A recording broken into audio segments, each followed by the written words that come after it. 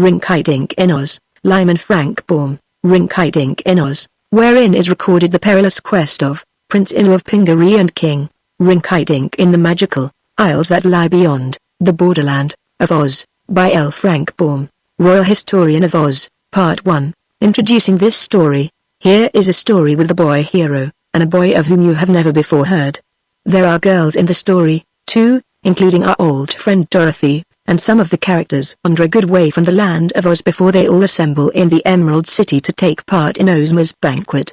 Indeed, I think you will find this story quite different from the other histories of Oz, but I hope you will not like it the less on that account. If I am permitted to write another Oz book, it will tell of some thrilling adventures encountered by Dorothy, Betsy Bobbin, Trot and the Patchwork Girl right in the land of Oz, and how they discovered some amazing creatures that never could have existed outside of fairyland.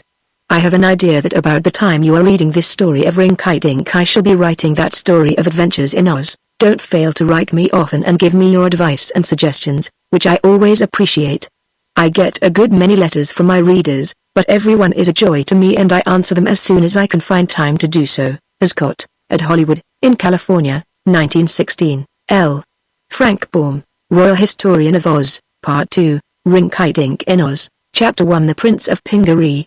If you have a map of the land of Oz handy, you will find that the great non-Arctic Ocean washes the shores of the kingdom of Rinkitink, between which and the land of Oz lies a strip of the country of the Gnome King and a sandy desert.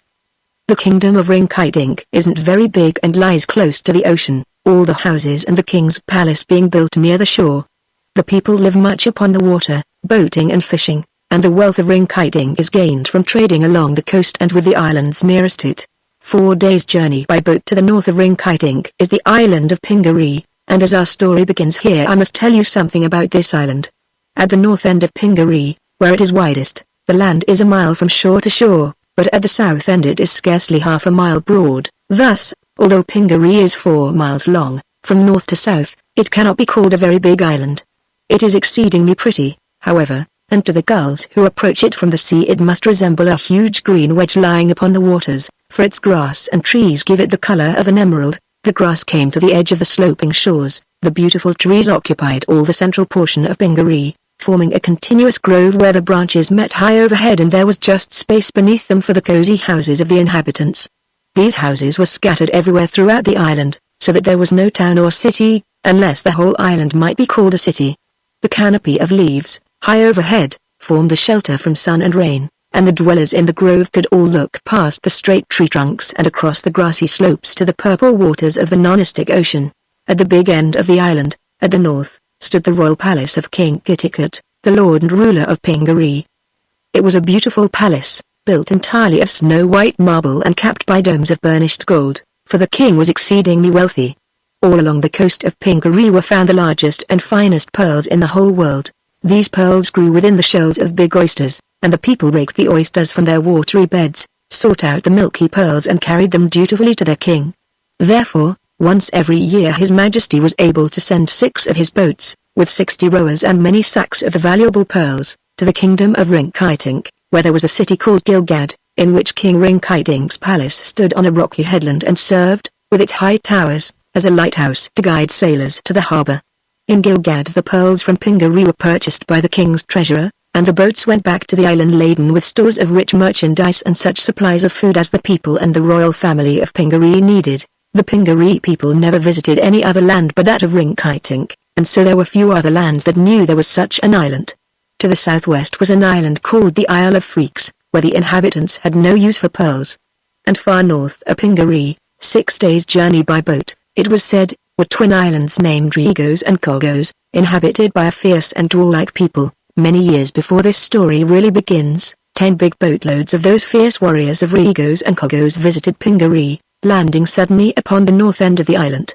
That they began to plunder and conquer, as was their custom, for the people of Pingaree, although neither so big nor so strong as their foes, were able to defeat them and drive them all back to the sea, where a great storm overtook the raiders from Regos and Kogos and destroyed them and their boats, not a single warrior returning to his own country. This defeat of the enemy seemed the more wonderful because the pearl fishers of Pingaree were mild and peaceful in disposition and seldom quarreled even among themselves. Their only weapons were their oyster rakes, yet the fact remains that they drove their fierce enemies from Regos and Kogos from their shores. King Kitticut was only a boy when this remarkable battle was fought, and now his hair was grey, but he remembered the day well and, during the years that followed, his one constant fear was of another invasion of his enemies. He feared they might send a more numerous army to his island, both for conquest and revenge, in which case there could be little hope of successfully opposing them. This anxiety on the part of King Kitticut led him to keep a sharp lookout for strange boats, one of his men patrolling the beach constantly, but he was too wise to allow any fear to make him or his subjects unhappy. He was a good king and lived very contentedly in his fine palace, with his fair Queen Guri and their one child, Prince Inna. The wealth of Pingaree increased year by year, and the happiness of the people increased, too. Perhaps there was no place, outside the land of Oz, where contentment and peace were more manifest than on this pretty island, hidden in the bosom of the non-Arctic Ocean. Had these conditions remained undisturbed, there would have been no need to speak of Pingaree in this story. Prince Inna, the heir to all the riches and the kingship of Pingaree, grew up surrounded by every luxury, but he was a manly little fellow, although somewhat too grave and thoughtful, and he could never bear to be idle a single minute. He knew where the finest oysters lay hidden along the coast and was as successful in finding pearls as any of the men of the island, although he was so slight and small.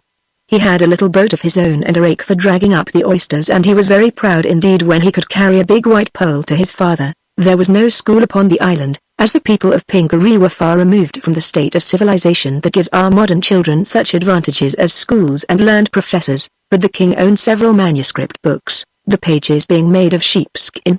Being a man of intelligence, he was able to teach his son something of reading, writing and arithmetic. When studying his lessons, Prince Inna used to go into the grove near his father's palace and climb into the branches of a tall tree, where he had built a platform with a comfortable seat to rest upon, all hidden by the canopy of leaves. There, with no one to disturb him, he would pore over the sheepskin on which were written the queer characters of the Pingaree's language. King Kitticut was very proud of his little son, as well he might be, and he soon felt a high respect for Inna's judgment and thought that he was worthy to be taken into the confidence of his father in many matters of state. He taught the boy the needs of the people and how to rule them justly, for some day he knew that Inna would be king in his place. One day he called his son to his side and said to him, "Our island now seems peaceful enough, Inna, and we are happy and prosperous, but I cannot forget those terrible people of Regos and Kogos. My constant fear is that they will send a fleet of boats to search for those of their race whom we defeated many years ago, and whom the sea afterwards destroyed. If the warriors come in great numbers we may be unable to oppose them, for my people are little trained to fighting at best. They surely would cause us much injury and suffering. Are we, then, less powerful than in my grandfather's day?" asked Prince Inna. The king shook his head thoughtfully. "It is not that," said he. "That you may fully understand that marvelous battle, I must confide to you a great secret. I have in my possession 3 magic talismans, which I have ever guarded with utmost care, keeping the knowledge of their existence from anyone else. But, lest I should die, and the secret be lost, I have decided to tell you what these talismans are and where they are hidden. Come with me, my son." He led the way through the rooms of the palace until they came to the great banquet hall. There, stopping in the center of the room, he stooped down and touched a hidden spring in the tiled floor. At once one of the tiles sank downward and the king reached within the cavity and drew out a silken bag. This bag he proceeded to open, showing Inna that it contained 3 great pearls, each one as big round as a marble. One had a blue tint and one was of a delicate rose color, but the third was pure white. "These 3 pearls," said the king, speaking in a solemn, impressive voice, "are the most wonderful the world has ever known. They were gifts to one of my ancestors from the Mermaid Queen, a powerful fairy whom he once had the good fortune to rescue from her enemies.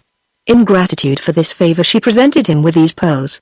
Each of the 3 possesses an astonishing power, and whoever is their owner may count himself a fortunate man. This one having the blue tint will give to the person who carries it a strength so great that no power can resist him. The one with the pink glow will protect its owner from all dangers that may threaten him, no matter from what source they may come.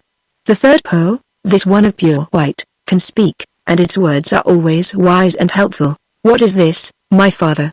exclaimed the prince, amazed. "Do you tell me that a pearl can speak? It sounds impossible." "Your doubt is due to your ignorance of fairy powers," returned the king, gravely. "Listen, my son, and you will know that I speak the truth." He held the white pearl to Inna's ear and the prince heard a small voice say distinctly, "Your father is right. Never question the truth of what you fail to understand, for the world is filled with wonders." "I crave your pardon, dear father," said the prince, for clearly I heard the pearl speak, and its words were full of wisdom. The powers of the other pearls are even greater, resumed the king. Were I poor in all else, these gems would make me richer than any other monarch the world holds. I believe that, replied Inna, looking at the beautiful pearls with much awe. But tell me, my father, why do you fear the warriors of Regos and Kogos when these marvelous powers are yours? The powers are mine only while I have the pearls upon my person, answered King Kitticut, and I dare not carry them constantly for fear they might be lost. Therefore, I keep them safely hidden in this recess. My only danger lies in the chance that my watchman might fail to discover the approach of our enemies and allow the warrior invaders to seize me before I could secure pearls. I should, in that case, be quite powerless to resist. My father owned the magic pearls at the time of the great fight, of which you have so often heard, and the pink pearl protected him from harm, while the blue pearl enabled him and his people to drive away the enemy. Often have I suspected that the destroying storm was caused by the fairy mermaids, but that is a matter of which I have no proof. I have often wondered how we managed to win that battle, remarked Inna thoughtfully. But the pearls will assist us in case the warriors come again, will they not? They are as powerful as ever, declared the king. Really, my son, I have little to fear from any foe. But lest I die and the secret be lost to the next king, I have now given it into your keeping. Remember that these pearls are the rightful heritage of all kings of Pingaree. If at any time I should be taken from you, Inna, guard this treasure well and do not forget where it is hidden. I shall not forget, said Inna. Then the king returned the pearls to their hiding place and the boy went to his own room to ponder upon the wonderful secret his father had that day confided to his care. Chapter 1 The Coming of King Rinkitink. A few days after this, on a bright and sunny morning when the breeze blew soft and sweet from the ocean and the trees waved their leaf-laden branches, the royal watchman, whose duty it was to patrol the shore, came running to the king with news that a strange boat was approaching the island. At first the king was sore afraid and made a step toward the hidden pearls, but the next moment he reflected that one boat, even if filled with enemies, would be powerless to injure him, so he curbed his fear and went down to the beach to discover who the strangers might be. Many of the men of Pingaree assembled there also, and Prince Inna followed his father. Arriving at the water's edge, they all stood gazing eagerly at the oncoming boat. It was quite a big boat, they observed, and covered with a canopy of purple silk, embroidered with gold. It was rowed by 20 men, 10 on each side. As it came nearer, Inna could see that in the stern, seated upon a high, cushioned chair of state, was a little man who was so very fat that he was nearly as broad as he was high. This man was dressed in a loose silken robe of purple that fell in folds to his feet, while upon his head was a cap of white velvet curiously worked with golden threads and having a circle of diamonds sewn around the band. At the opposite end of the boat stood an oddly shaped cage, and several large boxes of sandalwood were piled near the center of the craft. As the boat approached the shore, the fat little man got upon his feet and bowed several times in the direction of those who had assembled to greet him, and as he bowed he flourished his white cap in an energetic manner. His face was round as an apple and nearly as rosy. When he stopped bowing he smiled in such a sweet and happy way that Inna thought he must be a very jolly fellow. The prow of the boat grounded on the beach, stopping its speed so suddenly that the little man was caught unawares and nearly toppled headlong into the sea. But he managed to catch hold of the chair with one hand and the hair of one of his rowers with the other, and so steadied himself. Then, again waving his jeweled cap around his head, he cried in a merry voice, "Well, here I am at last, so I perceive," responded King Kitticut, bowing with much dignity. The fat man glanced at all the sober faces before him and burst into a rollicking laugh. Perhaps I should say it was half laughter and half a chuckle of merriment, for the sounds he emitted were quaint and droll and tempted every hearer to laugh with him. "Hey, hey, ho, ho, ho," he roared. "Didn't expect me, I see. Keek. This is funny, it's really funny. Didn't know I was coming. Did you? Who? This is certainly amusing. But I'm here, just the same." "Hush up," said a deep, growling voice. "You're making yourself ridiculous." Everyone looked to see where this voice came from, but none could guess who had uttered the words of rebuke. The rowers of the boat were all solemn and silent and certainly no one on the shore had spoken.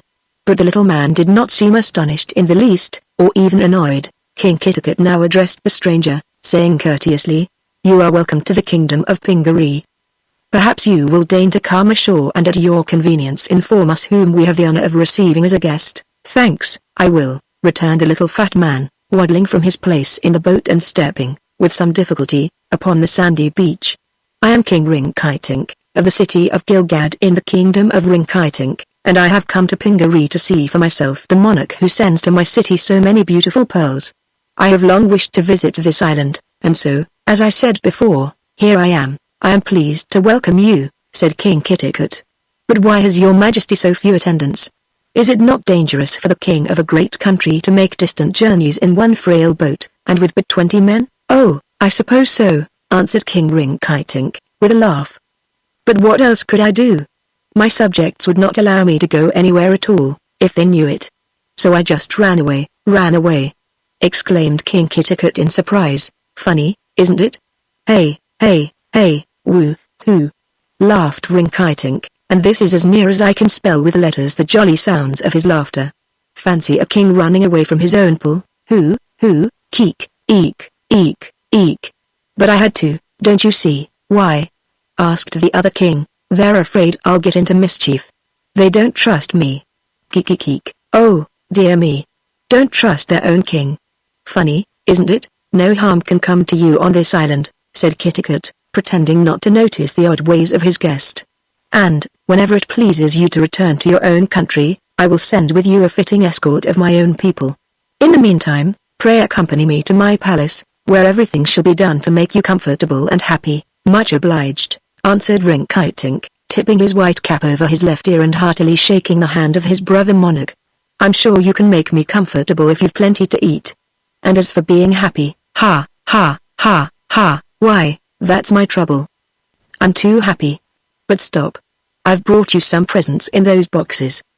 Please order your men to carry them up to the palace. Certainly, answered King Kitticut, well pleased, and at once he gave his men the proper orders. And, by the way, continued the fat little king, let them also take my goat from his cage. A goat?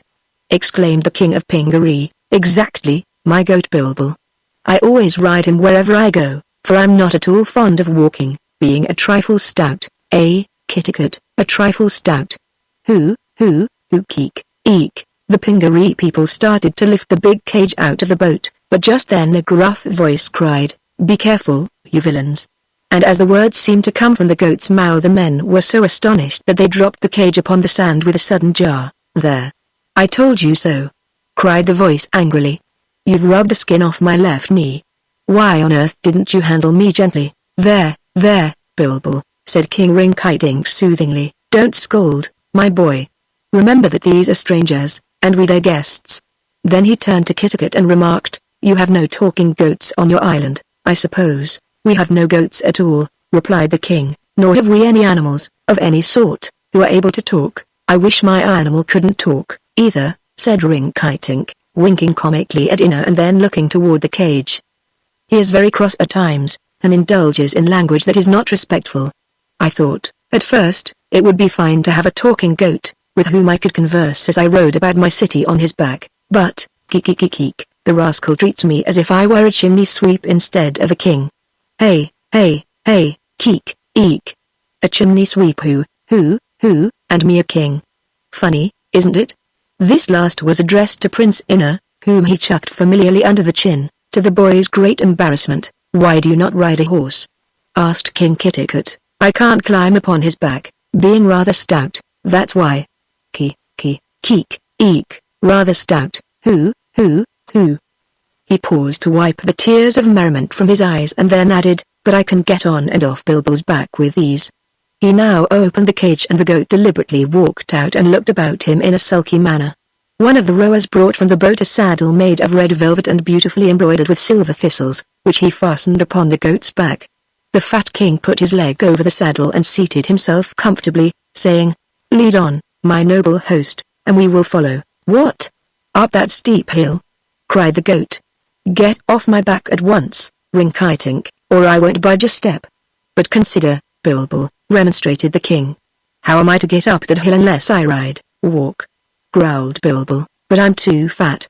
"Really, Bilbil, I'm surprised at you. Haven't I brought you all this distance so you may see something of the world and enjoy life? And now you are so ungrateful as to refuse to carry me. Turnabout is fair play, my boy. The boat carried you to this shore, because you can't swim, and now you must carry me up the hill, because I can't climb. Bilbil, isn't that reasonable?" Well, said the goat, surlily. "Keep quiet and I'll carry you." "But you make me very tired, Rinkitink, with your ceaseless chatter." After making this protest, Bilbil began walking up the hill, carrying the fat king upon his back with no difficulty whatever. Prince Ina and his father and all the men of Pingaree were much astonished to overhear this dispute between King Rinkitink and his goat, but they were too polite to make critical remarks in the presence of their guests. King Kitticut walked beside the goat and the prince followed after, the men coming last with the boxes of sandalwood. When they neared the palace, the queen and her maidens came out to meet them and the royal guest was escorted in state to the splendid throne room of the palace. Here the boxes were opened and King Rinkitink displayed all the beautiful silks and laces and jewelry with which they were filled. Every one of the courtiers and ladies received a handsome present, and the king and queen had many rich gifts and Ina not a few. Thus the time passed pleasantly until the chamberlain announced that dinner was served. Bilbil the goat declared that he preferred eating of the sweet, rich grass that grew abundantly in the palace grounds, and Rinkitink said that the beast could never bear being shut up in a stable, so they removed the saddle from his back and allowed him to wander wherever he pleased. During the dinner Ina divided his attention between admiring the pretty gifts he had received and listening to the jolly sayings of the fat king, who laughed when he was not eating and ate when he was not laughing and seemed to enjoy himself immensely. "For 4 days I have lived in that narrow boat," said he, "with no other amusement than to watch the rowers and quarrel with Bilbil, so I am very glad to be on land again with such friendly and agreeable people." "You do us great honor," said King Kitticut, with a polite bow. Not at all, my brother. This Pingaree must be a wonderful island, for its pearls are the admiration of all the world, nor will I deny the fact that my kingdom would be a poor one without the riches and glory it derives from the trade in your pearls. So I have wished for many years to come here to see you, but my people said, no. Stay at home and behave yourself, or we'll know the reason why. Will they not miss your majesty from your palace at Gilgad?" inquired Kitticut. "I think not," answered Rinkitink. "You see, one of my clever subjects has written a parchment entitled How to be Good, and I believed it would benefit me to study it, as I consider the accomplishment of being good one of the fine arts. I had just scolded severely my Lord High Chancellor for coming to breakfast without combing his eyebrows, and was so sad and regretful at having hurt the poor man's feelings that I decided to shut myself up in my own room and study the scroll until I knew how to be good. Eek, eek. To be good. Clever idea, that, wasn't it? Mighty clever. And I issued a decree that no one should enter my room, under pain of my royal displeasure, until I was ready to come out. They're awfully afraid of my royal displeasure, although not a bit afraid of me. Then I put the parchment in my pocket and escaped through the back door to my boat, and here I am. Hoo, geek. Imagine the fuss there would be in Gilgad if my subjects knew where I am this very minute. I would like to see that parchment," said the solemn-eyed Prince Ina, "for if it indeed teaches one to be good it must be worth its weight in pearls." "Oh, it's a fine essay," said Rinkitink, "and beautifully written with a goose quill. Listen to this, you'll enjoy it, enjoy it." He took from his pocket a scroll of parchment tied with a black ribbon, and having carefully unrolled it, he proceeded to read as follows. "A good man is one who is never bad. How's that, eh? Fine thought, what? Therefore, in order to be good, you must avoid those things which are evil." "Oh, hoo, how clever. When I get back I shall make the man who wrote that a royal hippolorum, for, beyond question, he is the wisest man in my kingdom as he has often told me himself." With this, Rinkitink lay back in his chair and chuckled his queer chuckle until he coughed, and coughed until he choked and choked until he sneezed. And he wrinkled his face in such a jolly, droll way that few could keep from laughing with him, and even the good queen was forced to titter behind her fan. When Rinkitink had recovered from his fit of laughter and had wiped his eyes upon a fine lace handkerchief, Prince Ina said to him, "The parchment speaks truly." "Yes, it is true beyond doubt," answered Rinkitink, "and if I could persuade Bilbil to read it he would be a much better goat than he is now. Here is another selection, to avoid saying unpleasant things, always speak agreeably. That would hit Bilbil, to a dot.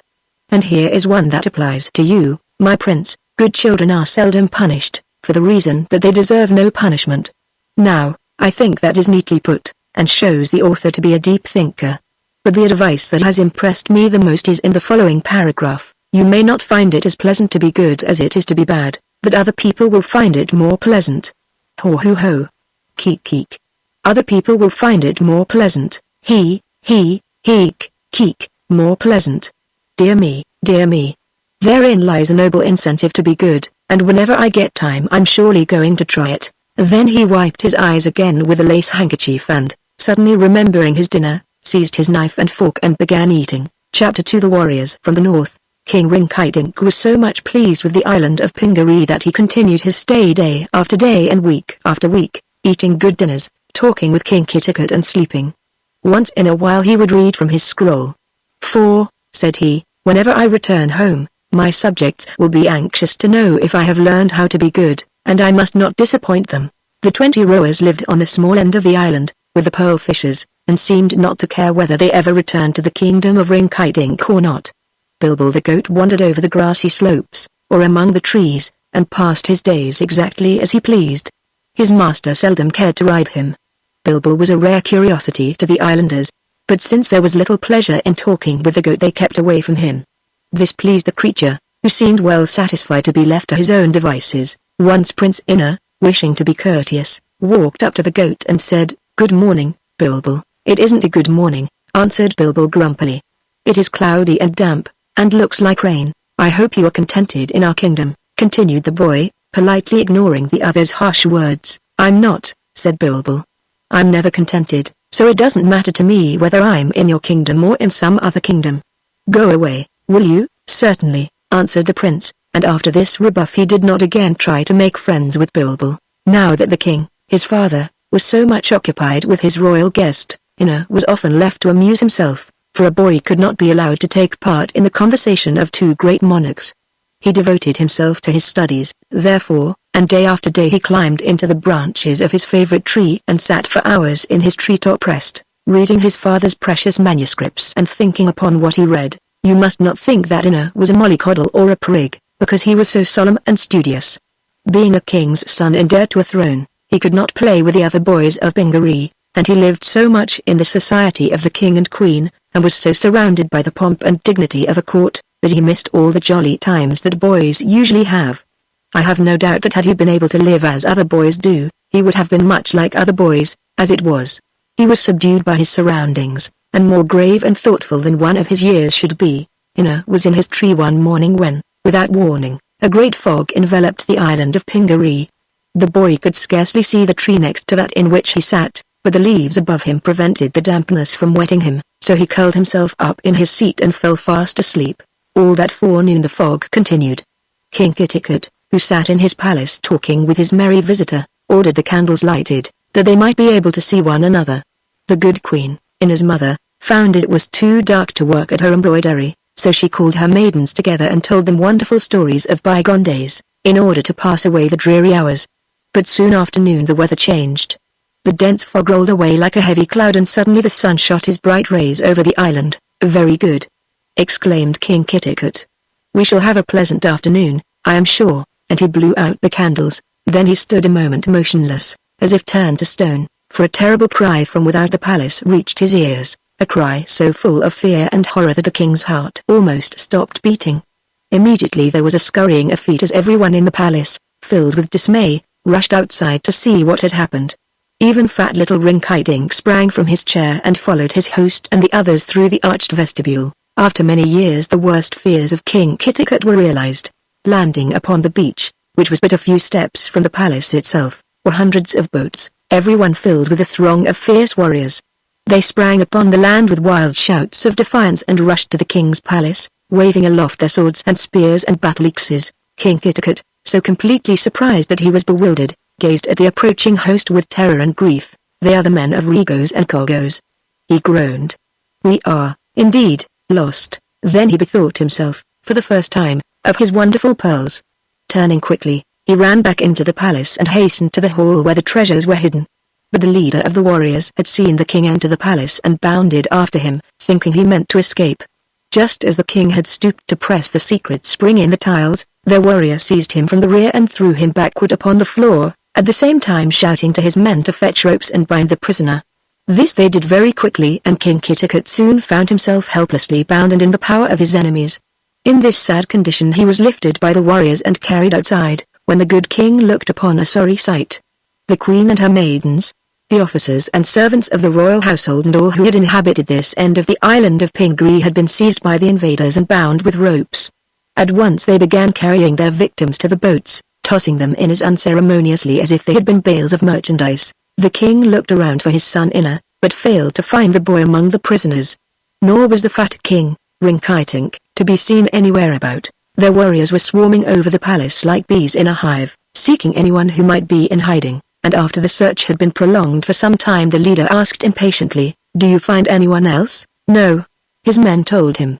"We have captured them all." "Then," commanded the leader, "remove everything of value from the palace and tear down its walls and towers, so that not one stone remains upon another." While the warriors were busy with this task we will return to the boy prince, who, when the fog lifted and the sun came out, wakened from his sleep and began to climb down from his perch in the tree.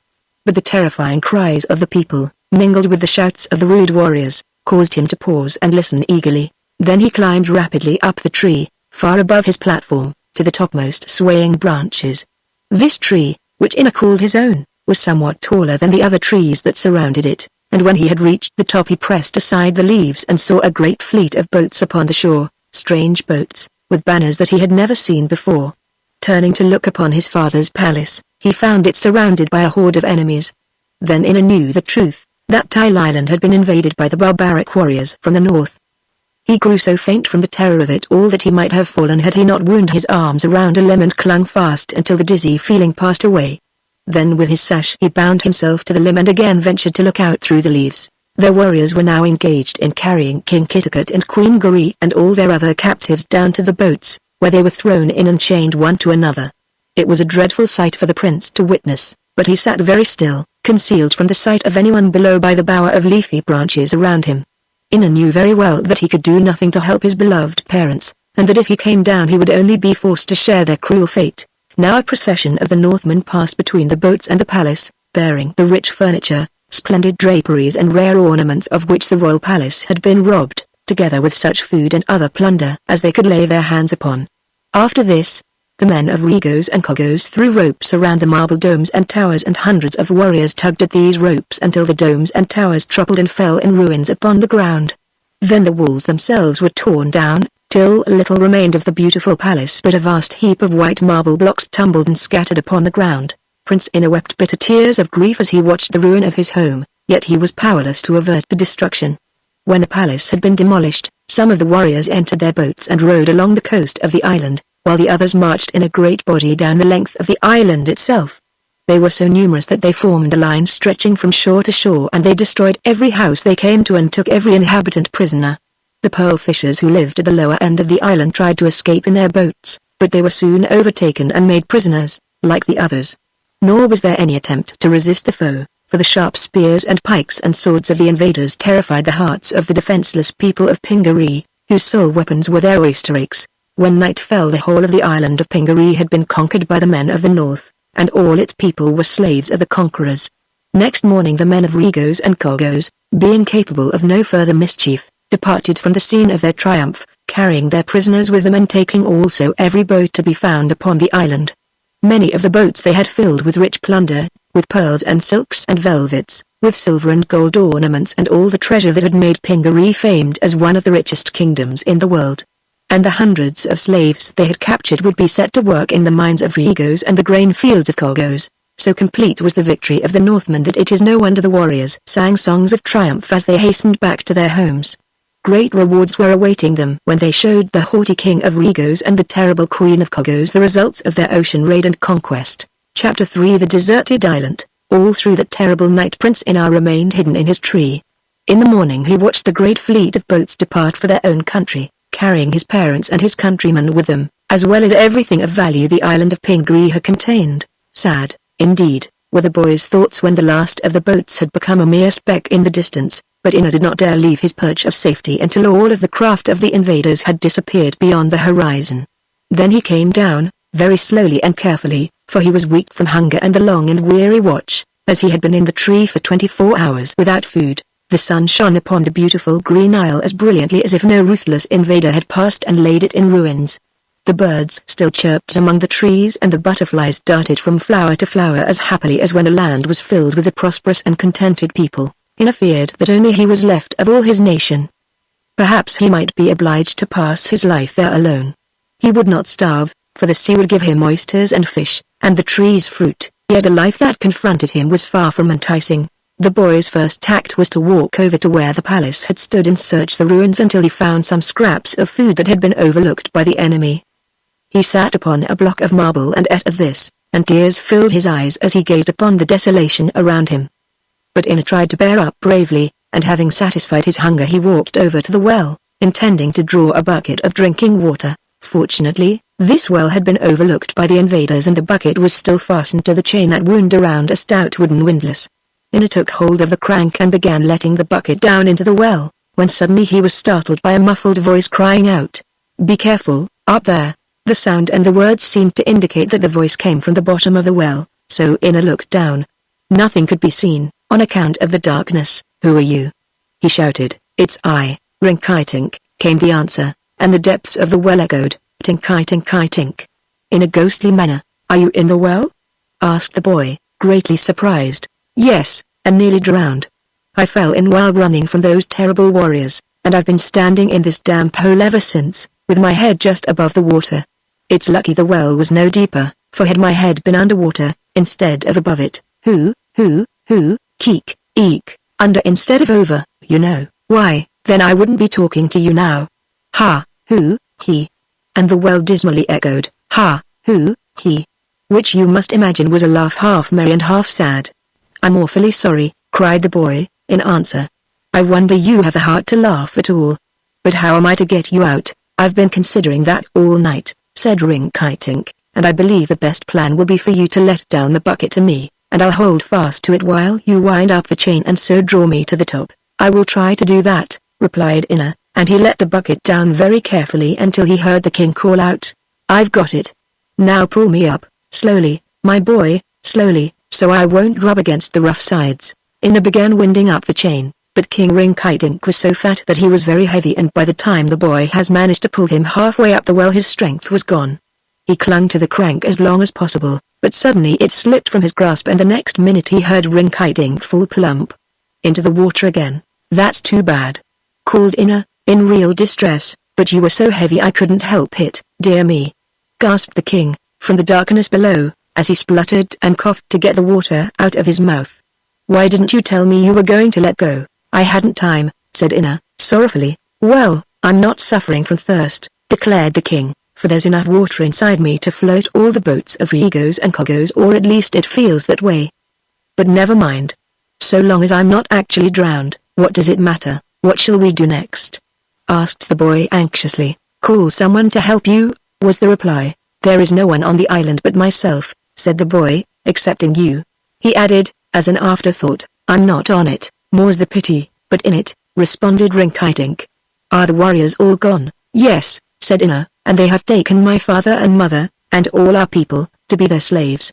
He added, trying in vain to repress a sob, So, said Rinkitink softly, and then he paused a moment, as if in thought.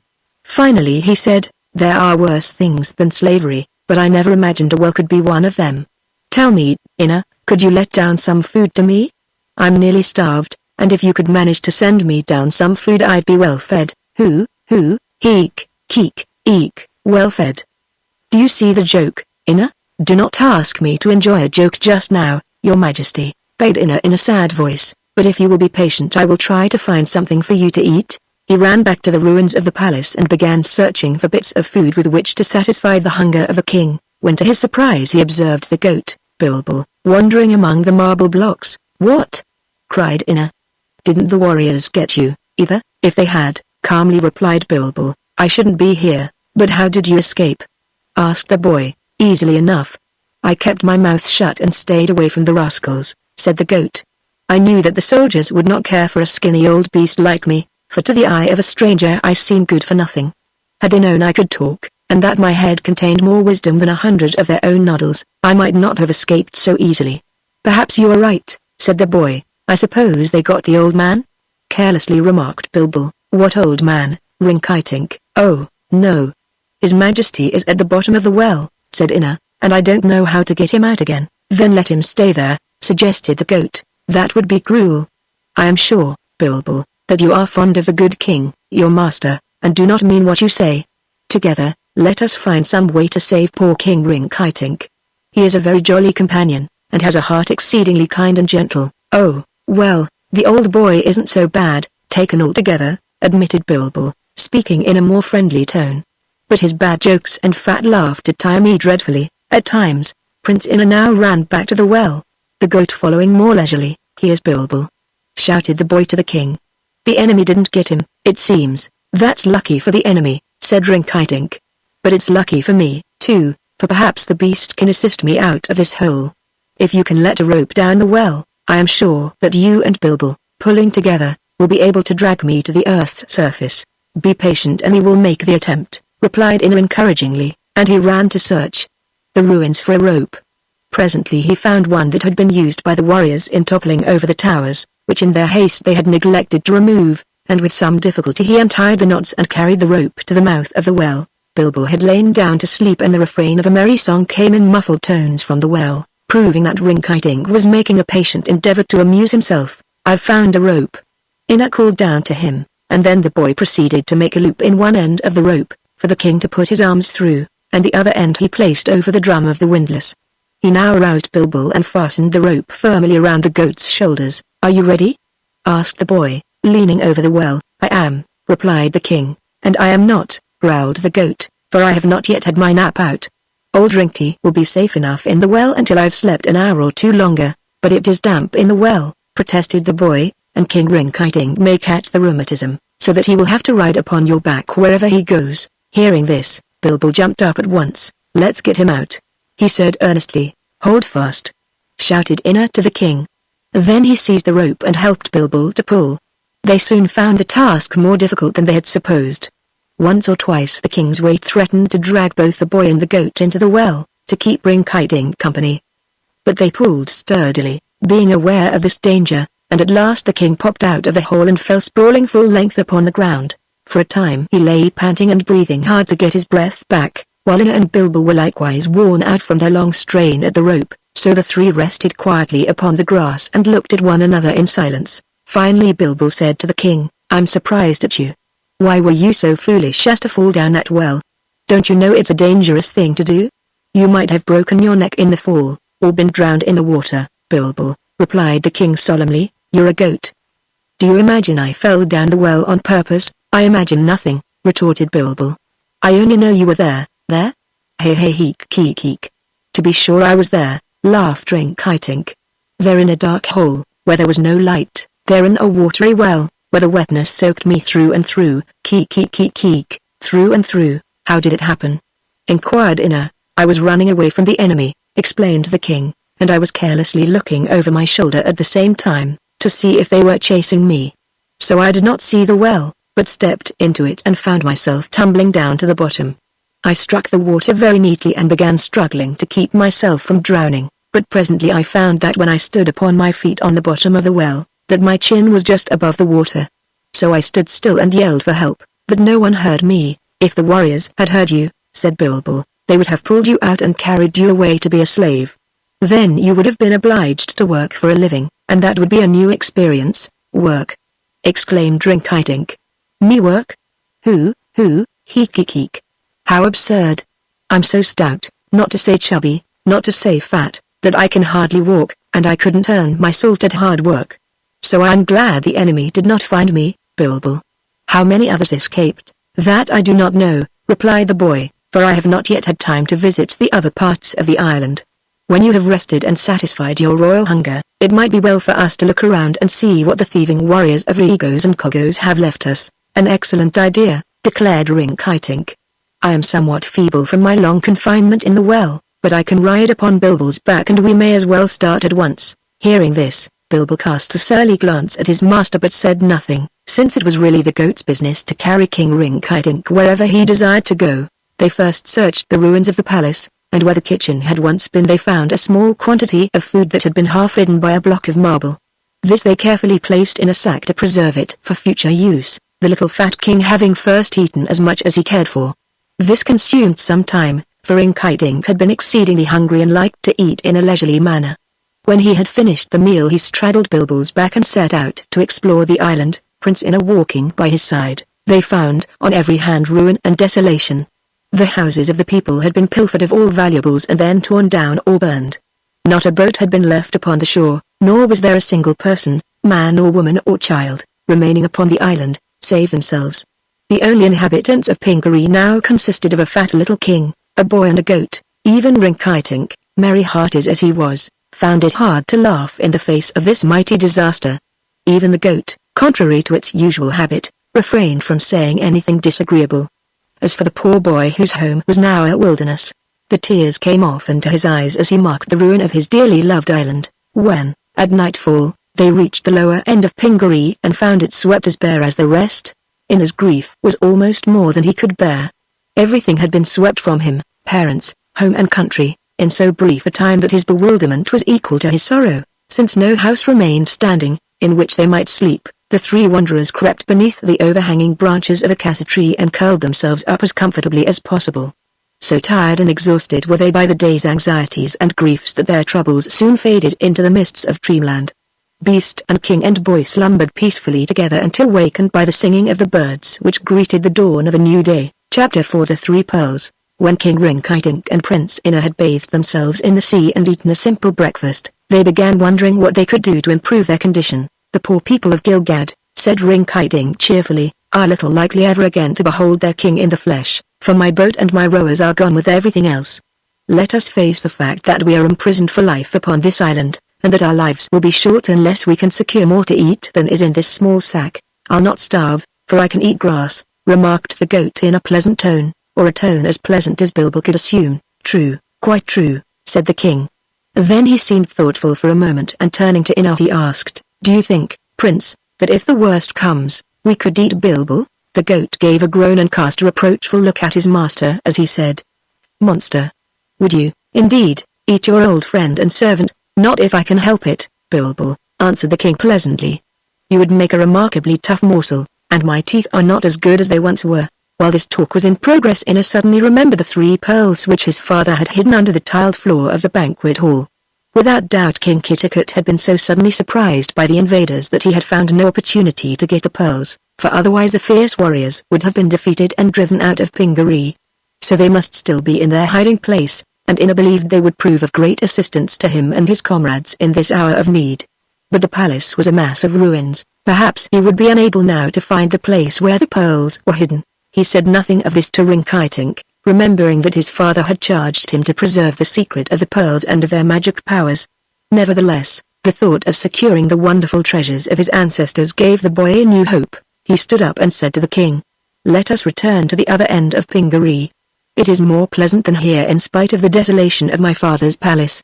And there, if anywhere, we shall discover a way out of our difficulties. This suggestion met with Rinkitink's approval and the little party at once started upon the return journey. As there was no occasion to delay upon the way, they reached the big end of the island about the middle of the day and at once began searching the ruins of the palace. They found, to their satisfaction, that one room at the bottom of a tower was still habitable, although the roof was broken in and the place was somewhat littered with stones. The king was, as he said, too fat to do any hard work, so he sat down on a block of marble and watched Ina clear the room of its rubbish. This done, the boy hunted through the ruins until he discovered a stool and an armchair that had not been broken beyond use. Some bedding and a mattress were also found, so that by nightfall the little room had been made quite comfortable. The following morning, while Rinkitink was still sound asleep and Bilbo was busily cropping the dewy grass that edged the shore, Prince Ina began to search the tumbled heaps of marble for the place where the royal banquet hall had been. After climbing over the ruins for a time he reached a flat place which he recognized, by means of the tiled flooring and the broken furniture scattered about, to be the great hall he was seeking.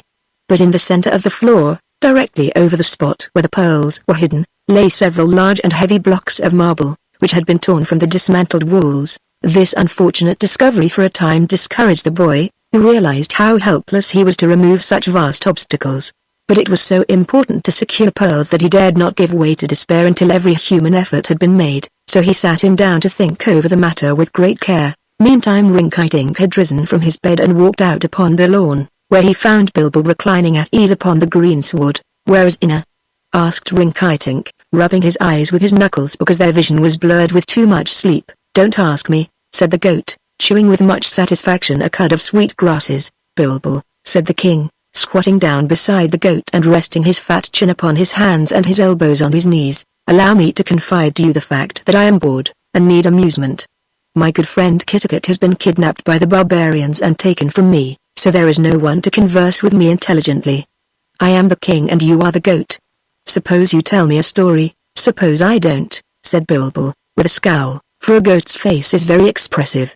"If you refuse, I shall be more unhappy than ever, and I know your disposition is too sweet to permit that. Tell me a story, Bilbil." The goat looked at him with an expression of scorn. Said he, "One would think you are but 4 years old, Rinkitink. But there, I will do as you command. Listen carefully, and the story may do you some good, although I doubt if you understand the moral. I am sure the story will do me good," declared the king, whose eyes were twinkling. "Once on a time," began the goat. "When was that, Bilbil?" asked the king gently. "Don't interrupt, it is impolite. Once on a time there was a king with a hollow inside his head, where most people have their brains, and, is this a true story, Bilbil?" And the king with a hollow head could chatter words, which had no sense, and laugh in a brainless manner at senseless things. "That part of the story is true enough, Rinkitink. Then proceed with the tale, sweet Bilbil. Yet it is hard to believe that any king could be brainless, unless, indeed, he proved it by owning a talking goat." Bilbil glared at him a full minute in silence. Then he resumed his story. "This empty-headed man was a king by accident, having been born to that high station. Also the king was empty-headed by the same chance, being born without brains, poor fellow," quoth the king. "Did he own a talking goat?" "He did," answered Bilbil. "Then he was wrong to have been born at all." "Cheek-eek-eek-eek, who?" chuckled Rinkitink, his fat body shaking with merriment. "But it's hard to prevent oneself from being born. There's no chance for protest, eh, Bilbil? Who is telling this story, I'd like to know?" demanded the goat, with anger. "Ask someone with brains, my boy." "I'm sure I can't tell," replied the king, bursting into one of his merry fits of laughter. Bilbil rose to his hoofs and walked away in a dignified manner, leaving Rinkitink chuckling anew at the sour expression of the animal's face. "Oh, Bilbil, you'll be the death of me, someday, I'm sure you will," gasped the king, taking out his lace handkerchief to wipe his eyes, for, as he often did, he had laughed till the tears came. Bilbil was deeply vexed and would not even turn his head to look at his master. To escape from Rinkitink he wandered among the ruins of the palace, where he came upon Prince Ina. "Good morning, Bilbil," said the boy. "I was just going to find you, that I might consult you upon an important matter. If you will kindly turn back with me I am sure your good judgment will be of great assistance." The angry goat was quite mollified by the respectful tone in which he was addressed, but he immediately asked, "Are you also going to consult that empty-headed king over yonder?" "I am sorry to hear you speak of your kind master in such a way," said the boy gravely. "All men are deserving of respect, being the highest of living creatures, and kings deserve respect more than others, for they are set to rule over many people." "Nevertheless," said Bilbil with conviction, "Rinkitink's head is certainly empty of brains." "That I am unwilling to believe," insisted Ina. "But anyway his heart is kind and gentle, and that is better than being wise. He is merry in spite of misfortunes that would cause others to weep, and he never speaks harsh words that wound the feelings of his friends." "Still," growled Bilbil, "he is. Let us forget everything but his good nature, which puts new heart into us when we are sad," advised the boy. "But he is." "Come with me, please," interrupted Ina, "for the matter of which I wish to speak is very important." Bilbil followed him, although the boy still heard the goat muttering that the king had no brains.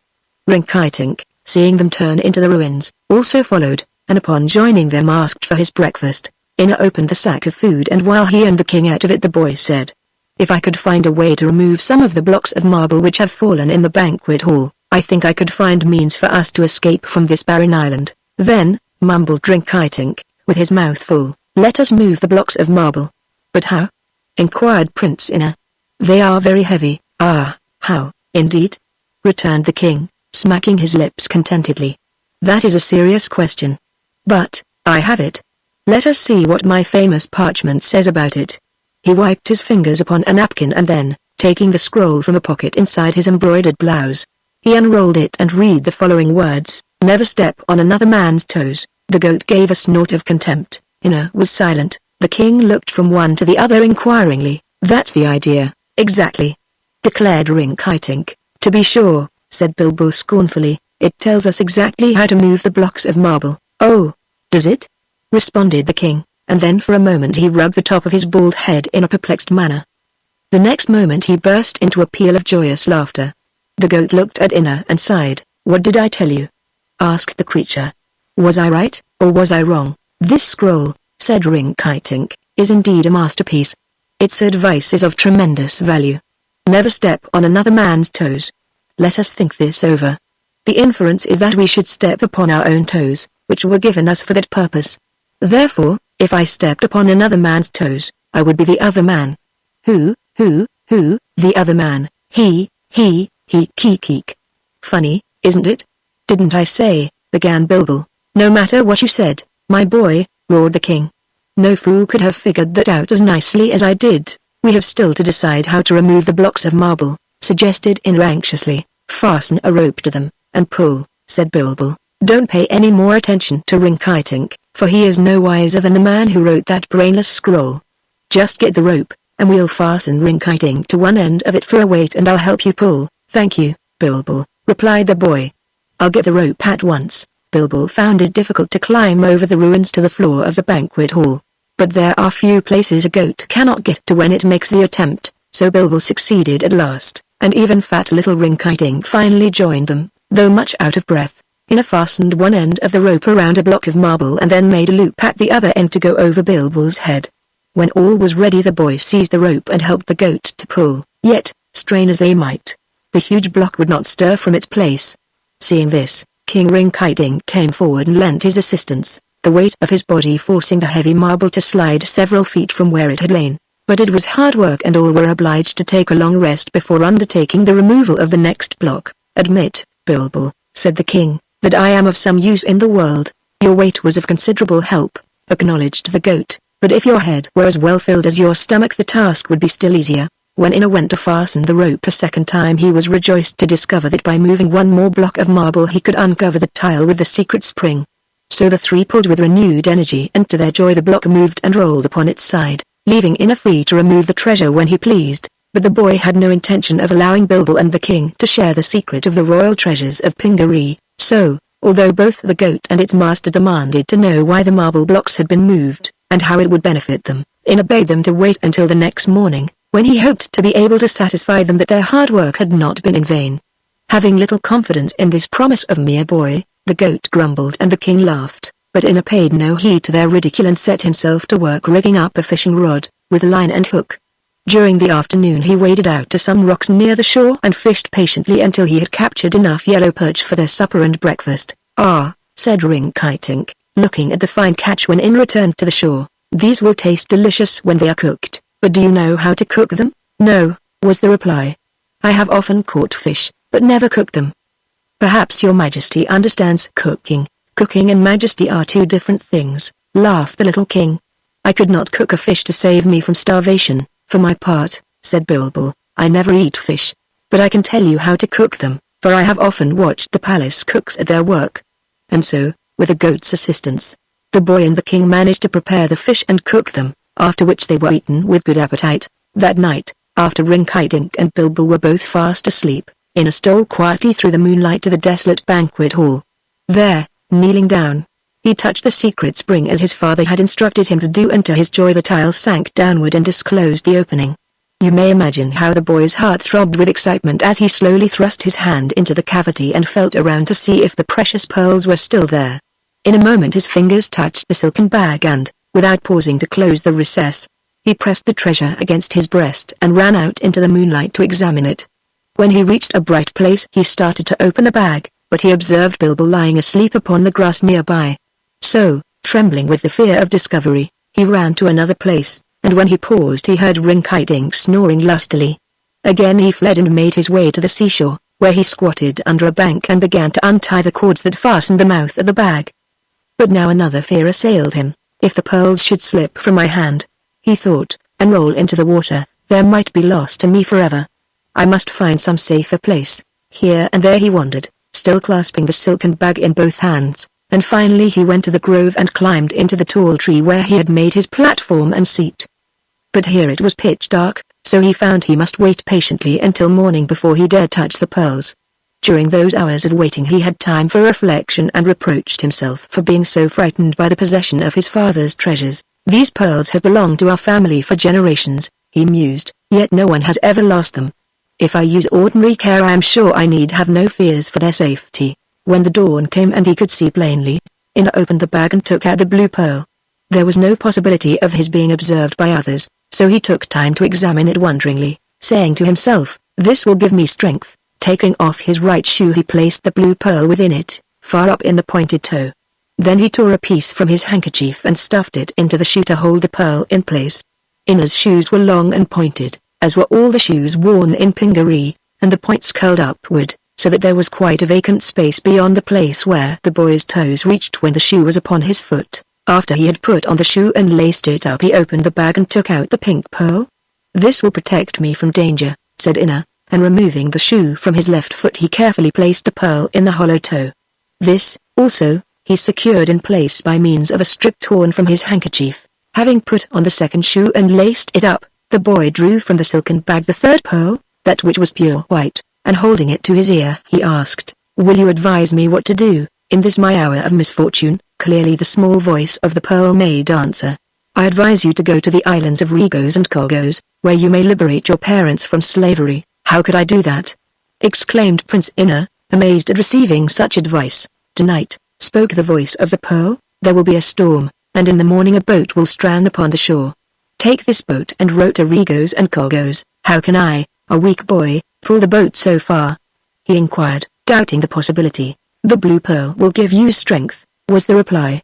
"But I may be shipwrecked and drowned, before ever I reach Regos and Colgos," protested the boy. "The pink pearl will protect you from harm," murmured the voice, soft and low but very distinct. "Then I shall act as you advise me," declared Ina, speaking firmly because this promise gave him courage, and as he removed the pearl from his ear it whispered, "The wise and fearless are sure to win success." Restoring the white pearl to the depths of the silken bag, Ina fastened it securely around his neck and buttoned his waist above it to hide the treasure from all prying eyes.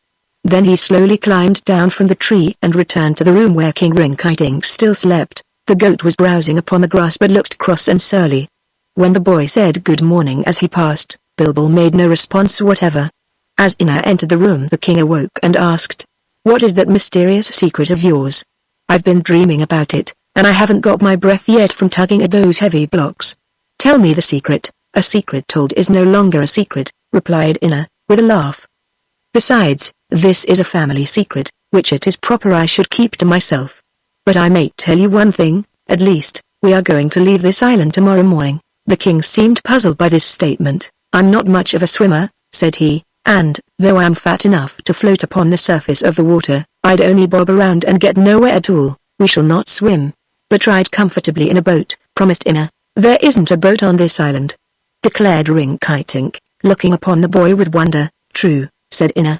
"But one will come to us in the morning." He spoke positively, for he had perfect faith in the promise of the white pearl, but Rinkitink, knowing nothing of the three marvelous jewels, began to fear that the little prince had lost his mind through grief and misfortune. For this reason the king did not question the boy further but tried to cheer him by telling him witty stories. He laughed at all the stories himself, in his merry, rollicking way, and Ina joined freely in the laughter because his heart had been lightened by the prospect of rescuing his dear parents. Not since the fierce warriors had descended upon Pingaree had the boy been so hopeful and happy. With Rinkitink riding upon Bilbil's back, the three made a tour of the island and found in the central part some bushes and trees bearing ripe fruit. They gathered this freely, for, aside from the fish which Ina caught, it was the only food they now had, and the less they had, the bigger Rinkitink's appetite seemed to grow. "I am never more happy," said he with a sigh, "than when I am eating." Toward evening the sky became overcast and soon a great storm began to rage. Prince Ina and King Rinkitink took refuge within the shelter of the room they had fitted up and the Bilbil joined them. The goat and the king were somewhat disturbed by the violence of the storm, but Ina did not mind it, being pleased at this evidence that the white pearl might be relied upon. All night the wind shrieked around the island, thunder rolled, lightning flashed and rain came down in torrents. But with morning the storm abated and when the sun arose no sign of the tempest remained save a few fallen trees. Chapter 5 The Magic Boat. Prince Ina was up with the sun and, accompanied by Bilbil, began walking along the shore in search of the boat which the white pearl had promised him. Never for an instant did he doubt that he would find it, and before he had walked any great distance a dark object at the water's edge caught his eye. "It is the boat, Bilbo!" he cried joyfully, and running down to it he found it was, indeed, a large and roomy boat. Although stranded upon the beach, it was in perfect order and had suffered in no way from the storm. Inna stood for some moments gazing upon the handsome craft and wondering where it could have come from. Certainly it was unlike any boat he had ever seen. On the outside it was painted a lustrous black, without any other color to relieve it. But all the inside of the boat was lined with pure silver, polished so highly that the surface resembled a mirror and glinted brilliantly in the rays of the sun. The seats had white velvet cushions upon them, and the cushions were splendidly embroidered with threads of gold. At one end, beneath the broad seat, was a small barrel with silver hoops, which the boy found was filled with fresh, sweet water. A great chest of sandalwood, bound and ornamented with silver, stood in the other end of the boat. Inna raised the lid and discovered the chest filled with sea biscuits, cakes, tinned meats and ripe, juicy melons, enough good and wholesome food to last the party a long time. Lying upon the bottom of the boat were 2 shining oars, and overhead, but rolled back now, was a canopy of silver cloth to ward off the heat of the sun. It is no wonder the boy was delighted with the appearance of this beautiful boat, but on reflection he feared it was too large for him to row any great distance. Unless, indeed, the blue pearl gave him unusual strength. While he was considering this matter, King Rinkitink came waddling up to him and said, "Well, well, well, my prince, your words have come true. Here is the boat, for a certainty, yet how it came here, and how you knew it would come to us, are puzzles that mystify me. I do not question our good fortune, however, and my heart is bubbling with joy, for in this boat I will return at once to my city of Gilgad, from which I have remained absent altogether too long a time." "I do not wish to go to Gilgad," said Inna. "That is too bad, my friend, for you would be very welcome. But you may remain upon this island, if you wish," continued Rinkitink, "and when I get home I will send some of my people to rescue you." "It is my boat, your majesty," said Inna quietly. Maybe, was the careless answer, "but I am king of a great country, while you are a boy prince without any kingdom to speak of. Therefore, being of greater importance than you, it is just and right that I take your boat and return to my own country in it." "I am sorry to differ from your majesty's views," said Inna, "but instead of going to Gilgad I consider it of greater importance that we go to the islands of Regos and Kogos." "Hey? What?" cried the astounded king. "To Regos and Kogos? To become slaves of the barbarians, like the king, your father? No, my boy.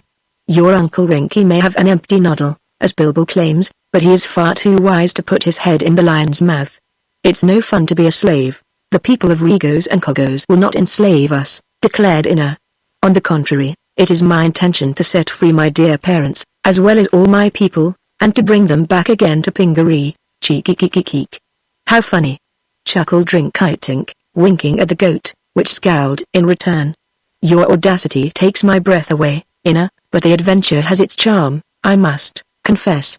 Were I not so fat, I'd agree to your plan at once, and could probably conquer that horde of fierce warriors without any assistance at all, eh, Bilbo? But I grieve to say that I am fat, and not in good fighting trim. As for your determination to do what I admit I can't do, Inna, I fear you forget that you are only a boy, and rather small at that." "No, I do not forget that," was Inna's reply. "Then please consider that you and I and Bilbo are not strong enough, as an army, to conquer a powerful nation of skilled warriors. We could attempt it, of course, but you are too young to die, while I am too old. Come with me to my city of Gilgad, where you will be greatly honored. I'll have my professors teach you how to be good." "Eh? What do you say?" Inna was a little embarrassed how to reply to these arguments, which he knew King Rinkitink considered were wise, so, after a period of thought, he said, "I will make a bargain with your majesty, for I do not wish to fail in respect to so worthy a man and so great a king as yourself. This boat is mine, as I have said, and in my father's absence you have become my guest, therefore I claim that I am entitled to some consideration, as well as you." "No doubt of it," agreed Rinkitink. "What is the bargain you propose, Inna?" "Let us both get into the boat, and you shall first try to row us to Gilgad. If you succeed, I will accompany you right willingly, but should you fail, I will then row the boat to Regos, and you must come with me without further protest. A fair and just bargain," cried the king, highly pleased. "Yet, although I am a man of mighty deeds, I do not relish the prospect of rowing so big a boat all the way to Gilgad. But I will do my best and abide by the result." The matter being thus peaceably settled, they prepared to embark. A further supply of fruits was placed in the boat, and Inna also raked up a quantity of the delicious oysters that abounded on the coast of Pingaree, but which he had before been unable to reach for lack of a boat. This was done at the suggestion of the ever-hungry Rinkitink, and when the oysters had been stowed in their shells behind the water barrel and a plentiful supply of grass brought aboard for Bilbil, they decided they were ready to start on their voyage. It proved no easy task to get Bilbil into the boat, for he was a remarkably clumsy goat, and once, when Rinkitink gave him a push, he tumbled into the water and nearly drowned before they could get him out again. But there was no thought of leaving the quaint animal behind. His power of speech made him seem almost human in the eyes of the boy, and the fat king was so accustomed to his surly companion that nothing could have induced him to part with him. Finally Bilbil fell sprawling into the bottom of the boat, and Inna helped him to get to the front end, where there was enough space for him to lie down. Rinkitink now took his seat in the silver-lined craft, and the boy came last, pushing off the boat as he sprang aboard, so that it floated freely upon the water. "Well, here we go for Gilgad," exclaimed the king, picking up the oars and placing them in the rowlocks. Then he began to row as hard as he could, singing at the same time an odd sort of a song that ran like this: "The way to Gilgad isn't bad, for a stout old king and a brave young lad, for a cross old goat with a dripping coat, and a silver boat in which to float, so our hearts are merry, light and glad, as we speed away to fair Gilgad." "Don't, Rinkitink, please don't. It makes me seasick," growled Bilbil. Rinkitink stopped rowing, for by this time he was all out of breath and his round face was covered with big drops of perspiration. And when he looked over his shoulder he found to his dismay that the boat had scarcely moved a foot from its former position. Inna said nothing and appeared not to notice the king's failure. So now Rinkitink, with a serious look on his fat, red face, took off his purple robe and rolled up the sleeves of his tunic and tried again. However, he succeeded no better than before, and when he heard Bilbil give a gruff laugh and saw a smile upon the boy prince's face, Rinkitink suddenly dropped the oars and began shouting with laughter at his own defeat. As he wiped his brow with a yellow silk handkerchief he sang in a merry voice, "A sailor bold am I hold. But boldness will not row a boat, so I confess I'm in distress, and just as useless as the goat. Please leave me out of your verses," said Bilbil with a snort of anger, "when I make a fool of myself." "Bilbil, I'm a goat," replied Rinkitink. "Not so," insisted Bilbil. "Nothing could make you a member of my superior race." "Superior? Why, Bilbil, a goat is but a beast, while I am a king. I claim that superiority lies in intelligence," said the goat. Rinkitink paid no attention to this remark, but turning to Inna he said, "We may as well get back to the shore, for the boat is too heavy to row to Gilgad or anywhere else.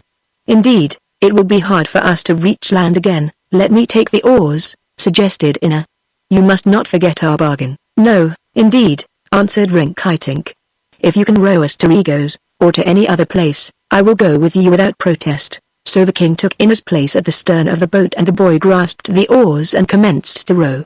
And now, to the great wonder of Rinkitink, and even to Inna's surprise, the oars became light as feathers as soon as the prince took hold of them. In an instant the boat began to glide rapidly through the water and, seeing this, the boy turned its prow toward the north. He did not know exactly where Regos and Kogos were located, but he did know that the islands lay to the north of Pingaree, so he decided to trust to luck and the guidance of the pearls to carry him to them. Gradually the island of Pingaree became smaller to their view as the boat sped onward, until at the end of an hour they had lost sight of it altogether and were wholly surrounded by the purple waters of the non-Arctic Ocean. Prince Inna did not tire from the labor of rowing. Indeed, it seemed to him no labor at all.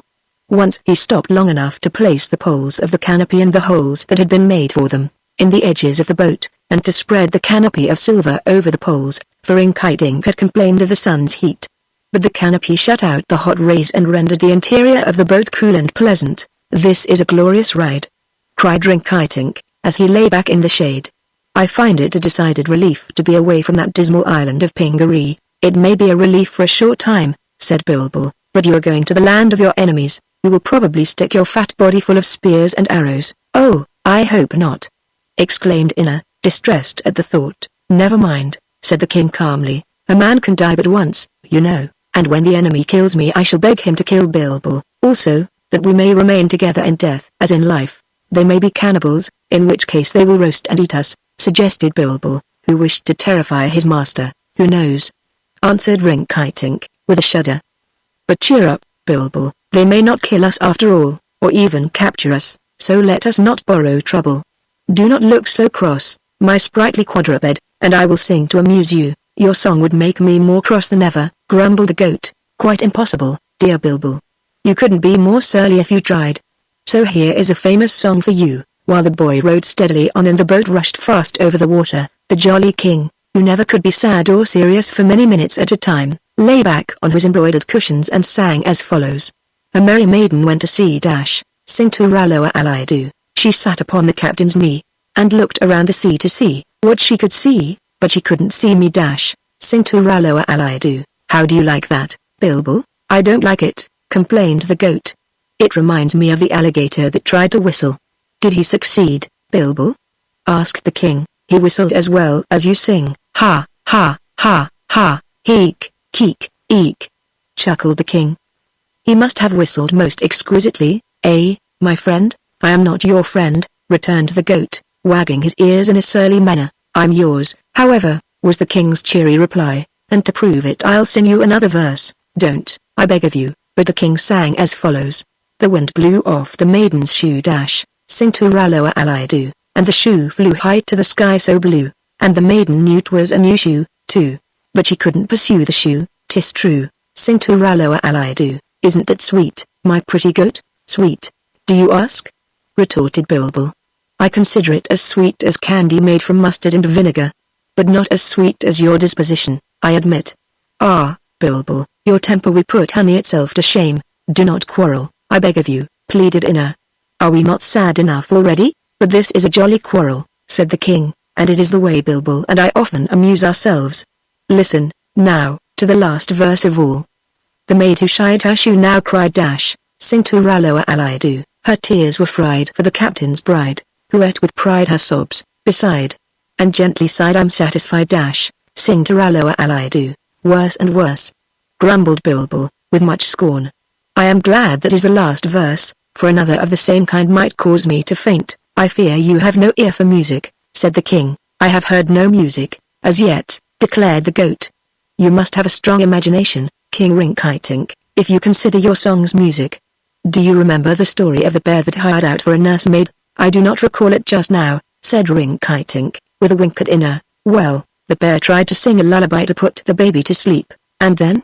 said the king. "The bear was highly pleased with its own voice, but the baby was nearly frightened to death. Hey, hip, hey, hey, woo, hoo, hoo."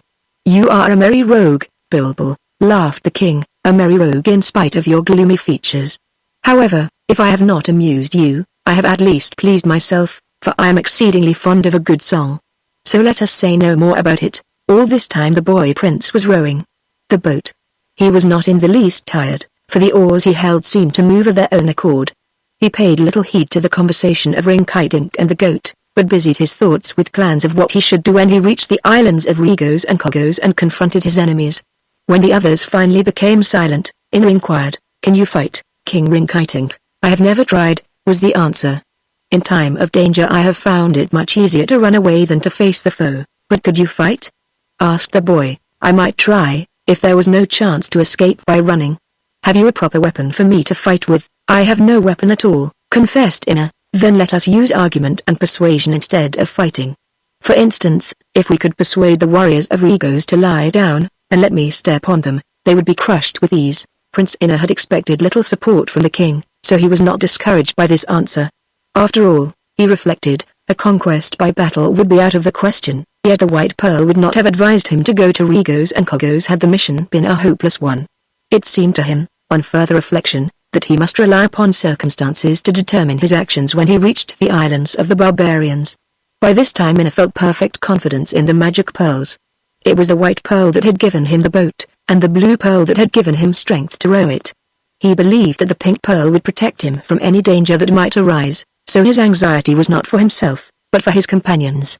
King Rinkitink and the goat had no magic to protect them, so Inna resolved to do all in his power to keep them from harm. For 3 days and 3 nights the boat with a silver lining sped swiftly over the ocean. On the morning of the 4th day, so quickly had they traveled, Inna saw before him the shores of the 2 great islands of Regos and Kogos. "The pearls have guided me aright," he whispered to himself. Now, if I am wise, and cautious, and brave, I believe I shall be able to rescue my father and mother and my people. Chapter 6 The Twin Islands. The island of Regos was 10 miles wide and 40 miles long, and it was ruled by a big and powerful king named Gos. Near to the shores were green and fertile fields, but further back from the sea were rugged hills and mountains, so rocky that nothing would grow there. But in these mountains were mines of gold and silver, which the slaves of the king were forced to work, being confined in dark underground passages for that purpose. In the course of time huge caverns had been hollowed out by the slaves, in which they lived and slept, never seeing the light of day. Cruel overseers with whips stood over these poor people, who had been captured in many countries by the raiding parties of Kinkers, and the overseers were quite willing to lash the slaves with their whips if they faltered a moment in their work. Between the green shores and the mountains were forests of thick, tangled trees, between which narrow paths had been cut to lead up to the caves of the mines. It was on the level green meadows, not far from the ocean, that the great city of Regos had been built, wherein was located the palace of the king. This city was inhabited by thousands of the fierce warriors of Gos, who frequently took to their boats and spread over the sea to the neighboring islands to conquer and pillage, as they had done at Pingaree. When they were not absent on one of these expeditions, the city of Regos swarmed with them, and so became a dangerous place for any peaceful person to live in, for their warriors were as lawless as their king. The island of Kogos lay close beside the island of Regos, so close, indeed, that one might have thrown a stone from one shore to another. But Kogos was only half the size of Regos, and instead of being mountainous it was a rich and pleasant country, covered with fields of grain. The fields of Kogos furnished food for the warriors and citizens of both countries, while the mines of Regos made them more rich. Kogos was ruled by Queen Kor, who was wedded to King Gos, but so stern and cruel was the nature of this queen that the people could not decide which of their sovereigns they dreaded most. Queen Kor lived in her own city of Kogos, which lay on that side of her island facing Regos, and her slaves, who were mostly women, were made to plow the land and to plant and harvest the grain. From Regos to Kogos stretched a bridge of boats, set close together, with planks laid across their edges for people to walk upon. In this way it was easy to pass from one island to the other, and in times of danger the bridge could be quickly removed. The native inhabitants of Regos and Kogos consisted of the warriors, who did nothing but fight and ravage, and the trembling servants who waited on them. King Gos and Queen Kor were at war with all the rest of the world. Other islanders hated and feared them, for their slaves were badly treated and absolutely no mercy was shown to the weak or ill. When the boats that had gone to Pingaree returned loaded with rich plunder and a host of captives, there was much rejoicing in Regos and Kogos, and the king and queen gave a fine feast to the warriors who had accomplished so great a conquest. This feast was set for the warriors in the grounds of King Gos's palace, while with them in the great throne room all the captains and leaders of the fighting men were assembled with King Gos and Queen Kor, who had come from her island to attend the ceremony. Then all the goods that had been stolen from the king of Pingaree were divided according to rank, the king and queen taking half, the captains a quarter, and the rest being divided amongst the warriors. The day following the feast King Gos sent King Kitticut and all the men of Pingaree to work in his mines under the mountains, having first chained them together so they could not escape. The gentle queen of Pingaree and all her women, together with the captured children, were given to Queen Kor, who set them to work in her grain fields. Then the rulers and warriors of these dreadful islands thought they had done forever with Pingaree. Despoiled of all its wealth, its houses torn down, its boats captured and all its people enslaved, what likelihood was there that they might ever again hear of the desolated island? So the people of Regos and Kogos were surprised and puzzled when one morning they observed approaching their shores from the direction of the south a black boat containing a boy, a fat man and a goat. Their warriors asked one another who these could be, and where they had come from. No one ever came to those islands of their own accord, that was certain.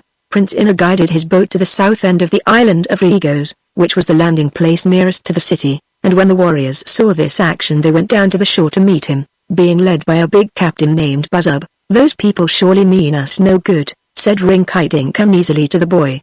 "Without doubt they intend to capture us and make us their slaves." "Do not fear, sir," answered Inna, in a calm voice. "Stay quietly in the boat with Bilbil until I have spoken with these men." He stopped the boat a dozen feet from the shore, and standing up in his place made a grave bow to the multitude confronting him. Said the big captain Buzzub in a gruff voice, "Well, little one, who may you be? And how dare you come, uninvited and all alone, to the island of Regos?" "I am Inna, Prince of Pingaree," returned the boy, "and I have come here to free my parents and my people, whom you have wrongfully enslaved." When they heard this bold speech, a mighty laugh arose from the band of warriors, and when it had subsided, the captain said, "You love to jest, my baby prince, and the joke is fairly good. But why did you willingly thrust your head into the lion's mouth? When you were free, why did you not stay free? We did not know we had left a single person in Pingaree. But since you managed to escape us, then it is really kind of you to come here of your own free will, to be our slave. Who is the funny fat person with you?" "It is His Majesty, King Rinkitink, of the great city of Gilgad. He has accompanied me to see that you render full restitution for all you have stolen from Pingaree. Better yet," laughed Buzzub, "he will make a fine slave for Queen Kor, who loves to tickle fat men, and see them jump." King Rinkitink was filled with horror when he heard this, but the prince answered as boldly as before, saying, "We are not to be frightened by bluster, believe me, nor are we so weak as you imagine. We have magic powers so great and terrible that no host of warriors can possibly withstand us, and therefore I call upon you to surrender your city and your island to us, before we crush you with our mighty powers." The boy spoke very gravely and earnestly, but his words only aroused another shout of laughter. So while the men of Regos were laughing, Inna drove the boat wheel up onto the sandy beach and leapt out. He also helped Rinkitink out, and when the goat had unaided sprung to the sands, the king got upon Bilbil's back, trembling a little internally, but striving to look as brave as possible. There was a bunch of coarse hair between the goat's ears, and this Inna clutched firmly in his left hand. The boy knew the pink pearl would protect not only himself, but all whom he touched, from any harm, and as Rinkitink was astride the goat and Inna had his hand upon the animal, the three could not be injured by anything the warriors could do. But Captain Buzzub did not know this, and the little group of three seemed so weak and ridiculous that he believed their capture would be easy. So he turned to his men and with a wave of his hand said, "Seize the intruders." Instantly 2 or 3 of the warriors stepped forward to obey, but to their amazement they could not reach any of the 3, their hands were arrested as if by an invisible wall of iron. Without paying any attention to these attempts at capture, Inna advanced slowly and the goat kept pace with him. And when Rinkitink saw that he was safe from harm, he gave one of his big, merry laughs, and it startled the warriors and made them nervous. Captain Buzzub's eyes grew big with surprise as the 3 steadily advanced and forced his men backward, nor was he free from terror himself at the magic that protected these strange visitors. As for the warriors, they presently became terror-stricken and fled in a panic up the slope toward the city, and Buzzub was obliged to chase after them and shout threats of punishment before he could halt them and form them into a line of battle. All the men of Regos bore spears and bows and arrows, and some of the officers had swords and battle-axes, so Buzzub ordered them to stand their ground and shoot and slay the strangers as they approached. This they tried to do. Inna being in advance, their warriors sent a flight of sharp arrows straight at the boy's breast, while others cast their long spears at him. It seemed to Rinkitink that the little prince must surely perish as he stood facing this hail of murderous missiles, but the power of the pink pearl did not desert him, and when the arrows and spears had reached to within an inch of his body they bounded back again and fell harmlessly at his feet. Nor were Rinkitink or Bilbil injured in the least, although they stood close beside Inna. Buzzub stood for a moment looking upon the boy in silent wonder. Then, recovering himself, he shouted in a loud voice, once again, "All together, my men. No one shall ever defy our might and live." Again a flight of arrows and spears sped toward the 3, and since many more of the warriors of Regos had by this time joined their fellows, the air was for a moment darkened by the deadly shafts. But again all fell harmless before the power of the pink pearl, and Bilbil, who had been growing very angry at the attempts to injure him and his party, suddenly made a bolt forward, casting off Inna's hold, and butted into the line of warriors, who were standing amazed at their failure to conquer. Taken by surprise at the goat's attack, a dozen big warriors tumbled in a heap, yelling with fear, and their comrades, not knowing what had happened but imagining that their foes were attacking them, turned about and ran to the city as hard as they could go. Bilbil, still angry, had just time to catch the big captain as he turned to follow his men, and Buzzub first sprawled headlong upon the ground, then rolled over 2 or 3 times, and finally jumped up and ran yelling after his defeated warriors. This butting on the part of the goat was very hard upon King Rinkitink, who nearly fell off Bilbil's back at the shock of encounter, but the little fat king wound his arms around the goat's neck and shut his eyes and clung on with all his might. It was not until he heard Inna say triumphantly, "We have won the fight without striking a blow," that Rinkitink dared open his eyes again. Then he saw the warriors rushing into the city of Regos and barring the heavy gates. And he was very much relieved at the sight. "Without striking a blow," said Bilbil indignantly. "That is not quite true, Prince Inna. You did not fight, I admit, but I struck a couple of times to good purpose, and I claim to have conquered the cowardly warriors unaided, you and I together, Bilbil, said Rinkitink mildly. But the next time you make a charge, please warn me in time, so that I may dismount and give you all the credit for the attack. There being no one now to oppose their advance, the three walked to the gates of the city, which had been closed against them. The gates were of iron and heavily barred, and upon the top of the high walls of the city a host of the warriors now appeared armed with arrows and spears and other weapons. For Buzzub had gone straight to the palace of Kinkers and reported his defeat, relating the powerful magic of the boy, the fat king and the goat, and had asked what to do next. The big captain still trembled with fear, but Kingo did not believe in magic, and called Buzzub a coward and a weakling. At once the king took command of his men personally, and he ordered the walls manned with warriors and instructed them to shoot to kill if any of the three strangers approached the gates. Of course, neither Rinkitink nor Bilbil knew how they had been protected from harm, and so at first they were inclined to resent the boy's command that the three must always keep together and touch one another at all times.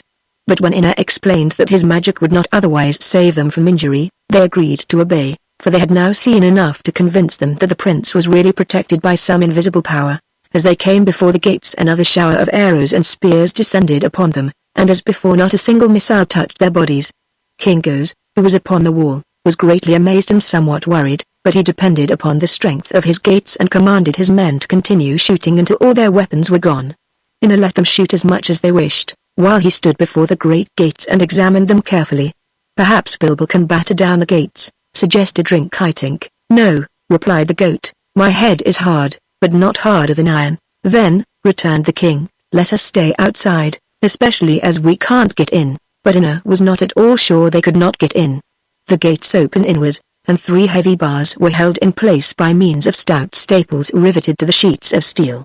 The boy had been told that the power of the blue pearl would enable him to accomplish any feat of strength, and he believed that this was true. Their warriors, under the direction of Kingos, continued to hurl arrows and darts and spears and axes and huge stones upon the invaders, all without avail. The ground below was thickly covered with weapons, yet not one of the three before the gates had been injured in the slightest manner. When everything had been cast that was available and not a single weapon of any sort remained at hand, the amazed warriors saw the boy put his shoulder against the gates and burst asunder the huge staples that held the bars in place. 1,000 of their men could not have accomplished this feat, yet the small, slight boy did it with seeming ease. The gates burst open, and Inna advanced into the city street and called upon Kingos to surrender. But Goes was now as badly frightened as were his warriors. He and his men were accustomed to war and pillage, and they had carried terror into many countries, but here was a small boy, a fat man and a goat who could not be injured by all his skill in warfare, his numerous army and thousands of death-dealing weapons. Moreover, they not only defied King Goz's entire army, but they had broken in the huge gates of the city, as easily as if they had been made of paper, and such an exhibition of enormous strength made the wicked king fear for his life. Like all bullies and marauders, Goz was a coward at heart, and now a panic seized him and he turned and fled before the calm advance of Prince Inu of Pingaree. Their warriors were like their master, and having thrown all their weapons over the wall and being helpless to oppose the strangers, they all swarmed after Goz, who abandoned his city and crossed the bridge of boats to the island of Kolgos. There was a desperate struggle among these cowardly warriors to get over the bridge, and many were pushed into the water and obliged to swim. But finally every fighting man of Regos had gained the shore of Kogos, and then they tore away the bridge of boats and drew them up on their own side, hoping the stretch of open water would prevent the magic invaders from following them. The humble citizens and serving people of Regos, who had been terrified and abused by the rough warriors all their lives, were not only greatly astonished by this sudden conquest of their masters but greatly delighted. As the king and his army fled to Kogos, the people embraced one another and danced for very joy, and then they turned to see what the conquerors of Regos were like. Chapter 7 Rinkitink makes a great mistake. The fat king rode his goat through the streets of the conquered city and the boy prince walked proudly beside him, while all the people bent their heads humbly to their new masters, whom they were prepared to serve in the same manner they had King Goes. Not a warrior remained in all Regos to oppose the triumphant three. The bridge of boats had been destroyed. Inna and his companions were free from danger, for a time, at least. The jolly little king appreciated this fact and rejoiced that he had escaped all injury during the battle. How it had all happened he could not tell, nor even guess, but he was content in being safe and free to take possession of the enemy's city. So, as they passed through the lines of respectful civilians on their way to the palace, The king tipped his crown back on his bald head and folded his arms and sang in his best voice the following lines. "Oh, here comes the army of King Rinkitink. It isn't a big one, perhaps you may think. But it scattered the warriors quicker than wink dash. Rinkitink, tinkitink, tink. Our Bilbil's a hero and so is his king. Our men have vanished like birds on the wing. I guess that as fighters we're quite the real thing dash. Rinkitink, tinkitink, tink. Why don't you give a little credit to Inna?" inquired the goat. "If I remember right, he did a little of the conquering himself." "So he did," responded the king, "and that's the reason I'm sounding our own praise, Bilbil. Those who do the least, often shout the loudest and so get the most glory. Inna did so much that there is danger of his becoming more important than we are, and so we'd best say nothing about him." When they reached the palace, which was an immense building, furnished throughout in regal splendor, Inna took formal possession and ordered the major domo to show them the finest rooms the building contained. There were many pleasant apartments, but Rinkitink proposed to Inna that they share one of the largest bedrooms together. "For," said he, "we are not sure that old Goes will not return and try to recapture his city, and you must remember that I have no magic to protect me. In any danger, were I alone, I might be easily killed or captured, while if you are by my side you can save me from injury." The boy realized the wisdom of this plan, and selected a fine big bedroom on the second floor of the palace, in which he ordered 2 golden beds placed and prepared for King Rinkitink and himself. Bilbil was given a suite of rooms on the other side of the palace, where servants brought the goat fresh cut grass to eat and made him a soft bed to lie upon. That evening the boy prince and the fat king dined in great state in the lofty domed dining hall of the palace, where 40 servants waited upon them. The royal chef, anxious to win the favor of the conquerors of Regos, prepared his finest and most savory dishes for them, which Rinkitink ate with much appetite and found so delicious that he ordered the royal chef brought into the banquet hall and presented him with a gilt button which the king cut from his own jacket. "You are welcome to it," said he to the chef, "because I have eaten so much that I cannot use that lower button at all." Rinkitink was mightily pleased to live in a comfortable palace again and to dine at a well-spread table. His joy grew every moment, so that he came in time to be as merry and cheery as before Pingaree was despoiled. And, although he had been much frightened during Inna's defiance of the army of King Goes, he now began to turn the matter into a joke. "Why, my boy," said he, "you whipped the big black-bearded king exactly as if he were a schoolboy, even though you used no warlike weapon at all upon him. He was cowed through fear of your magic, and that reminds me to demand from you an explanation. How did you do it, Inna? And where did the wonderful magic come from?" Perhaps it would have been wise for the prince to have explained about the magic pearls, but at that moment he was not inclined to do so. Instead, he replied, "Be patient, your majesty. The secret is not my own, so please do not ask me to divulge it. Is it not enough, for the present, that the magic saved you from death today? Do not think me ungrateful," answered the king earnestly.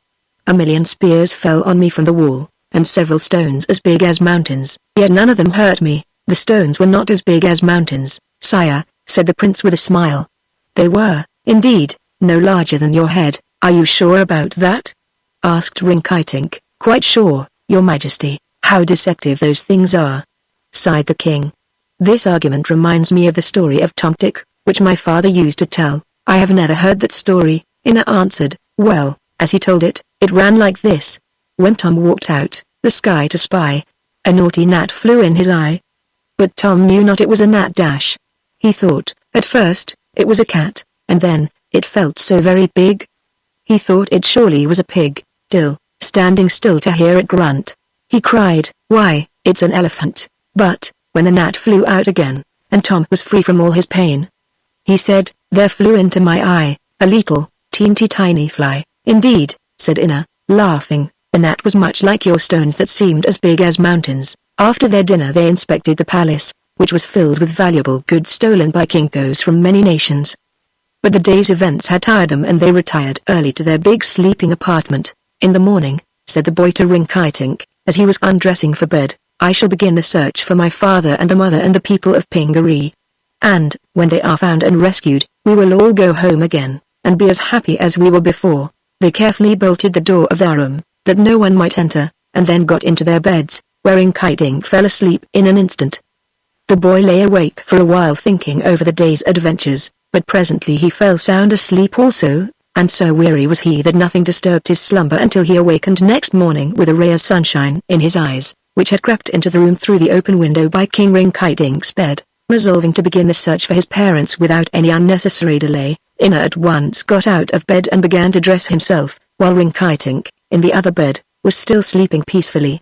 But when the boy had put on both his stockings and began looking for his shoes, he could find but one of them. The left shoe, that containing the pink pearl, was missing. Filled with anxiety at this discovery, Inna searched through the entire room, looking underneath the beds and divans and chairs and behind the draperies and in the corners and every other possible place a shoe might be. He tried the door, and found it still bolted, so, with growing uneasiness, the boy was forced to admit that the precious shoe was not in the room. With a throbbing heart he aroused his companion. "King Rinkitink," said he, "do you know what has become of my left shoe?" "Your shoe?" exclaimed the king, giving a wide yawn and rubbing his eyes to get the sleep out of them. "Have you lost a shoe?" "Yes," said Inna. "I have searched everywhere in the room, and cannot find it." "But why bother me about such a small thing?" inquired Rinkitink. "A shoe is only a shoe, and you can easily get another one. But, stay. Perhaps it was your shoe which I threw at the cat last night." "The cat?" cried Inna. "What do you mean?" "Why, in the night," explained Rinkitink, sitting up and beginning to dress himself, "I was wakened by the mewing of a cat that sat upon a wall of the palace, just outside my window. As the noise disturbed me, I reached out in the dark and caught up something and threw it at the cat, to frighten the creature away. I did not know what it was that I threw, and I was too sleepy to care, but probably it was your shoe, since it is now missing." "Then," said the boy, in a despairing tone of voice, "your carelessness has ruined me, as well as yourself, King Rinkitink, for in that shoe was concealed the magic power which protected us from danger." The king's face became very serious when he heard this and he uttered a low whistle of surprise and regret. "Why on earth did you not warn me of this?" he demanded. "And why did you keep such a precious power in an old shoe? And why didn't you put the shoe under a pillow?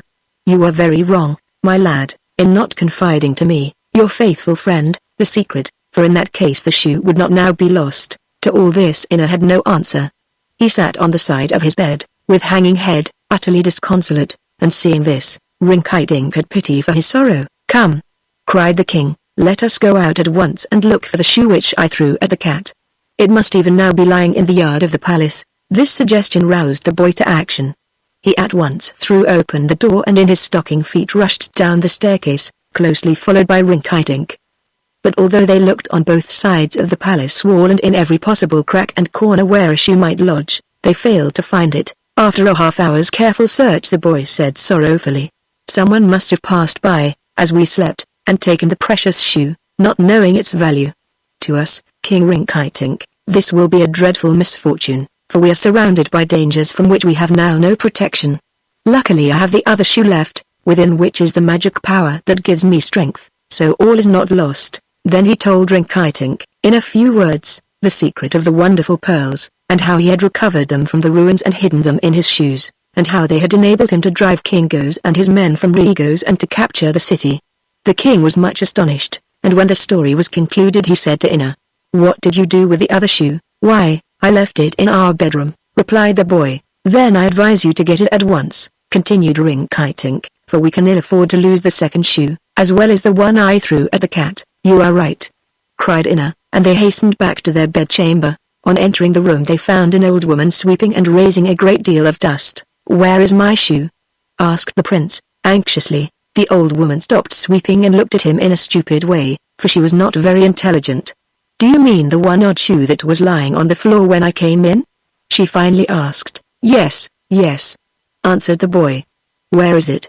Tell me where it is." "Why, I threw it on the dust heap, outside the back gate," said she, "for, it being but a single shoe, with no mate, it can be of no use to anyone. Show us the way to the dust heap, at once," commanded the boy, sternly, for he was greatly frightened by this new misfortune which threatened him. The old woman hobbled away and they followed her, constantly urging her to hasten, but when they reached the dust heap no shoe was to be seen. "This is terrible," wailed the young prince, ready to weep at his loss.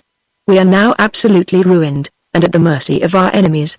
Nor shall I be able to liberate my dear father and mother." "Well," replied Rinkitink, leaning against an old barrel and looking quite solemn, "the thing is certainly unlucky, any way we look at it. I suppose someone has passed along here and, seeing the shoe upon the dust heap, has carried it away." but no one could know the magic power the shoe contains and so will not use it against us.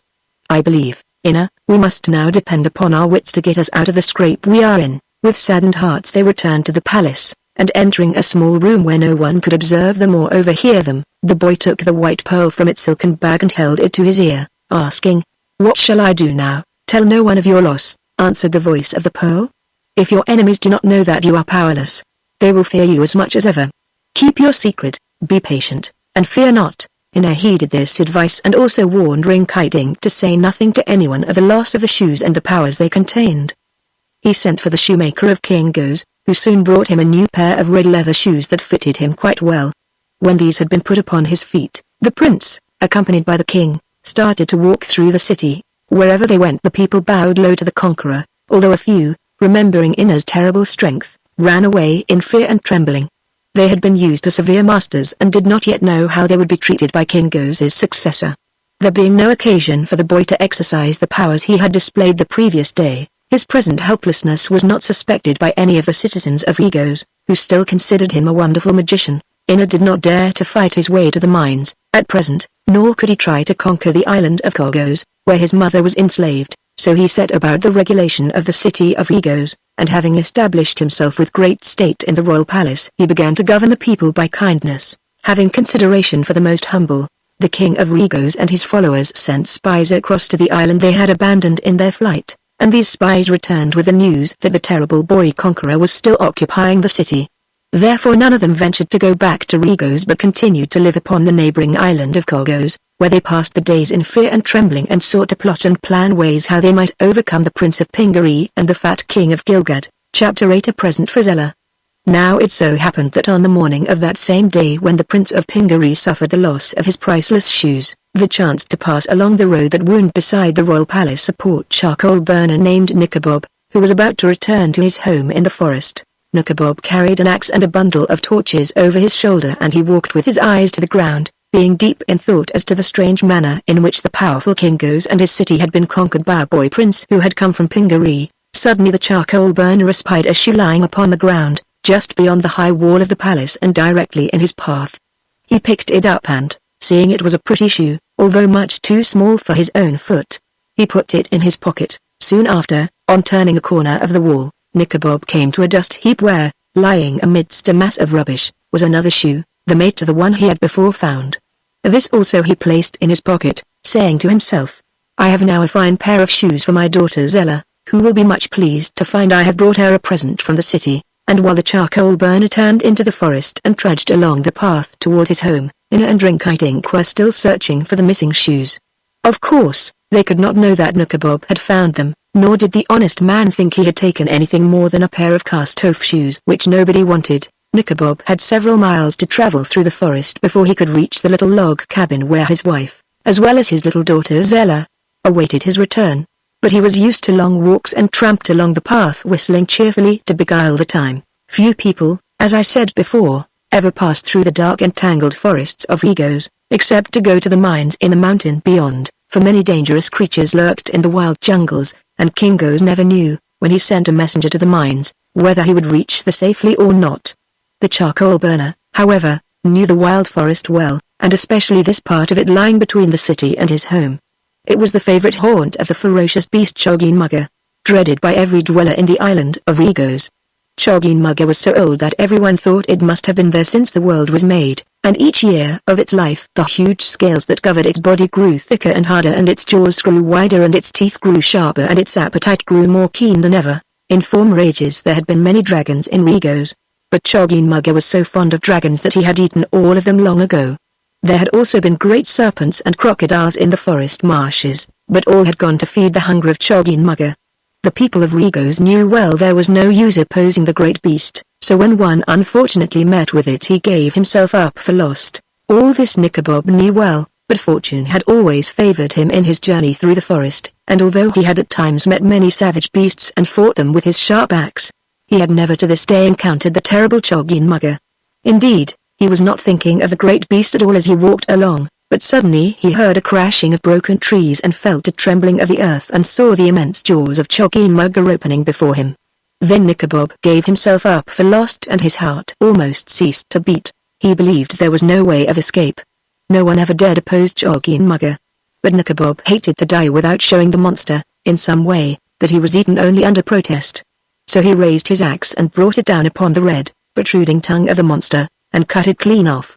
For a moment the charcoal burner scarcely believed what his eyes saw, for he knew nothing of the pearls he carried in his pocket or the magic power they lent his arm.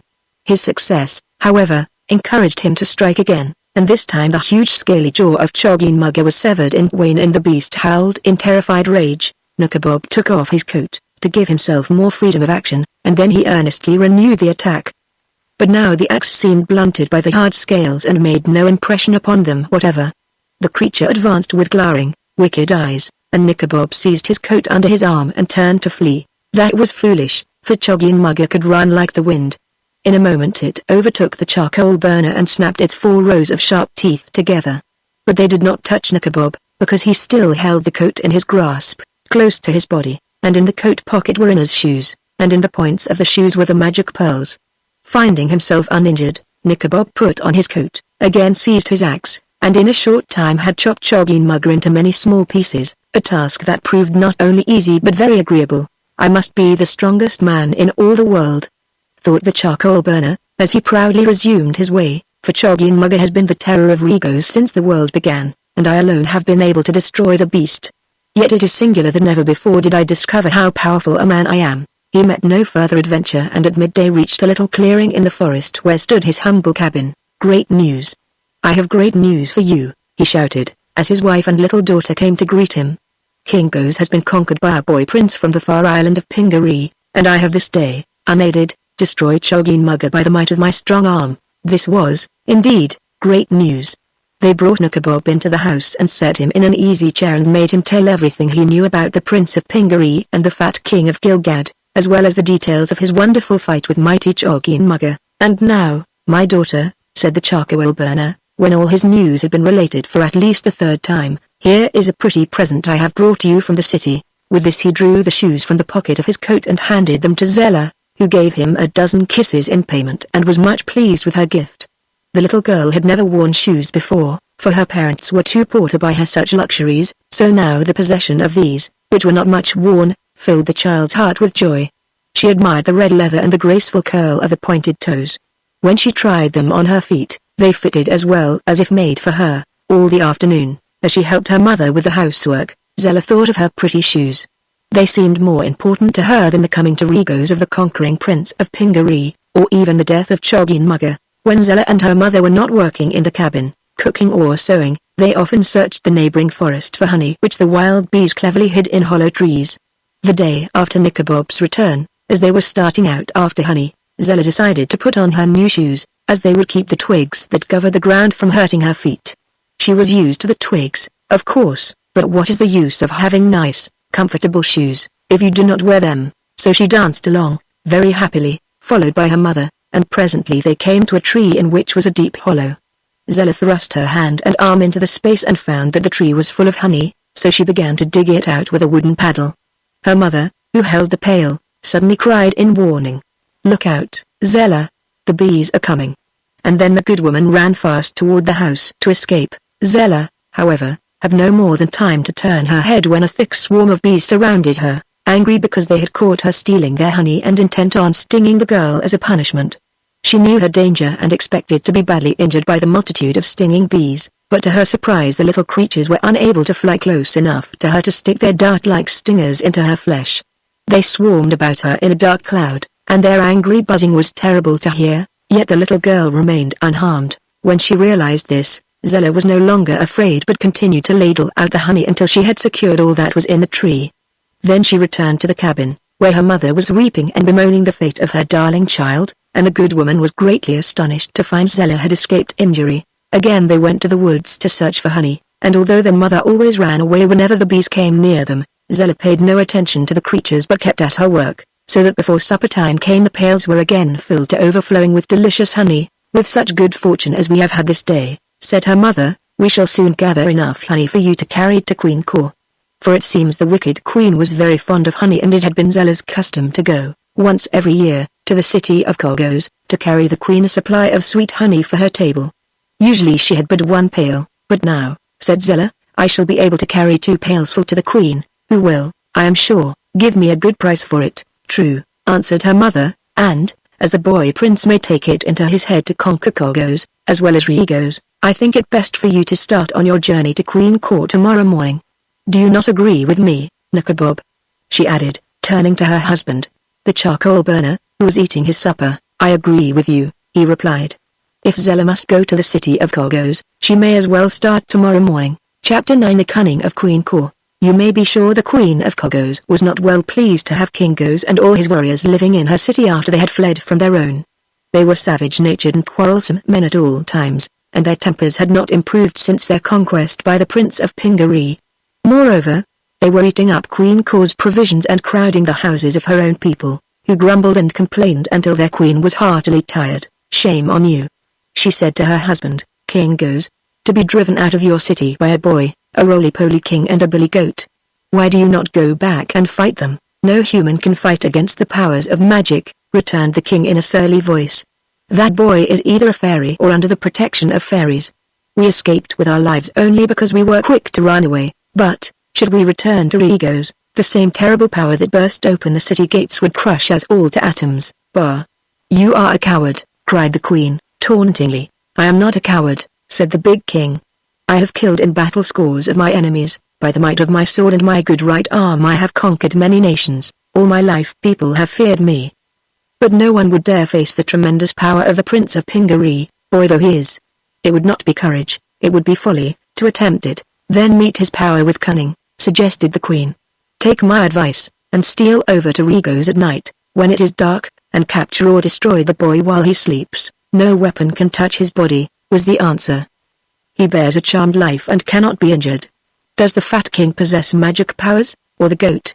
inquired Kor. "I think not," said Gos.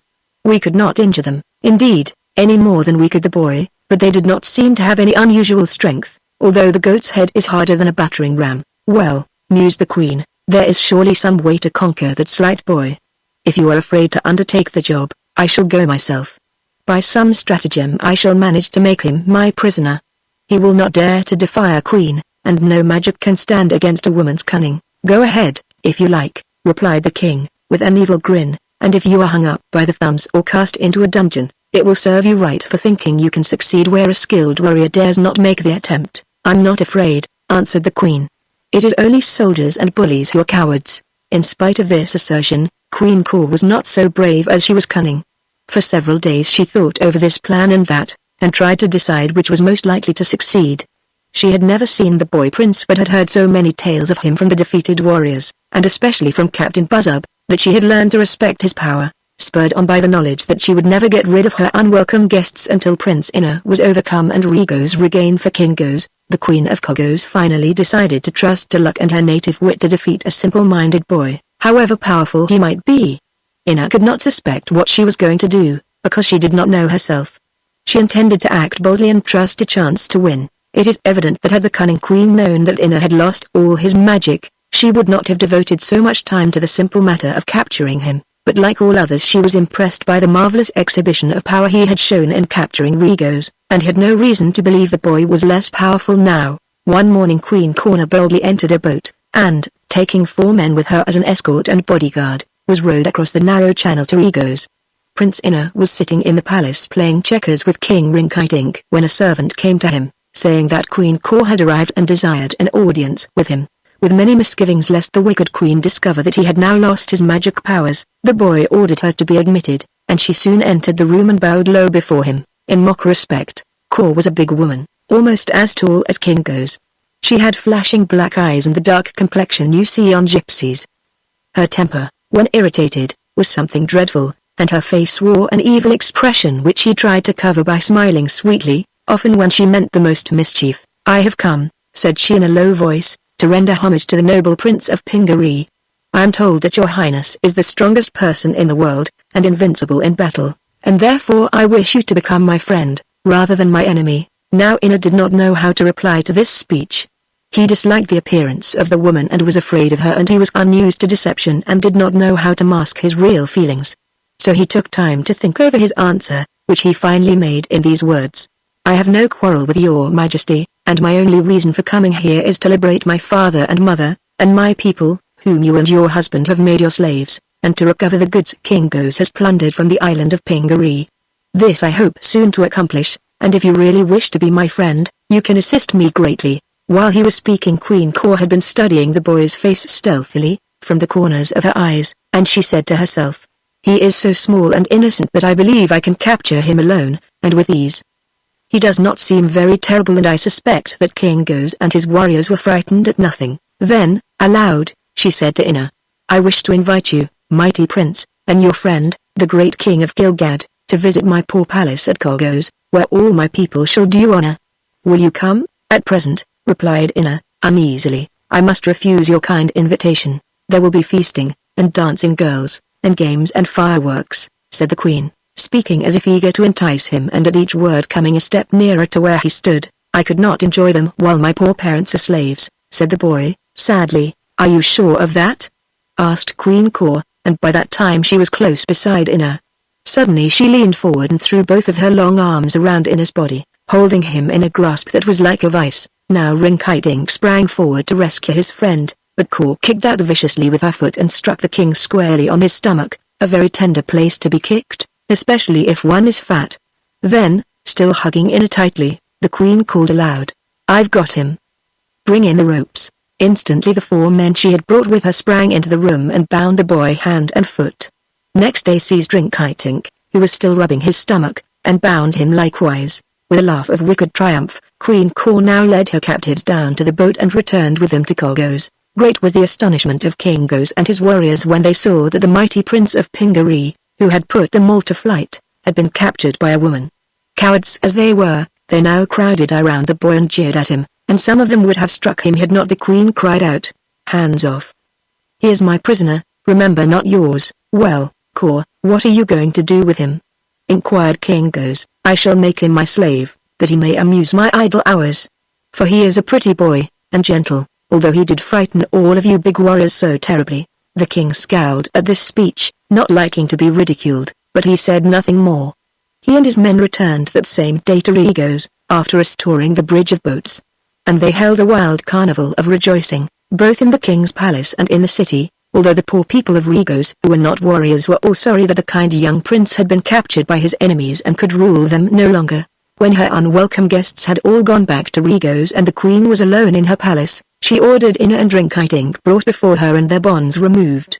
They came sadly enough, knowing they were in serious straits and at the mercy of a cruel mistress. Inna had taken counsel of the White Pearl, which had advised him to bear up bravely under his misfortune, promising a change for the better very soon. With this promise to comfort him, Inna faced the queen with a dignified bearing that indicated both pride and courage. "Well, youngster," said she, in a cheerful tone because she was pleased with her success, "you played a clever trick on my poor husband and frightened him badly, but for that prank I am inclined to forgive you. Hereafter I intend you to be my page, which means that you must fetch and carry for me at my will. And let me advise you to obey my every whim without question or delay, for when I am angry I become ugly, and when I am ugly someone is sure to feel the lash. Do you understand me?" Inna bowed, but made no answer. Then she turned to Rinkitink and said, "As for you, I cannot decide how to make you useful to me, as you are altogether too fat and awkward to work in the fields. It may be, however, that I can use you as a pincushion." "What?" cried Rinkitink in horror. "Would you stick pins into the king of Gilgad?" "Why not?" returned Queen Kor. "You are as fat as a pincushion, as you must yourself admit, and whenever I needed a pin I could call you to me." Then she laughed at his frightened look and asked, "By the way, are you ticklish?" This was the question Rinkitink had been dreading. He gave a moan of despair and shook his head. "I should love to tickle the bottom of your feet with a feather," continued the cruel woman. "Please take off your shoes." "Oh, your majesty," pleaded poor Rinkitink, "I beg you to allow me to amuse you in some other way. I can dance, or I can sing you a song." "Well," she answered, shaking with laughter, "you may sing a song, if it be a merry one. But you do not seem in a merry mood." "I feel merry, indeed, your majesty, I do," protested Rinkitink, anxious to escape the tickling. But even as he professed to feel merry his round, red face wore an expression of horror and anxiety that was realty comical. "Sing, then," commanded Queen Kor, who was greatly amused. Rinkitink gave a sigh of relief, and after clearing his throat and trying to repress his sobs, he began to sing this song gently, at first, but finally roaring it out at the top of his voice. Oh. There was a baby tiger lived in a menagerie dash, fizzy fuzzy fuzzy. They wouldn't set him free. And everybody thought that he was gentle as could be dash, fizzy fuzzy fuzzy, bye-bye tiger. Oh. They patted him upon his head and shook him by the paw dash, fizzy fuzzy fuzzy. He had a bone to gnaw. But soon he grew the biggest tiger that you ever saw dash, fizzy fuzzy fuzzy. What a tiger. Oh. One day they came to pet the brute and he began to fight dash, fizzy fuzzy fuzzy. How he did scratch and bite. He broke the cage and in a rage he darted out of sight dash, fizzy fuzzy fuzzy was a tiger. And is there a moral to the song? Asked Queen Caw, when King Rinkitink had finished his song with great spirit. If there is, replied Rinkitink, it is a warning not to fool with tigers. The little prince could not help smiling at this shrewd answer, but Queen Cow frowned and gave the king a sharp look. Oh, said she, I think I know the difference between a tiger and a lapdog. But I'll bear the warning in mind, just the same, for, after all her success in capturing them, she was a little afraid of these people who had once displayed such extraordinary powers. Chapter 10 Zella Goes to Colgos. The forest in which Nikobob lived with his wife and daughter stood between the mountains and the city of Egos, and a well-beaten path wound among the trees, leading from the city to the mines. This path was used by the king's messengers, and captured prisoners were also sent by this way from Egos to work in the underground caverns. Nikobob had built his cabin more than a mile away from this path, that he might not be molested by the wild and lawless soldiers of King Goes, but the family of the charcoal burner was surrounded by many creatures scarcely less dangerous to encounter, and often in the night they could hear savage animals growling and prowling about the cabin. Because Nikobob minded his own business and never hunted the wild creatures to injure them, the beasts had come to regard him as one of the natural dwellers in the forest and did not molest him or his family. Still Zella and her mother seldom wandered far from home, except on such errands as carrying honey to Colgos, and at these times Nikobob cautioned them to be very careful, so when Zella set out on her journey to Queen Caw, with the 2 pails of honey in her hands, she was undertaking a dangerous adventure and there was no certainty that she would return safely to her loving parents. But they were poor, and Queen Caw's money, which they expected to receive for the honey, would enable them to purchase many things that were needed, so it was deemed best that Zella should go. She was a brave little girl and poor people are often obliged to take chances that rich ones are spared. A passing woodchopper had brought news to Nikobob's cabin that Queen Caw had made a prisoner of the conquering prince of Pingaree and that Goes and his warriors were again back in their city of Egos, but these struggles and conquests were matters which, however interesting, did not concern the poor charcoal burner or his family. They were more anxious over the report that the warriors has become more reckless than ever before, and delighted in annoying all the common people. So Zella was told to keep away from the beaten path as much as possible, that she might not encounter any of the king's soldiers. When it is necessary to choose between the warriors and the wild beasts, said Nikobob, the beasts will be found the more merciful. The little girl had put on her best attire for the journey and her mother threw a blue silk shawl over her head and shoulders. Upon her feet were the pretty red shoes her father had brought her from Egos. Thus prepared, she kissed her parents goodbye and started out with a light heart, carrying the pails of honey in either hand. It was necessary for Zella to cross the path that led from the mines to the city, but once on the other side she was not likely to meet with anyone, for she had resolved to cut through the forest and so reach the bridge of boats without entering the city of Egos, where she might be interrupted. For an hour or two she found the walking easy enough, but then the forest, which in this part was unknown to her, became badly tangled. The trees were thicker and creeping vines intertwined between them. She had to turn this way and that to get through at all. And finally she came to a place where a network of vines and branches effectually barred her farther progress. Zella was dismayed, at first, when she encountered this obstacle, but setting down her pails she made an endeavor to push the branches aside. At her touch they parted as if by magic, breaking asunder like dried twigs, and she found she could pass freely. At another place a great log had fallen across her way, but the little girl lifted it easily and cast it aside, although 6 ordinary men could scarcely have moved it. The child was somewhat worried at this evidence of a strength she had heretofore been ignorant that she possessed. In order to satisfy herself that it was no delusion, she tested her newfound power in many ways, finding that nothing was too big nor too heavy for her to lift. And, naturally enough, the girl gained courage from these experiments and became confident that she could protect herself in any emergency. When, presently, a wild boar ran toward her, grunting horribly and threatening her with its great tusks, She did not climb a tree to escape, as she had always done before on meeting such creatures, but stood still and faced the boar. When it had come quite close and Zella saw that it could not injure her, a fact that astonished both the beast and the girl, she suddenly reached down and seizing it by one ear threw the great beast far off amongst the trees, where it fell headlong to the earth, grunting louder than ever with surprise and fear. The girl laughed merrily at this incident and, picking up her pails, resumed her journey through the forest. It is not recorded whether the wild boar told his adventure to the other beasts or they had happened to witness his defeat, but certain it is that Zella was not again molested. A brown bear watched her pass without making any movement in her direction, and a great puma, a beast much dreaded by all men, crept out of her path as she approached, and disappeared among the trees. Thus everything favored the girl's journey, and she made such good speed that by noon she emerged from the forest's edge and found she was quite near to the bridge of boats that led to Kogo's.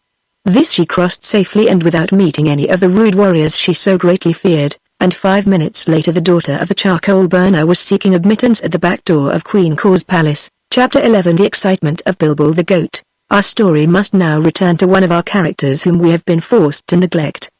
The temper of Bilbo the Goat was not sweet under any circumstances, and whenever he had a grievance he was inclined to be quite grumpy. So, when his master settled down in the palace of King Goes for a quiet life with the boy prince, and passed his time in playing checkers and eating and otherwise enjoying himself, he had no use whatever for Bilbo, and shut the goat in an upstairs room to prevent his wandering through the city and quarreling with the citizens. But this Bilbo did not like at all. He became very cross and disagreeable at being left alone, and he did not speak nicely to the servants who came to bring him food. Therefore those people decided not to wait upon him any more, resenting his conversation and not liking to be scolded by a lean, scraggly goat, even though it belonged to a conqueror. The servants kept away from the room, and Bilbo grew more hungry and more angry every hour. He tried to eat the rugs and ornaments, but found them not at all nourishing. There was no grass to be had unless he escaped from the palace. When Queen Kor came to capture Inna and Rinkitink, both the prisoners were so filled with despair at their own misfortune that they gave no thought whatever to the goat, who was left in his room. Nor did Bilbo know anything of the changed fortunes of his comrades until he heard shouts and boisterous laughter in the courtyard below.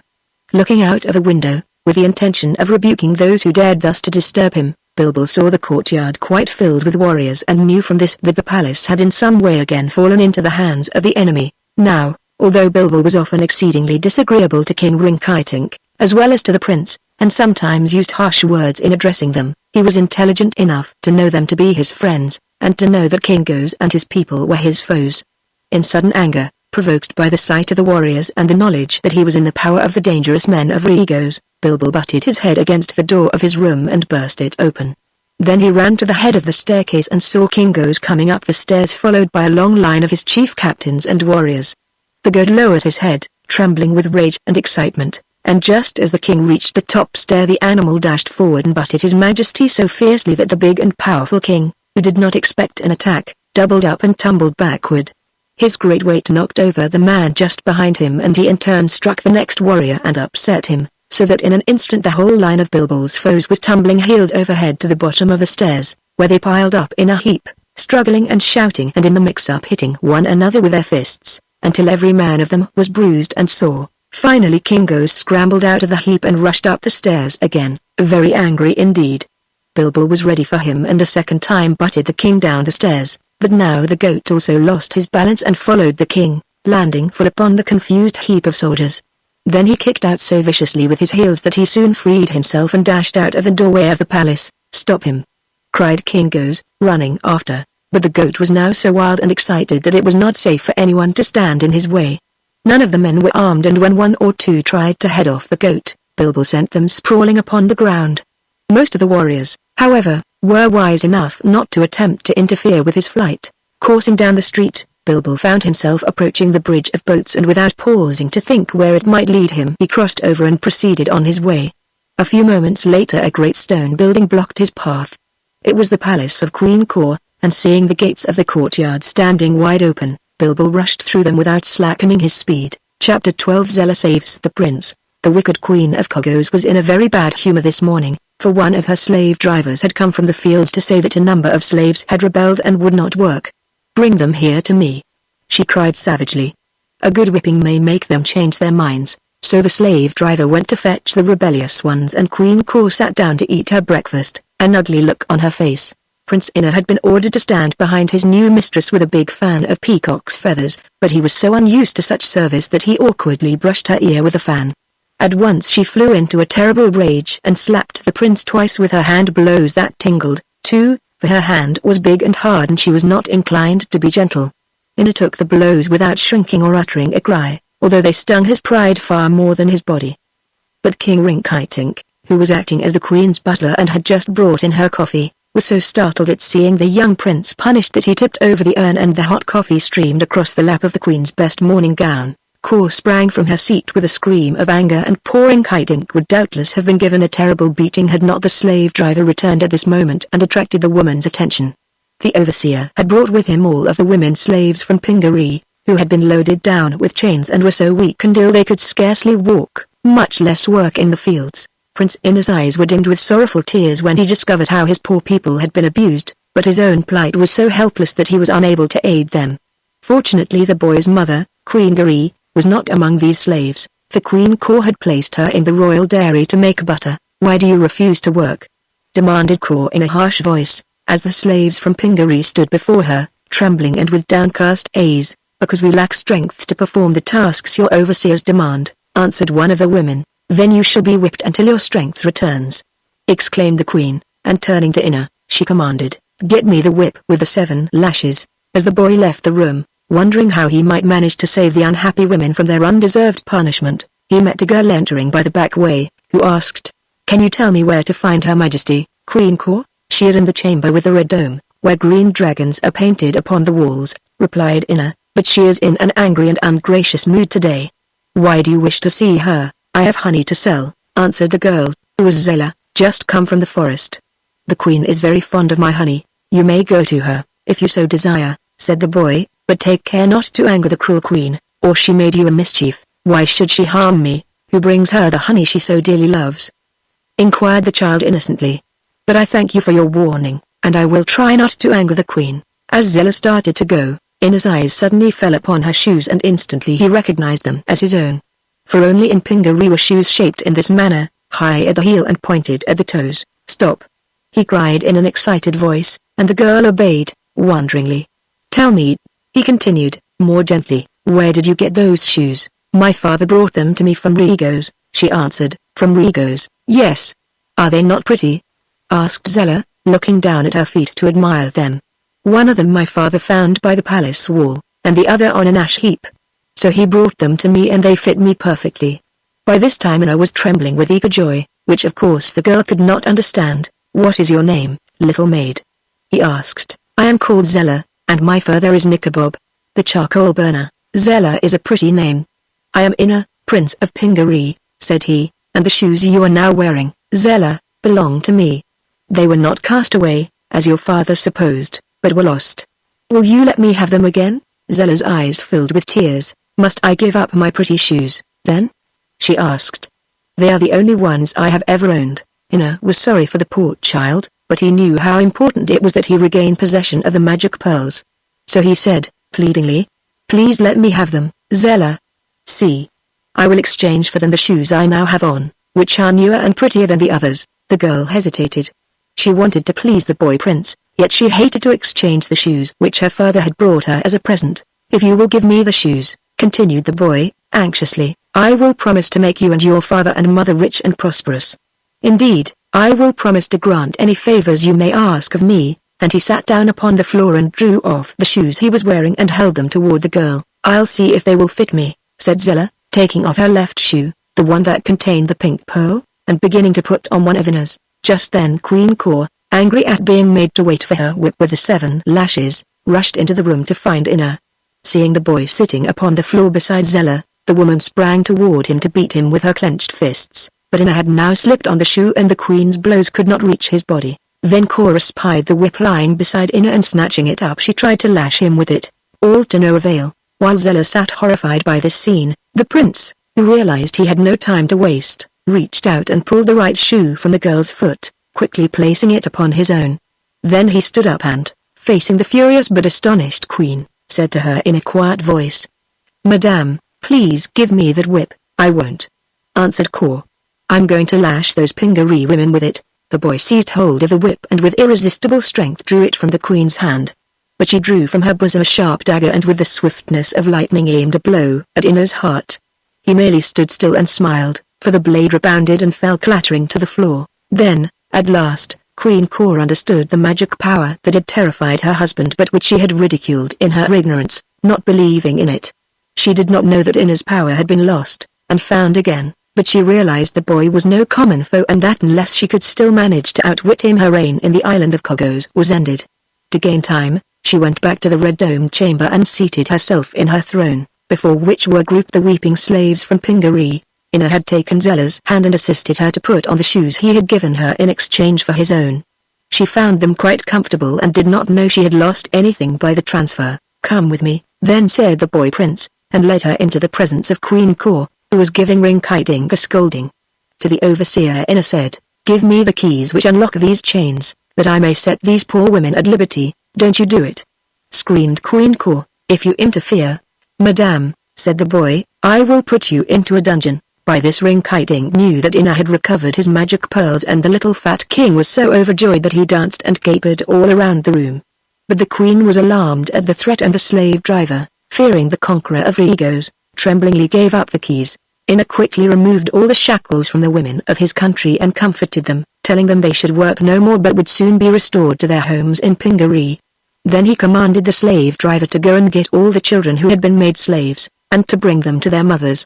The man obeyed and left at once to perform his errand, while Queen Kor, growing more and more uneasy, suddenly sprang from her throne and before Ina could stop her had rushed through the room and out into the courtyard of the palace, meaning to make her escape.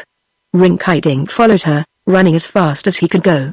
It was at this moment that Bilbil, in his mad dash from Regos, turned in at the gates of the courtyard, and as he was coming one way and Queen Kor was going the other they bumped into each other with great force.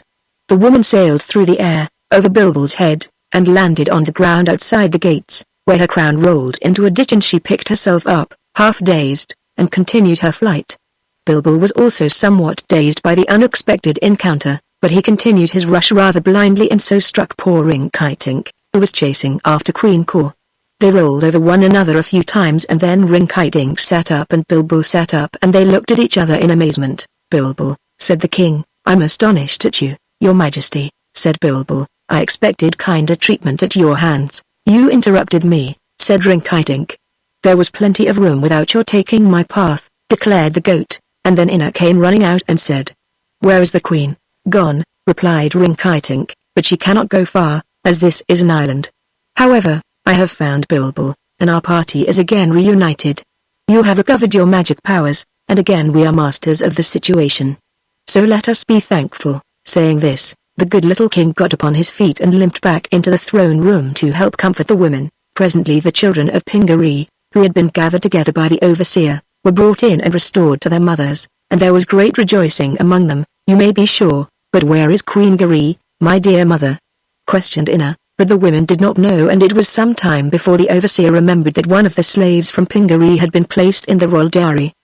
Perhaps this was the woman the boy was seeking.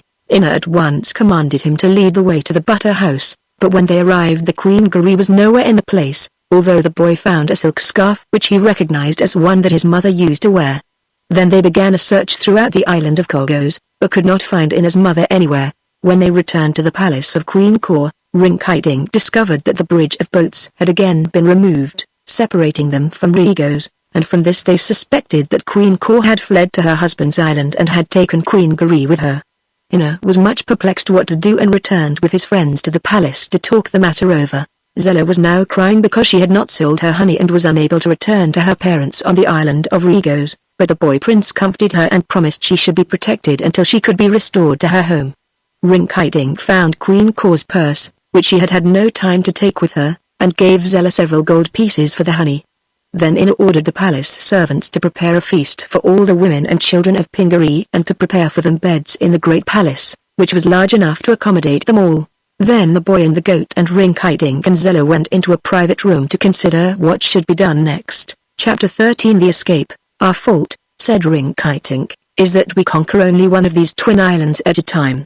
When we conquered Regos, Our foes all came to Colgos, and now that we have conquered Colgos, the queen has fled to Regos.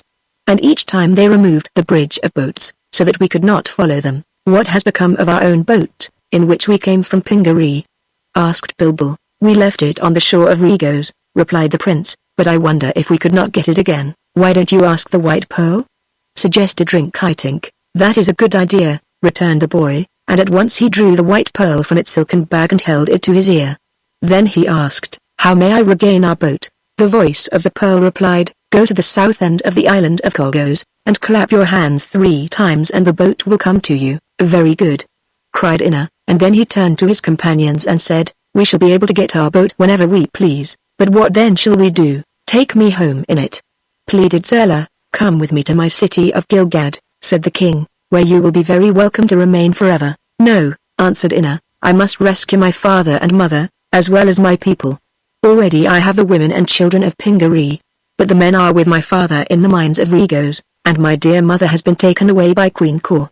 Not until all are rescued will I consent to leave these islands." "Quite right," exclaimed Bilbil. "On second thought," said Rinkitink, "I agree with you. If you are careful to sleep in your shoes, and never take them off again, I believe you will be able to perform the task you have undertaken." They counseled together for a long time as to their mode of action, and it was finally considered best to make the attempt to liberate King Kitticut first of all, and with him the men from Pingaree. This would give them an army to assist them, and afterward they could march to Regos and compel Queen Kor to give up the Queen of Pingaree. Zella told them that they could go in their boat along the shore of Regos to a point opposite the mines, thus avoiding any conflict with the warriors of Kingos. This being considered the best course to pursue, they resolved to start on the following morning, as night was even now approaching. The servants being all busy in caring for the women and children, Zella undertook to get a dinner for Inna and Rinkitink and herself, and soon prepared a fine meal in a palace kitchen, for she was a good little cook and had often helped her mother. The dinner was served in a small room overlooking the gardens, and Rinkitink thought the best part of it was the sweet honey, which he spread upon the biscuits that Zella had made. As for Bilbil, he wandered through the palace grounds and found some grass that made him a good dinner. During the evening Inna talked with the women and cheered them, promising soon to reunite them with their husbands who were working in the mines and to send them back to their own island of Pingaree. Next morning the boy rose bright and early and found that Zella had already prepared a nice breakfast. And after the meal they went to the most southern point of the island, which was not very far away, Rinkitink riding upon Bilbil's back and Inna and Zella following behind them, hand in hand. When they reached the water's edge the boy advanced and clapped his hands together 3 times, as the White Pearl had told him to do. And in a few moments they saw in the distance the black boat with the silver lining, coming swiftly toward them from the sea. Presently it grounded on the beach and they all got into it.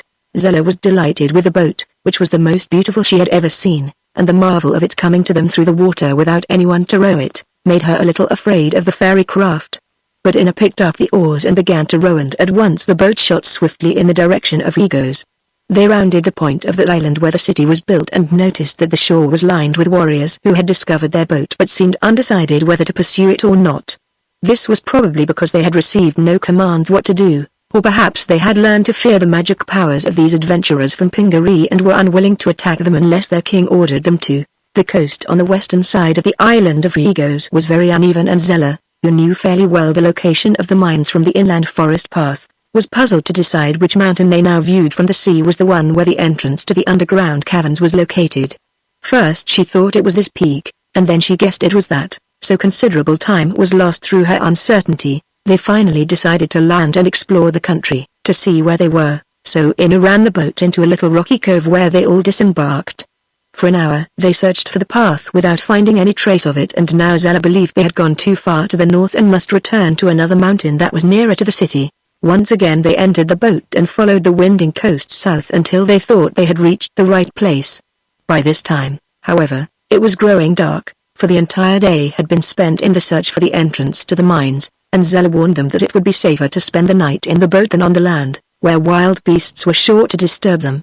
None of them realized at this time how fatal this day of search had been to their plans, and perhaps if Inna had realized what was going on he would have landed and fought all the wild beasts in the forest rather than quietly remain in the boat until morning. However, knowing nothing of the cunning plans of Queen Kor and King Goes, they anchored their boat in a little bay and cheerfully ate their dinner, finding plenty of food and drink in the boat's lockers. In the evening the stars came out in the sky and tipped the waves around their boat with silver. All around them was delightfully still save for the occasional snarl of a beast on the neighboring shore. They talked together quietly of their adventures and their future plans, and Zella told them her simple history and how hard her poor father was obliged to work, burning charcoal to sell for enough money to support his wife and child. Nikobob might be the humblest man in all Regos, but Zella declared he was a good man, and honest, and it was not his fault that his country was ruled by so wicked a king. Then Rinkitink, to amuse them, offered to sing a song, and although Bilbil protested in his gruff way, claiming that his master's voice was cracked and disagreeable, the little king was encouraged by the others to sing his song, which he did. A red-headed man named Ned was dead. Sing fiddle cum faddle cum fiddle, in battle he had lost his head. Sing fiddle cum faddle cum fiddle, alas, poor Ned, to him I said. How did you lose your head so red? Sing fiddle cum faddle cum fiddle, said Ned, I for my country bled. Sing fiddle cum faddle cum fiddle, instead of dying safe in bed. Sing fiddle cum faddle cum fiddle, if I had only fled, instead. I then had been ahead. Sing fiddle cum faddle cum fiddle, I said to Ned.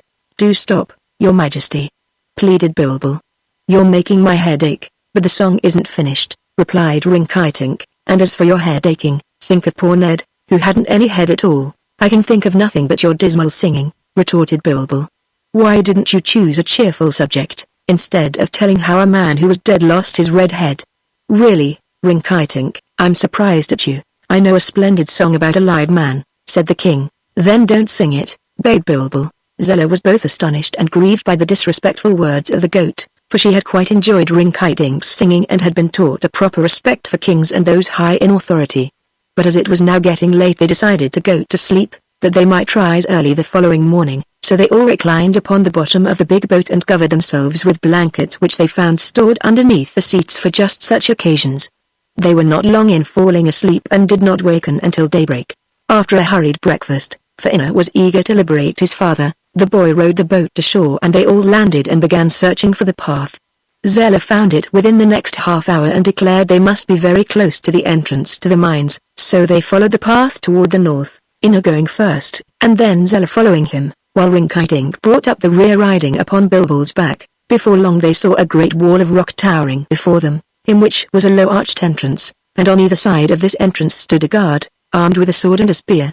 The guards of the mines were not so fierce as the warriors of King Go's, their duty being to make the slaves work at their tasks and guard them from escaping, but they were as cruel as their cruel master wished them to be, and as cowardly as they were cruel. Ina walked up to the two men at the entrance and said, Does this opening lead to the mines of King Go's? It does, replied one of the guards, but no one is allowed to pass out who once goes in. Nevertheless, said the boy, we intend to go in and we shall come out whenever it pleases us to do so.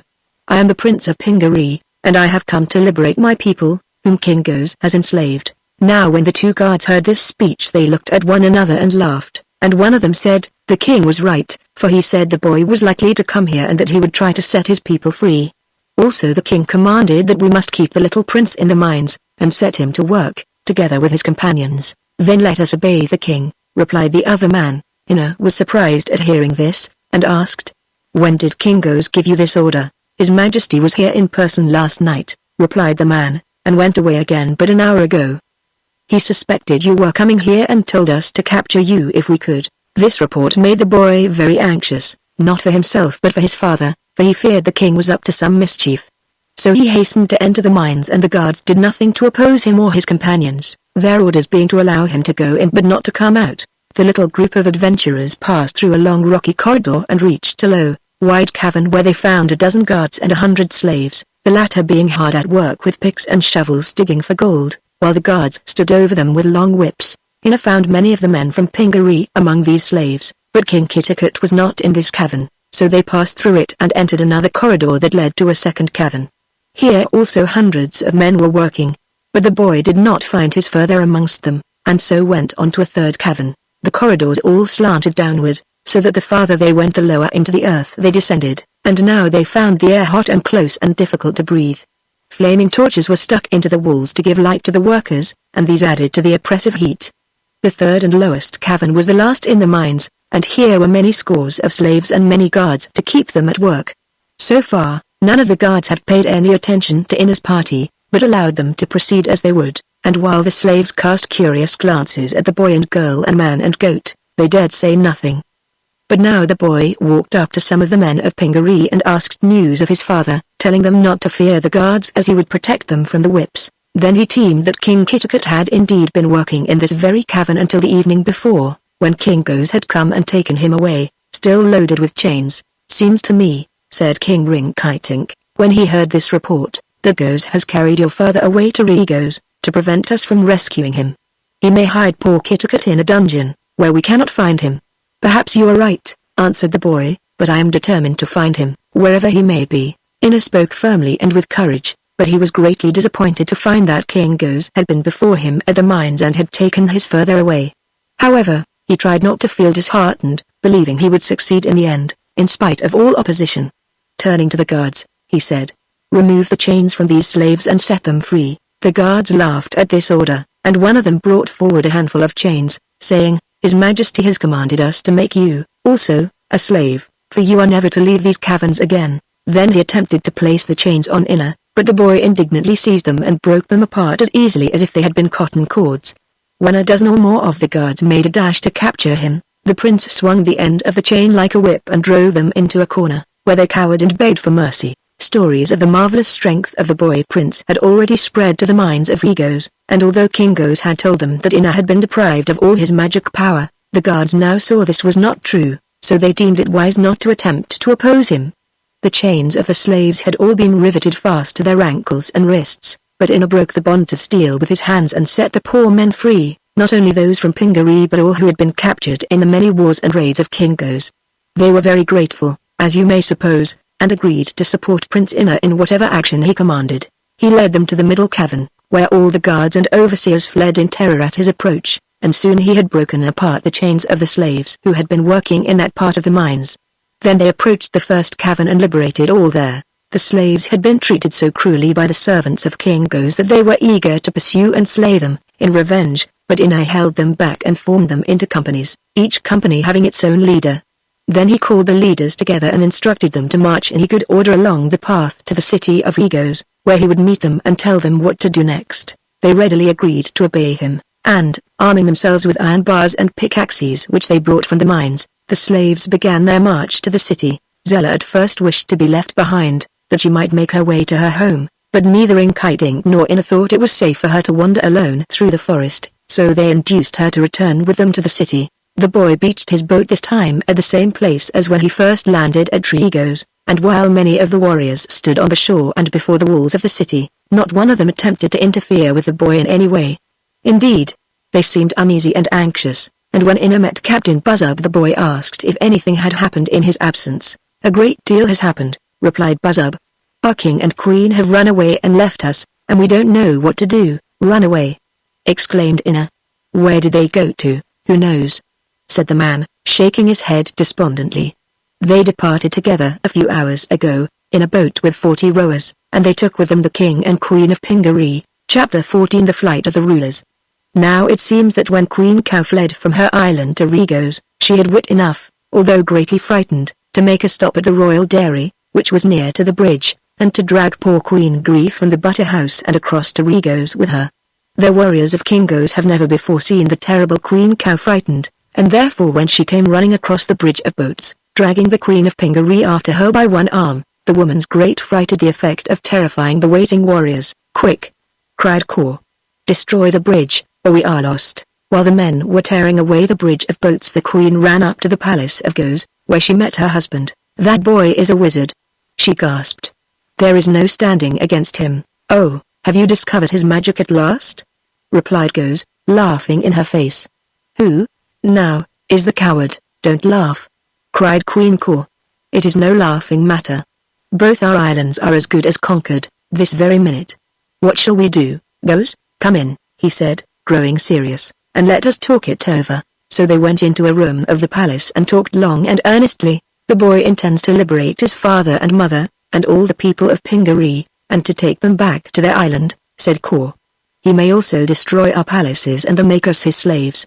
I can see but one way, Goose, to prevent him from doing all this, and whatever else he pleases to do." "What way is that?" asked King Goose. "We must take the boy's parents away from here as quickly as possible. I have with me the Queen of Pingaree, and you can run up to the mines and get the king. Then we will carry them away in a boat and hide them where the boy cannot find them, with all his magic. We will use the King and Queen of Pingaree as hostages, and send word to the boy Wizard that if he does not go away from our islands and allow us to rule them undisturbed, in our own way, we will put his father and mother to death. Also we will say that as long as we are let alone his parents will be safe, although still safely hidden. I believe, goes, that in this way we can compel Prince Inga to obey us, for he seems very fond of his parents. It isn't a bad idea, said Goes, reflectively. But where can we hide the king and queen, so that the boy cannot find them? In the country of the Gnome King, on the mainland away at the south, she replied. The gnomes are our friends, and they possess magic powers that will enable them to protect the prisoners from discovery. If we can manage to get the king and queen of Pingaree to the Gnome Kingdom before the boy knows what we are doing, I am sure our plot will succeed. Goes gave the plan considerable thought in the next 5 minutes, and the more he thought about it the more clever and reasonable it seemed. So he agreed to do as Queen Kor suggested and at once hurried away to the mines, where he arrived before Prince Inna did. The next morning he carried King Kitticut back to Egos. While Goes was gone, Queen Kor busied herself in preparing a large and swift boat for the journey. She placed in it several bags of gold and jewels with which to bribe the gnomes, and selected 40 of the strongest oarsmen in Egos to row the boat. The instant King Goes returned with his royal prisoner all was ready for departure. They quickly entered the boat with their 2 important captives and without a word of explanation to any of their people they commanded the oarsmen to start, and were soon out of sight upon the broad expanse of the non-Arctic Ocean. Inu arrived at the city some hours later and was much distressed when he learned that his father and mother had been spirited away from the islands. I shall follow them, of course, said the boy to Rinkitink, and if I cannot overtake them on the ocean I will search the world over until I find them. But before I leave here I must arrange to send our people back to Pingaree. Chapter 15 Nikobob refuses a crown. Almost the first persons that Zella saw when she landed from the silver-lined boat at Trigos were her father and mother. Nikobob and his wife had been greatly worried when their little daughter failed to return from Kogos, so they had set out to discover what had become of her. When they reached the city of Egos, that very morning, they were astonished to hear news of all the strange events that had taken place. Still, they found comfort when told that Zella had been seen in the boat of Prince Inna, which had gone to the north. Then, while they wondered what this could mean, the silver-lined boat appeared again, with their daughter in it, and they ran down to the shore to give her a welcome and many joyful kisses. Inna invited the good people to the palace of King Goes, where he conferred with them, as well as with Rinkitink and Bilbil. Now that the king and queen of Egos and Kogos have run away, he said, there is no one to rule these islands. So it is my duty to appoint a new ruler, and as Nikobob, Zella's father, is an honest and worthy man, I shall make him the king of the Twin Islands. Me? Cried Nikobob, astounded by this speech. I beg your highness, on my bended knees, not to do so cruel a thing as to make me king. Why not? Inquired Rinkitink. I'm a king, and I know how it feels. I assure you, good Nikobob, that I quite enjoy my high rank, although a jeweled crown is rather heavy to wear in hot weather. With you, noble sir, it is different, said Nikobob, for you are far from your kingdom and its trials and worries and may do as you please. But to remain in Regos, as king over these fierce and unruly warriors, would be to live in constant anxiety and peril, and the chances are that they would murder me within a month. As I have done no harm to anyone and have tried to be a good and upright man, I do not think that I should be condemned to such a dreadful fate. Very well, replied Inna, we will say no more about your being king. I merely wanted to make you rich and prosperous, as I had promised Zella. Please forget that promise, pleaded the charcoal burner, earnestly. I have been safe from molestation for many years, because I was poor and possessed nothing that anyone else could envy. But if you make me rich and prosperous I shall at once become the prey of thieves and marauders and probably will lose my life in the attempt to protect my fortune. Inna looked at the man in surprise. What, then, can I do to please you? He inquired. Nothing more than to allow me to go home to my poor cabin, said Nikobob. Perhaps, remarked King Rinkitink. The charcoal burner has more wisdom concealed in that hard head of his than we gave him credit for. But let us use that wisdom, for the present, to counsel us what to do in this emergency. What you call my wisdom, said Nikobob, is merely common sense. I have noticed that some men become rich, and are scorned by some and robbed by others. Other men become famous, and are mocked at and derided by their fellows. But the poor and humble man who lives unnoticed and unknown escapes all these troubles and is the only one who can appreciate the joy of living. If I had a hand, instead of a cloven hoof, I'd like to shake hands with you, Nikobob, said Bilbo the goat. But the poor man must not have a cruel master, or he is undone. During the council they found, indeed, that the advice of the charcoal burner was both shrewd and sensible, and they profited much by his words. Inna gave Captain Buzzub the command of the warriors and made him promise to keep his men quiet and orderly, if he could. Then the boy allowed all of King Goz's former slaves, except those who came from Pingaree, to choose what boats they required and to stock them with provisions and row away to their own countries. When these had departed, with grateful thanks and many blessings showered upon the boy prince who had set them free, Inna made preparations to send his own people home, where they were told to rebuild their houses and then erect a new royal palace. They were then to await patiently the coming of King Kitticut or Prince Inna. "My greatest worry," said the boy to his friends, "is to know whom to appoint to take charge of this work of restoring Pingaree to its former condition. My men are all pearl fishers, and although willing and honest, have no talent for directing others how to work." While the preparations for departure were being made, Nikobob offered to direct the men of Pingaree, and did so in a very capable manner. As the island had been despoiled of all its valuable furniture and draperies and rich cloths and paintings and statuary and the like, as well as gold and silver and ornaments, Inna thought it no more than just that they be replaced by the spoilers. So he directed his people to search through the storehouses of King Goz and to regain all their goods and chattels that could be found. Also he instructed them to take as much else as they required to make their new homes comfortable, so that many boats were loaded full of goods that would enable the people to restore Pingaree to its former state of comfort. For his father's new palace the boy plundered the palaces of both Queen Kor and King Goz, sending enough wares away with his people to make King Kitticut's new residence as handsomely fitted and furnished as had been the one which the ruthless invaders from Regos had destroyed. It was a great fleet of boats that set out one bright, sunny morning on the voyage to Pingaree, carrying all the men, women and children and all the goods for refitting their homes.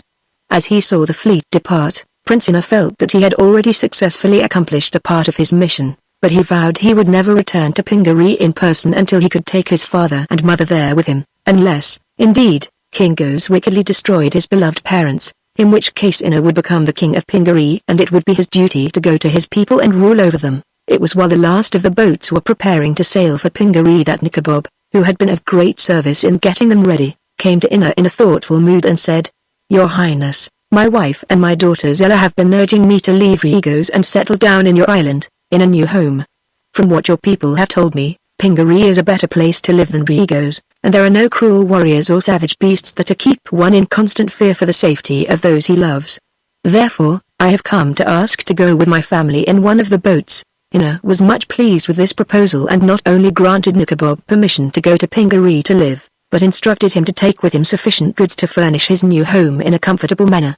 In addition to this, he appointed Nikobob general manager of the buildings and of the pearl fisheries, until his father or he himself arrived, and the people approved this order because they liked Nikobob and knew him to be just and honest. Soon as the last boat of the great flotilla had disappeared from the view of those left at Regos, Inna and Rinkitink prepared to leave the island themselves. The boy was anxious to overtake the boat of King Goz, if possible, and Rinkitink had no desire to remain in Regos. Buzzub and the warriors stood silently on the shore and watched the black boat with its silver lining depart, and I am sure they were as glad to be rid of their unwelcome visitors as Inna and Rinkitink and Bilbo were to leave. The boy asked the white pearl what direction the boat of King Goz had taken and then he followed after it, rowing hard and steadily for 8 days without becoming at all weary. But, although the black boat moved very swiftly, it failed to overtake the barge which was rowed by Queen Kor's 40 picked oarsmen. Chapter 16 The Gnome King. The kingdom of the Gnomes does not border on the Nonistic Ocean, from which it is separated by the kingdom of Rinkitink and the country of the Wheelers, which is a part of the land of If. Rinkitink's country is separated from the country of the Gnomes by a row of high and steep mountains, from which it extends to the sea. The country of the Wheelers is a sandy waste that is open on one side to the Nonistic Ocean and on the other side has no barrier to separate it from the Gnome country, therefore it was on the coast of the Wheelers that King Goz landed, in a spot quite deserted by any of the curious inhabitants of that country. The Gnome country is very large in extent, and is only separated from the land of Oz, on its eastern borders, by a deadly desert that cannot be crossed by mortals, unless they are aided by the fairies or by magic. The Gnomes are a numerous and mischievous people, living in underground caverns of wide extent, connected one with another by arches and passages.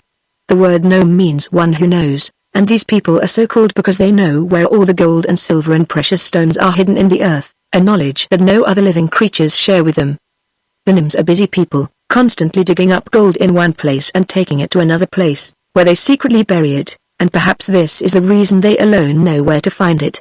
The gnomes were ruled, at the time of which I write, by a king named Calico. King Goes had expected to be pursued by Ina in his magic boat, so he made all the haste possible, urging his 40 rowers to their best efforts night and day.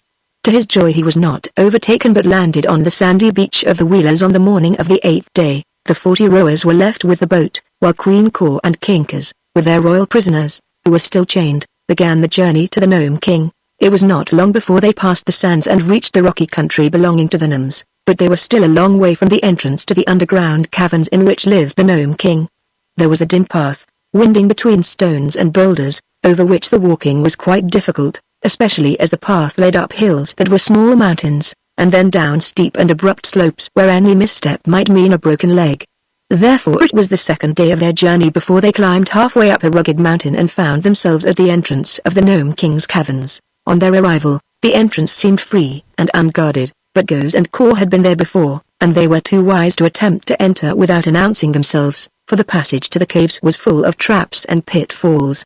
So King Goes stood still and shouted, and in an instant they were surrounded by a group of crooked gnomes, who seemed to have sprung from the ground. One of these had very long ears and was called the Long-Eared Hearer. He said, "I heard you coming early this morning." Another had eyes that looked in different directions at the same time and were curiously bright and penetrating. He could look over a hill or around a corner and was called the Lookout. Said he, "I saw you coming yesterday." "Then," said King Goes, "perhaps King Calico is expecting us." "It is true," replied another gnome, who wore a gold collar around his neck and carried a bunch of golden keys. "The mighty Gnome King expects you, and bids you follow me to his presence." With this he led the way into the caverns and Goes and Kor followed, dragging their weary prisoners with them, for poor King Kitticut and his gentle queen had been obliged to carry, all through the tedious journey, the bags of gold and jewels which were to bribe the Gnome King to accept them as slaves. Through several long passages the guide led them and at last they entered a small cavern which was beautifully decorated and set with rare jewels that flashed from every part of the wall, floor and ceiling. This was a waiting room for visitors, and their guide left them while he went to inform King Calico of their arrival. Before long they were ushered into a great dome chamber, cut from the solid rock and so magnificent that all of them, the King and Queen of Pingaree and the King and Queen of Regos and Kogos, drew long breaths of astonishment and opened their eyes as wide as they could. In an ivory throne sat a little round man who had a pointed beard and hair that rose to a tall curl on top of his head. He was dressed in silken robes, richly embroidered, which had large buttons of cut rubies. On his head was a diamond crown and in his hand he held a golden scepter with a big jeweled ball at one end of it. This was Calico, the king and ruler of all the gnomes. He nodded pleasantly enough to his visitors and said in a cheery voice, "Well, your majesties, what can I do for you?" "It is my desire," answered King Goes, respectfully, "to place in your care 2 prisoners, whom you now see before you. They must be carefully guarded, to prevent them from escaping, for they have the cunning of foxes and are not to be trusted. In return for the favor I am asking you to grant, I have brought your majesty valuable presents of gold and precious gems." He then commanded Kitticut and Gree to lay before the Gnome King the bags of gold and jewels, and they obeyed, being helpless. "Very good," said King Calico, nodding approval, for like all the gnomes he loved treasures of gold and jewels. "But who are the prisoners you have brought here, and why do you place them in my charge instead of guarding them yourself? They seem gentle enough, I'm sure." "The prisoners," returned King Goes, "are the King and Queen of Pingaree, a small island north of here. They are very evil people and came to our islands of Regos and Kogos to conquer them and slay our poor people. Also they intended to plunder us of all our riches, but by good fortune we were able to defeat and capture them. However, they have a son who is a terrible wizard and who by magic art is trying to find this awful King and Queen of Pingaree, and to set them free, that they may continue their wicked deeds. Therefore, as we have no magic to defend ourselves with, we have brought the prisoners to you for safekeeping, your majesty," spoke up King Kitticut, addressing the Gnome King with great indignation. "Do not believe this tale, I implore you." "It is all a lie, I know it," said Calico. "I consider it a clever lie, though, because it is woven without a thread of truth. However, that is none of my business. The fact remains that my good friend King Goes wishes to put you in my underground caverns, so that you will be unable to escape. And why should I not please him in this little matter? Goes is a mighty king and a great warrior, while your island of Pingaree is desolated and your people scattered. In my heart, King Kitticut, I sympathize with you, but as a matter of business policy we powerful kings must stand together and trample the weaker ones under our feet. King Kitticut was surprised to find the king of the Gnomes so candid and so well informed, and he tried to argue that he and his gentle wife did not deserve their cruel fate and that it would be wiser for Calico to side with them than with the evil king of Regos. But Calico only shook his head and smiled, saying, "The fact that you are a prisoner, my poor Kitticut, is evidence that you are weaker than Kinkers, and I prefer to deal with the strong. By the way," he added, turning to the king of Regos, "have these prisoners any connection with the land of Oz?" "Why do you ask?" said Goes. "Because I dare not offend the Oz people," was the reply. "I am very powerful, as you know, but Ozma of Oz is far more powerful than I, therefore, if this king and queen of Pingaree happen to be under Ozma's protection, I would have nothing to do with them. I assure your majesty that the prisoners have nothing to do with the Oz people," Goes hastened to say. And Kitticut, being questioned, admitted that this was true. "But how about that wizard you mentioned?" asked the Gnome King. "Oh, he is merely a boy, but he is very ferocious and obstinate and he is assisted by a little fat sorcerer called Rinkitink and a talking goat." "Oh, a talking goat, do you say? That certainly sounds like magic, and it also sounds like the land of Oz, where all the animals talk," said Calico, with a doubtful expression. But King Goes assured him the talking goat had never been to Oz. "As for Rinkitink, whom you call a sorcerer," continued the Gnome King, "he is a neighbor of mine, you must know, but as we are cut off from each other by high mountains beneath which a powerful river runs, I have never yet met King Rinkitink. But I have heard of him, and from all reports he is a jolly rogue, and perfectly harmless. However, in spite of your false statements and misrepresentations, I will earn the treasure you have brought me, by keeping your prisoners safe in my caverns." "Make them work," advised Queen Caw. "They are rather delicate, and to make them work will make them suffer delightfully." "I'll do as I please about that," said the Gnome King sternly. "Be content that I agree to keep them safe." The bargain being thus made and concluded, Calico first examined the gold and jewels and then sent it away to his royal storehouse, which was well filled with light treasure. Next the captives were sent away in charge of the gnome with the golden collar and keys, whose name was Click, and he escorted them to a small cavern and gave them a good supper. "I shall lock your door," said Click, "so there is no need of your wearing those heavy chains any longer." He therefore removed the chains and left King Kitticut and his queen alone.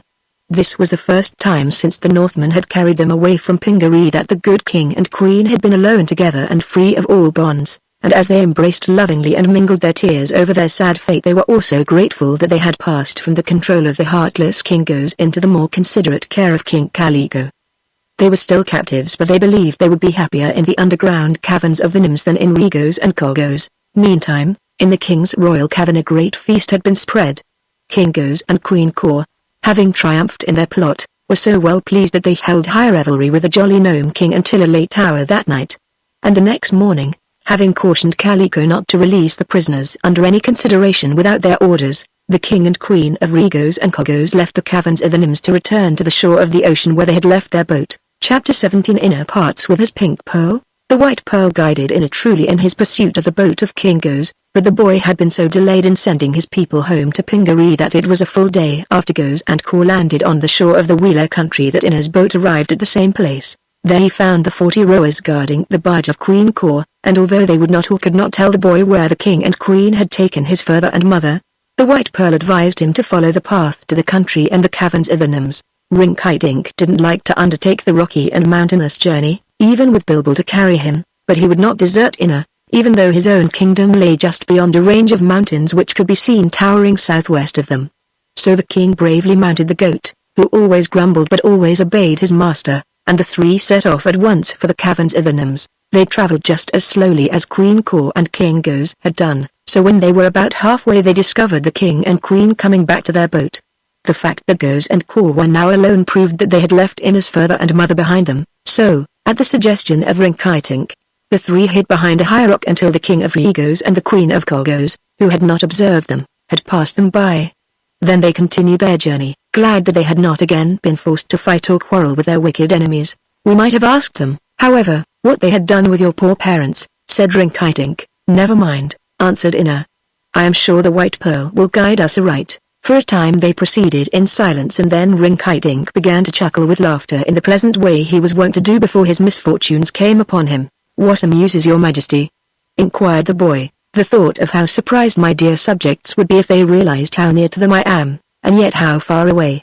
I have always wanted to visit the gnome country, which is full of mystery and magic and all sorts of adventures, but my devoted subjects forbade me to think of such a thing, fearing I would get hurt or enchanted. Are you afraid, now that you are here?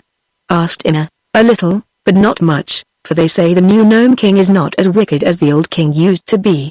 Still, we are undertaking a dangerous journey and I think you ought to protect me by lending me one of your pearls. Inna thought this over and it seemed a reasonable request. Which pearl would you like to have?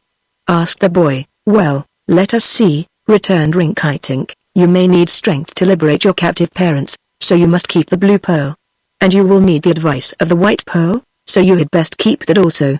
But in case we should be separated I would have nothing to protect me from harm, so you ought to lend me the pink pearl. Very well, agreed Inna, and sitting down upon a rock he removed his right shoe and after withdrawing the cloth from the pointed toe took out the pink pearl, the one which protected from any harm the person who carried it. Where can you put it, to keep it safely? He asked. In my vest pocket, replied the king. The pocket has a flap to it and I can pin it down in such a way that the pearl cannot get out and become lost. As for robbery, no one with evil intent can touch my person while I have the pearl. So Inna gave Rinkitink the pink pearl and the little king placed it in the pocket of his red and green brocaded velvet vest, pinning the flap of the pocket down tightly. They now resumed their journey and finally reached the entrance to the gnome king's caverns. Placing the white pearl to his ear, Inna asked, "What shall I do now?" And the voice of the pearl replied, "Clap your hands together 4 times and call aloud the word click. Then allow yourselves to be conducted to the gnome king, who is now holding your father and mother captive." Inna followed these instructions and when Click appeared in answer to his summons the boy requested an audience of the gnome king. So Click led them into the presence of King Calico, who was suffering from a severe headache, due to his revelry the night before, and therefore was unusually cross and grumpy. "I know what you've come for," said he, before Inna could speak. "You want to get the captives from Regos away from me. But you can't do it, so you'd best go away again. The captives are my father and mother, and I intend to liberate them," said the boy firmly. The king stared hard at Inna, wondering at his audacity. Then he turned to look at King Rinkitink and said, "I suppose you are the king of Gilgad, which is in the kingdom of Rinkitink." "You've guessed it the first time," replied Rinkitink. "How round and fat you are!" exclaimed Calico. "I was just thinking how fat and round you are," said Rinkitink.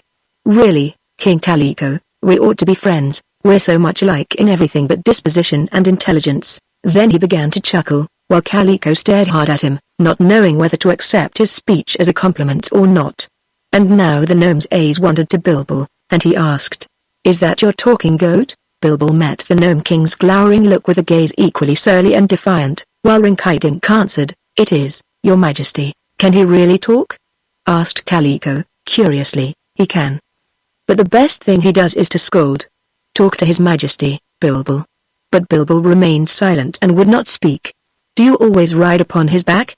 continued Calico, questioning Rinkitink. "Yes," was the answer, "because it is difficult for a fat man to walk far, as perhaps you know from experience." "That is true," said Calico. "Get off the goat's back and let me ride him a while, to see how I like it. Perhaps I'll take him away from you, to ride through my caverns." Rinkitink chuckled softly as he heard this, but at once got off Bilbil's back and let Calico get on. The gnome king was a little awkward, but when he was firmly astride the saddle he called in a loud voice, "Get up!" When Bilbil paid no attention to the command and refused to stir, Calico kicked his heels viciously against the goat's body, and then Bilbil made a sudden start. He ran swiftly across the great cavern, until he had almost reached the opposite wall, when he stopped so abruptly that King Calico sailed over his head and bumped against the jeweled wall. He bumped so hard that the points of his crown were all mashed out of shape and his head was driven far into the diamond-studded band of the crown, so that it covered one eye and a part of his nose. Perhaps this saved Calico's head from being cracked against the rock wall, but it was hard on the crown. Bilbil was highly pleased at the success of his feat and Rinkitink laughed merrily at the gnome king's comical appearance.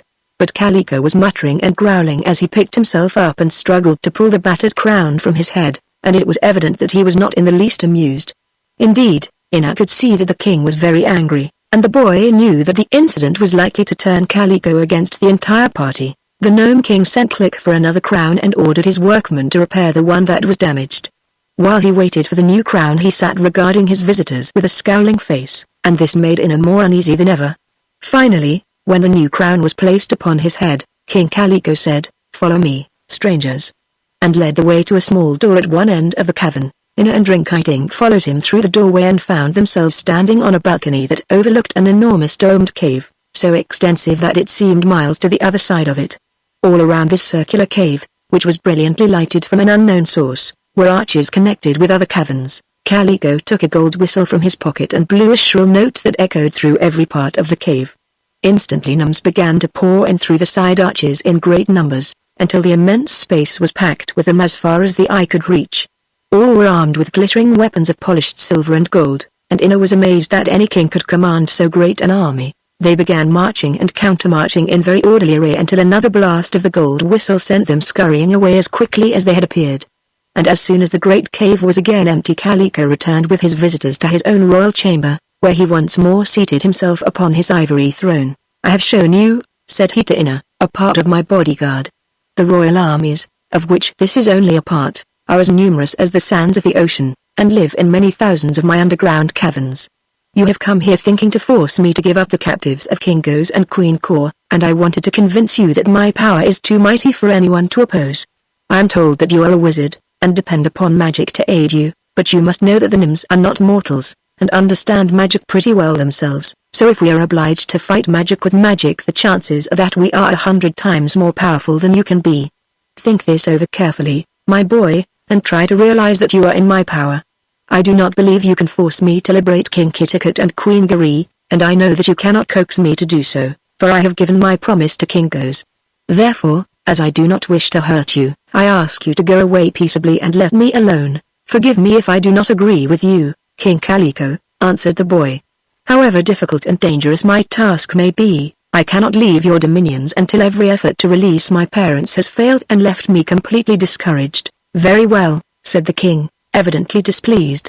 "I have warned you, and now if evil overtakes you it is your own fault. I've a headache today, so I cannot entertain you properly, according to your rank. But Click will attend you to my guest chambers and tomorrow I will talk with you again." This seemed a fair and courteous way to treat one's declared enemies, so they politely expressed the wish that Kaliko's headache would be better, and followed their guide, Click, down a well-lighted passage and through several archways until they finally reached 3 nicely furnished bedchambers which were cut from solid grey rock and well-lighted and aired by some mysterious method known to the gnomes. The first of these rooms was given King Rinkitink, the second was Inna's and the third was assigned to Bilbil the goat. There was a swinging rock door between the third and second rooms and another between the second and first, which also had a door that opened upon the passage. Rinkitink's room was the largest, so it was here that an excellent dinner was spread by some of the gnome servants, who, in spite of their crooked shapes, proved to be well-trained and competent. "You are not prisoners, you know," said Click, "neither are you welcome guests. Having declared your purpose to oppose our mighty king and all his hosts. But we bear you no ill will, and you are to be well fed and cared for as long as you remain in our caverns. Eat hearty, sleep tight, and pleasant dreams to you." Saying this, he left them alone and at once Rinkitink and Inna began to counsel together as to the best means to liberate King Kittikut and Queen Giri. The White Pearl's advice was rather unsatisfactory to the boy, just now, for all that the voice said in answer to his questions was, "Be patient, brave and determined." Rinkitink suggested that they try to discover in what part of a series of underground caverns Inna's parents had been confined, as that knowledge was necessary before they could take any action, so together they started out, leaving Bilbil asleep in his room, and made their way unopposed through many corridors and caverns. In some places were great furnaces, where gold dust was being melted into bricks. In other rooms workmen were fashioning the gold into various articles and ornaments. In one cavern immense wheels revolved which polished precious gems, and they found many caverns used as storerooms, where treasure of every sort was piled high. Also they came to the barracks of the army and the great kitchens. There were gnomes everywhere, countless thousands of them, but none paid the slightest heed to the visitors from the earth's surface. Yet, although Inna and Rinkitink walked until they were weary, they were unable to locate the place where the boy's father and mother had been confined, and when they tried to return to their own rooms they found that they had hopelessly lost themselves amid the labyrinth of passages. However, Click presently came to them, laughing at their discomfiture, and led them back to their bedchambers. Before they went to sleep they carefully barred the door from Rinkitink's room to the corridor, but the doors that connected the 3 rooms one with another were left wide open. In the night Inna was awakened by a soft grating sound that filled him with anxiety because he could not account for it. It was dark in his room, the light having disappeared as soon as he got into bed, but he managed to feel his way to the door that led to Rinkitink's room and found it tightly closed and immovable. Then he made his way to the opposite door, leading to Bilbil's room, to discover that also had been closed and fastened. The boy had a curious sensation that all of his room, the walls, floor and ceiling, was slowly whirling as if on a pivot, and it was such an uncomfortable feeling that he got into bed again, not knowing what else to do. And as the grating noise had ceased and the room now seemed stationary, he soon fell asleep again. When the boy wakened, after many hours, he found the room again light. So he dressed himself and discovered that a small table, containing a breakfast that was smoking hot, had suddenly appeared in the center of his room. He tried the 2 doors, but finding that he could not open them, he ate some breakfast, thoughtfully wondering who had locked him in and why he had been made a prisoner. Then he again went to the door which he thought led to Rinkitink's chamber, and to his surprise the latch lifted easily and the door swung open. Before him was a rude corridor hewn in the rock and dimly lighted. It did not look inviting, so Inna closed the door, puzzled to know what had become of Rinkitink's room and the king, and went to the opposite door. Opening this, he found a solid wall of rock confronting him, which effectually prevented his escape in that direction. The boy now realized that King Calico had tricked him, and while professing to receive him as a guest had plotted to separate him from his comrades. One way had been left, however, by which he might escape, and he decided to see where it led to. So, going to the first door, he opened it and ventured slowly into the dimly lighted corridor. When he had advanced a few steps he heard the door of his room slam shut behind him. He ran back at once, but the door of rock fitted so closely into the wall that he found it impossible to open it again. That did not matter so much, however, for the room was a prison and the only way of escape seemed ahead of him. Along the corridor he crept until, turning a corner, he found himself in a large domed cavern that was empty and deserted. Here also was a dim light that permitted him to see another corridor at the opposite side, so he crossed the rocky floor of the cavern and entered a second corridor. This one twisted and turned in every direction but was not very long, so soon the boy reached a second cavern, not so large as the first. This he found vacant also, but it had another corridor leading out of it, so Inna entered that. It was straight and short, and beyond was a third cavern, which differed little from the others except that it had a strong iron grating at one side of it. All 3 of these caverns had been roughly hewn from the rock, and it seemed they had never been put to use, as had all the other caverns of the Nims he had visited. Standing in the third cavern, Inna saw what he thought was still another corridor at its farther side, so he walked toward it. This opening was dark, and that fact, and the solemn silence all around him, made him hesitate for a while to enter it. Upon reflection, however, he realized that unless he explored the place to the very end he could not hope to escape from it, so he boldly entered the dark corridor and felt his way cautiously as he moved forward. Scarcely had he taken 2 paces when a crash resounded back of him and a heavy sheet of steel closed the opening into the cavern from which he had just come. He paused a moment, but it still seemed best to proceed, and as Inna advanced in the dark, holding his hands outstretched before him to feel his way, handcuffs fell upon his wrists and locked themselves with a sharp click, and an instant later he found he was chained to a stout iron post set firmly in the rock floor. The chains were long enough to permit him to move a yard or so in any direction, and by feeling the walls he found he was in a small circular room that had no outlet except the passage by which he had entered, and that was now closed by the door of steel. This was the end of the series of caverns and corridors. It was now that the horror of his situation occurred to the boy with full force. But he resolved not to submit to his fate without a struggle, and realizing that he possessed the blue pearl, which gave him marvelous strength, he quickly broke the chains and set himself free of the handcuffs. Next he twisted the steel door from its hinges, and creeping along the short passage, found himself in the third cave. But now the dim light, which had before guided him, had vanished, yet on peering into the gloom of the cave he saw what appeared to be 2 round discs of flame, which cast a subdued glow over the floor and walls. By this dull glow he made out the form of an enormous man, seated in the center of the cave, and he saw that the iron grating had been removed, permitting the man to enter. The giant was unclothed and its limbs were thickly covered with coarse red hair. The round discs of flame were its 2 eyes, and when it opened its mouth to yawn Inna saw that its jaws were wide enough to crush a dozen men between the great rows of teeth. Presently the giant looked up and perceived the boy crouching at the other side of the cavern, so he called out in a hoarse, rude voice, "Come hither, my pretty one. We will wrestle together, you and I, and if you succeed in throwing me I will let you pass through my cave." The boy made no reply to the challenge.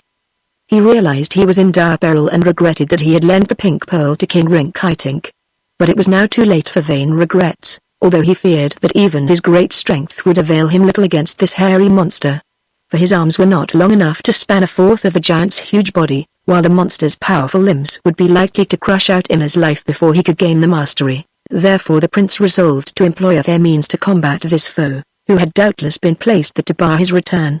Retreating through the passage he reached the room where he had been chained and wrenched the iron post from its socket.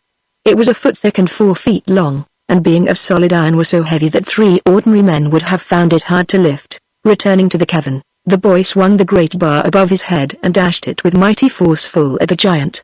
The end of the bar struck the monster upon its forehead, and with a single groan it fell full length upon the floor and lay still. When the giant fell, the glow from its eyes faded away, and all was dark. Cautiously, for Ina was not sure the giant was dead, the boy felt his way toward the opening that led to the middle cavern. The entrance was narrow and the darkness was intense, but, feeling braver now, the boy stepped boldly forward.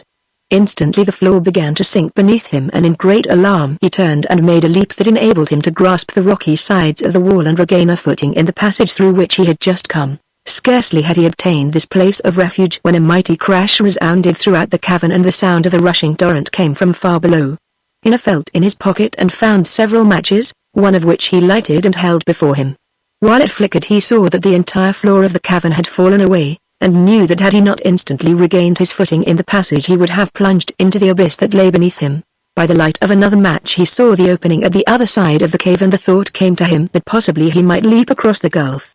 Of course, this could never be accomplished without the marvelous strength lent him by the blue pearl, but Ina had the feeling that one powerful spring might carry him over the chasm into safety. He could not stay where he was, that was certain, so he resolved to make the attempt. He took a long run through the first cave and a short corridor, then, exerting all his strength, he launched himself over the black gulf of the second cave. Swiftly he flew and, although his heart stood still with fear, only a few seconds elapsed before his feet touched the ledge of the opposite passageway and he knew he had safely accomplished the wonderful feat. Only pausing to draw one long breath of relief, Ina quickly traversed the crooked corridor that led to the last cavern of the 3. But when he came in sight of it he paused abruptly, his eyes nearly blinded by a glare of strong light which burst upon them. Covering his face with his hands, Ina retreated behind a projecting corner of rock and by gradually getting his eyes used to the light he was finally able to gaze without blinking upon the strange glare that had so quickly changed the condition of the cavern. When he had passed through this vault it had been entirely empty. Now the flat floor of rock was covered everywhere with a bed of glowing coals, which shot up little tongues of red and white flames. Indeed, the entire cave was one monster furnace and the heat that came from it was fearful. Ina's heart sank within him as he realized the terrible obstacle placed by the cunning Gnome King between him and the safety of the other caverns. There was no turning back, for it would be impossible for him again to leap over the gulf of the second cave, the corridor at this side being so crooked that he could get no run before he jumped. Neither could he leap over the glowing coals of the cavern that faced him, for it was much larger than the middle cavern. In this dilemma he feared his great strength would avail him nothing and he bitterly reproached himself for parting with the pink pearl, which would have preserved him from injury. However, it was not in the nature of Prince Ina to despair for long. His past adventures, having taught him confidence and courage, sharpened his wits and given him the genius of invention. He sat down and thought earnestly on the means of escape from his danger and at last a clever idea came to his mind. This is the way to get ideas, never to let adverse circumstances discourage you, but to believe there is a way out of every difficulty, which may be found by earnest thought. There were many points and projections of rock in the walls of the crooked corridor in which Ina stood and some of these rocks had become cracked and loosened, although still clinging to their places. The boy picked out one large piece, and, exerting all his strength, tore it away from the wall. He then carried it to the cavern and tossed it upon the burning coals, about 10 feet away from the end of the passage. Then he returned for another fragment of rock, and wrenching it free from its place, he threw it 10 feet beyond the first one, toward the opposite side of the cave. The boy continued this work until he had made a series of stepping stones reaching straight across the cavern to the dark passageway beyond, which he hoped would lead him back to safety if not to liberty. When his work had been completed, Ina did not long hesitate to take advantage of his stepping stones, for he knew his best chance of escape lay in his crossing the bed of coals before the rocks became so heated that they would burn his feet. so he leapt to the first rock and from there began jumping from one to the other in quick succession.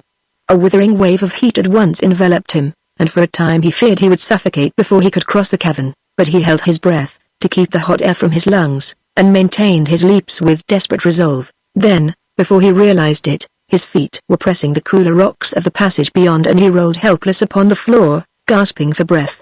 His skin was so red that it resembled the shell of a boiled lobster, but his swift motion had prevented his being burned, and his shoes had thick soles, which saved his feet. After resting a few minutes, the boy felt strong enough to go on. He went to the end of the passage and found that the rock door by which he had left his room was still closed, so he returned to about the middle of the corridor and was thinking what he should do next, when suddenly the solid rock before him began to move and an opening appeared through which shone a brilliant light. Shielding his eyes, which were somewhat dazzled, Inna sprang through the opening and found himself in one of the Gnome King's inhabited caverns, where before him stood King Kaliko, with a broad grin upon his features, and Click, the king's chamberlain, who looked surprised, and King Rinkitink seated astride Bilbil the goat, both of whom seemed pleased that Inna had rejoined them. Chapter 18 Rinkitink chuckles. We will now relate what happened to Rinkitink and Bilbil that morning, while Inna was undergoing his trying experience in escaping the fearful dangers of the three caverns. The king of Gilgad wakened to find the door of Inna's room fast shut and locked, but he had no trouble in opening his own door into the corridor, for it seems that the boy's room, which was the middle one, whirled round on a pivot, while the adjoining rooms occupied by Bilbil and Rinkitink remained stationary. The little king also found a breakfast magically served in his room, and while he was eating it, Click came to him and stated that His Majesty, King Kaliko, desired his presence in the royal cavern, so Rinkitink, having first made sure that the pink pearl was still in his vest pocket, willingly followed Click, who ran on some distance ahead. But no sooner had Rinkitink set foot in the passage than a great rock, weighing at least a ton, became dislodged and dropped from the roof directly over his head. Of course, it could not harm him, protected as he was by the pink pearl, and it bounded aside and crashed upon the floor, where it was shattered by its own weight. How careless! Exclaimed the little king, and waddled after Click, who seemed amazed at his escape. Presently another rock above Rinkitink plunged downward, and then another, but none touched his body. Click seemed much perplexed at these continued escapes, and certainly Kaliko was surprised when Rinkitink, safe and sound, entered the royal cavern. Good morning, said the king of Gilgad. Your rocks are getting loose, Kaliko, and you'd better have them glued in place before they hurt someone. Then he began to chuckle, hoo, he, heek, keek, eek. And Kaliko sat and frowned because he realized that the little fat king was poking fun at him. I asked your majesty to come here, said the gnome king, to show you a curious skein of golden thread which my workmen have made. If it pleases you, I will make you a present of it. With this he held out a small skein of glittering gold twine, which was really pretty and curious. Rinkitink took it in his hand and at once the golden thread began to unwind, so swiftly that the eye could not follow its motion. And, as it unwound, it coiled itself around Rinkitink's body, at the same time weaving itself into a net, until it had enveloped the little king from head to foot and placed him in a prison of gold. Aha! Cried Kaliko, this magic worked all right, it seems. Oh, did it?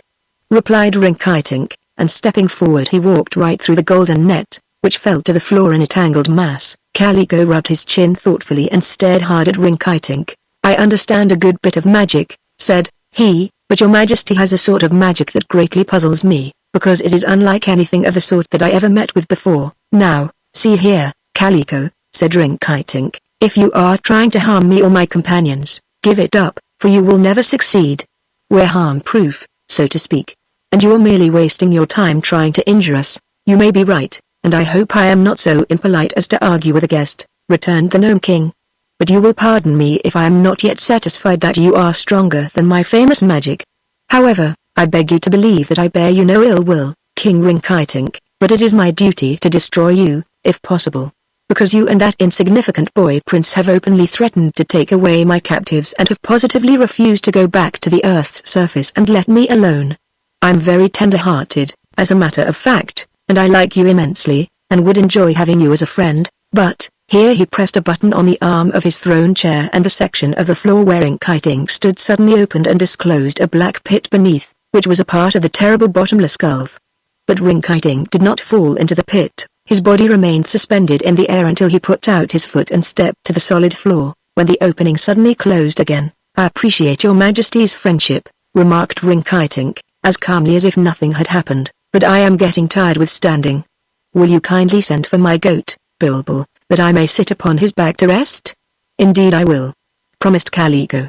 "I have not yet completed my test of your magic, and as I owes that goat a slight grudge for bumping my head and smashing my second-best crown, I will be glad to discover if the beast can also escape my delightful little sorceries." So Click was sent to fetch Bilbil and presently returned with the goat, which was very cross this morning because it had not slept well in the underground caverns. Rinkitink lost no time in getting upon the red velvet saddle which the goat constantly wore, for he feared the Gnome King would try to destroy Bilbil and knew that as long as his body touched that of the goat the pink pearl would protect them both, whereas, if Bilbil stood alone, there was no magic to save him. Bilbil glared wickedly at King Kaliko, who moved uneasily in his ivory throne.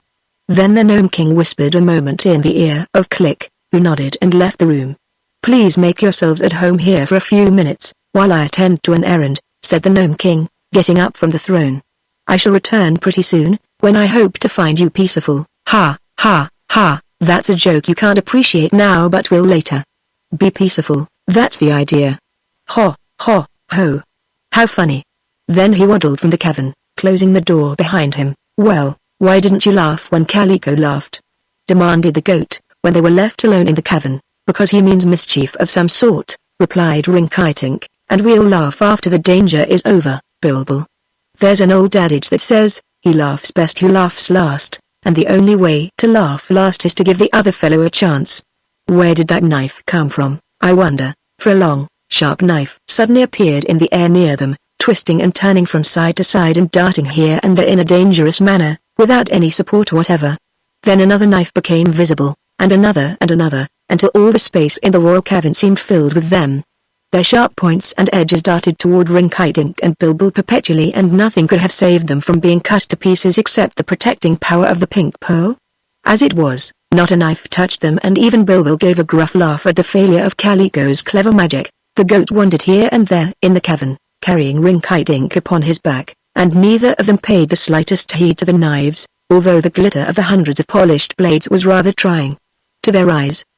Perhaps for 10 minutes the knives darted about them in bewildering fury, then they disappeared as suddenly as they had appeared. Kaliko cautiously stuck his head through the doorway and found the goat chewing the embroidery of his royal cloak, which he had left lying over the throne, while Rinkitink was reading his manuscript on how to be good and chuckling over its advice.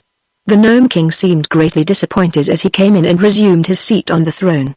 Said Rinkitink with a chuckle, "We've really had a peaceful time, Kaliko, although not the peaceful time you expected. Forgive me if I indulge in a laugh. Hoo, hee, keek. And now, tell me, aren't you getting tired of trying to injure us?" Hey, said the Gnome King. "I see now that your magic can protect you from all my arts.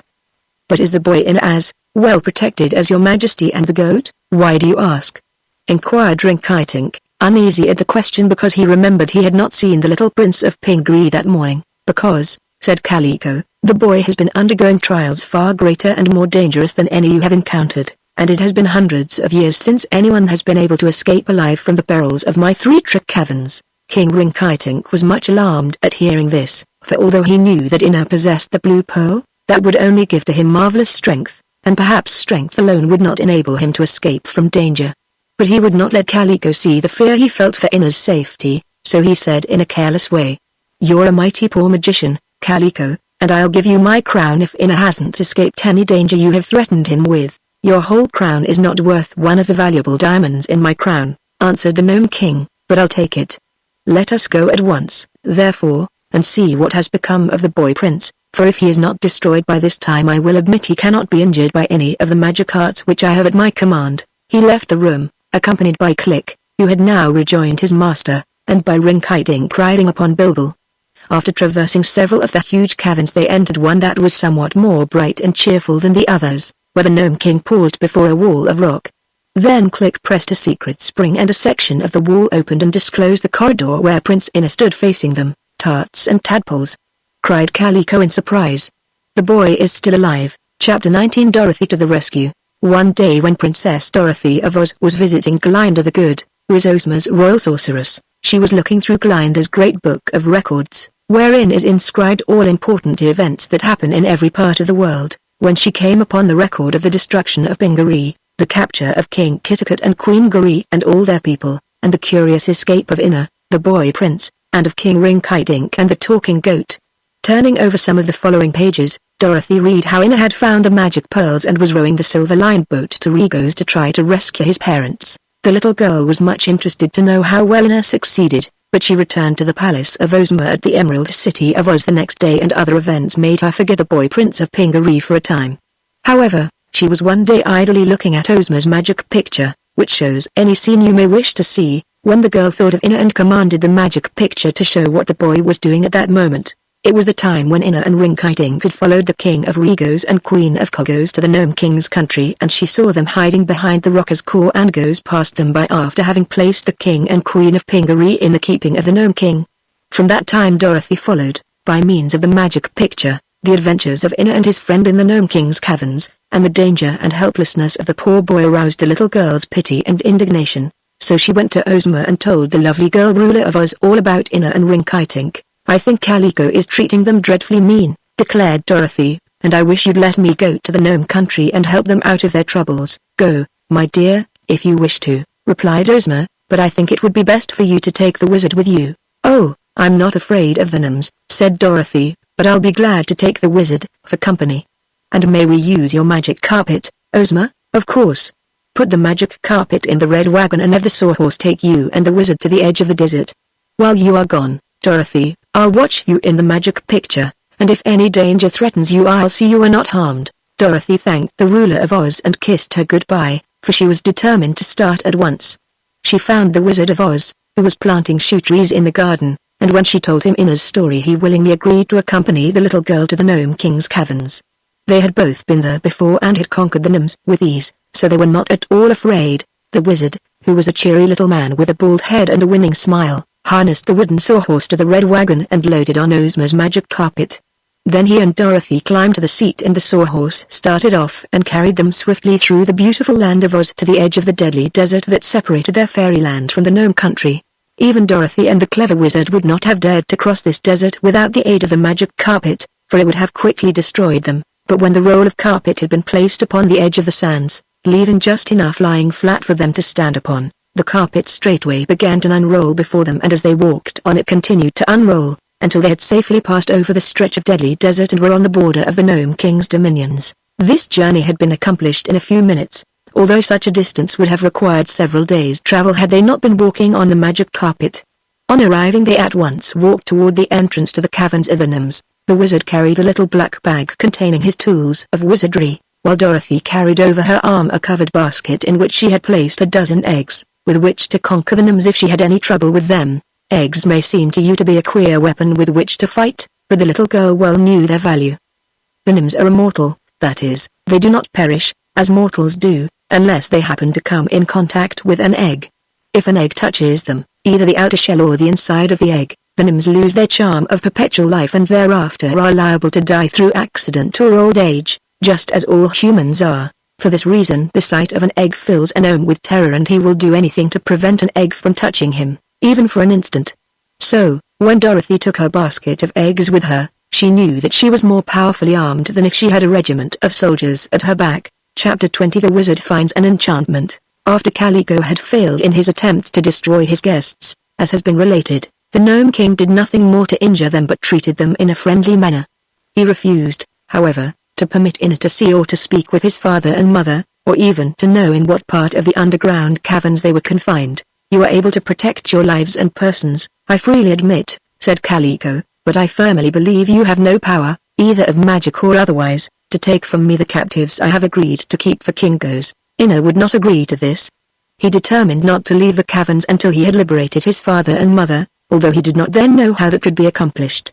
As for Rinkitink, the jolly king was well fed and had a good bed to sleep upon, so he was not worrying about anything and seemed in no hurry to go away. Calico and Rinkitink were engaged in pitching a game with solid gold quoits, on the floor of the royal chamber, and Inna and Bilbil were watching them. When Click came running in, his hair standing on end with excitement, and cried out that the Wizard of Oz and Dorothy were approaching, Calico turned pale on hearing this unwelcome news and, abandoning his game, went to sit in his ivory throne and tried to think what had brought these fearful visitors to his domain. "Who is Dorothy?" asked Inna. She is a little girl who once lived in Kansas, replied Click, with a shudder, but she now lives in Ozma's palace at the Emerald City and is a princess of Oz, which means that she is a terrible foe to deal with. Doesn't she like the gnomes? Inquired the boy. It isn't that, said King Calico, with a groan, but she insists on the gnomes being goody-goody, which is contrary to their natures. Dorothy gets angry if I do the least thing that is wicked, and tries to make me stop it, and that naturally makes me downhearted. I can't imagine why she has come here just now, for I've been behaving very well lately. As for that Wizard of Oz, he's chock full of magic that I can't overcome, for he learned it from Glinda, who is the most powerful sorceress in the world. Woe is me. Why didn't Dorothy and the wizard stay in Oz, where they belong? Inna and Rinkitink listened to this with much joy, for at once the idea came to them both to plead with Dorothy to help them. Even Bilbil pricked up his ears when he heard the Wizard of Oz mentioned, and the goat seemed much less surly, and more thoughtful than usual. A few minutes later a gnome came to say that Dorothy and the wizard had arrived and demanded admittance, so Click was sent to usher them into the royal presence of the Gnome King. As soon as she came in, the little girl ran up to the boy prince and seized both his hands. "Oh, Inna!" she exclaimed. "I'm so glad to find you alive and well." Inna was astonished at so warm a greeting. Making a low bow he said, "I don't think we have met before, Princess." "No, indeed," replied Dorothy. "But I know all about you and I've come to help you and King Rinkitink out of your troubles." Then she turned to the Gnome King and continued, "You ought to be ashamed of yourself, King Calico, to treat an honest prince and an honest king so badly." "I haven't done anything to them," whined Calico, trembling as her eyes flashed upon him. "No, but you tried to, and that's just as bad, if not worse," said Dorothy, who was very indignant.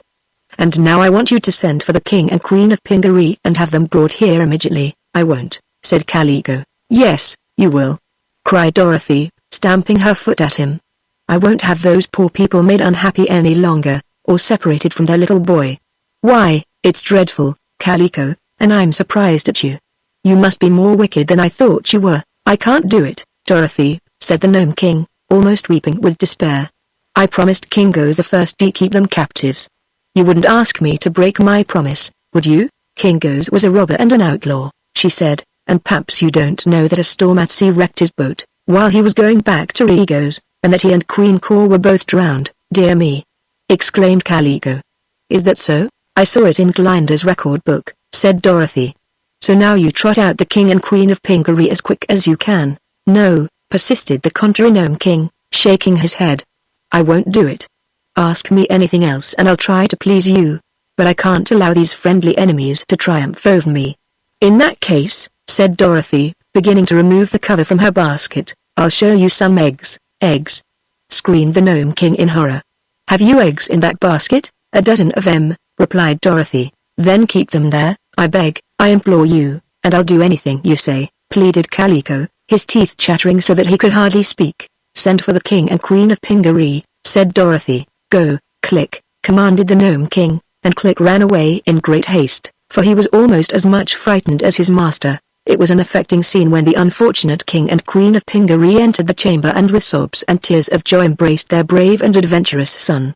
All the others stood silent until greetings and kisses had been exchanged and Inna had told his parents in a few words of his vain struggles to rescue them and how Princess Dorothy had finally come to his assistance. Then King Kitticut shook the hands of his friend King Rinkitink and thanked him for so loyally supporting his son Inna, and Queen Garee kissed little Dorothy's forehead and blessed her for restoring her husband and herself to freedom. The wizard had been standing near Bilbil the goat and now he was surprised to hear the animal say, "Joyful reunion, isn't it? But it makes me tired to see grown people cry like children." "Oh oh!" exclaimed the wizard. "How does it happen, Mr. Goat, that you, who have never been to the land of Oz, are able to talk?" "That's my business," returned Bilbil in a surly tone. The wizard stooped down and gazed fixedly into the animal's eyes. Then he said, with a pitying sigh, "I see, you are under an enchantment." "Indeed, I believe you to be Prince Bobo of Boboland." Bilbil made no reply but dropped his head as if ashamed. "This is a great discovery," said the wizard, addressing Dorothy and the others of the party. "A good many years ago a cruel magician transformed the gallant Prince of Boboland into a talking goat, and this goat, being ashamed of his condition, ran away and was never after seen in Boboland, which is a country far to the south of here but bordering on the deadly desert, opposite the land of Oz. I heard of this story long ago and know that a diligent search has been made for the enchanted prince, without result.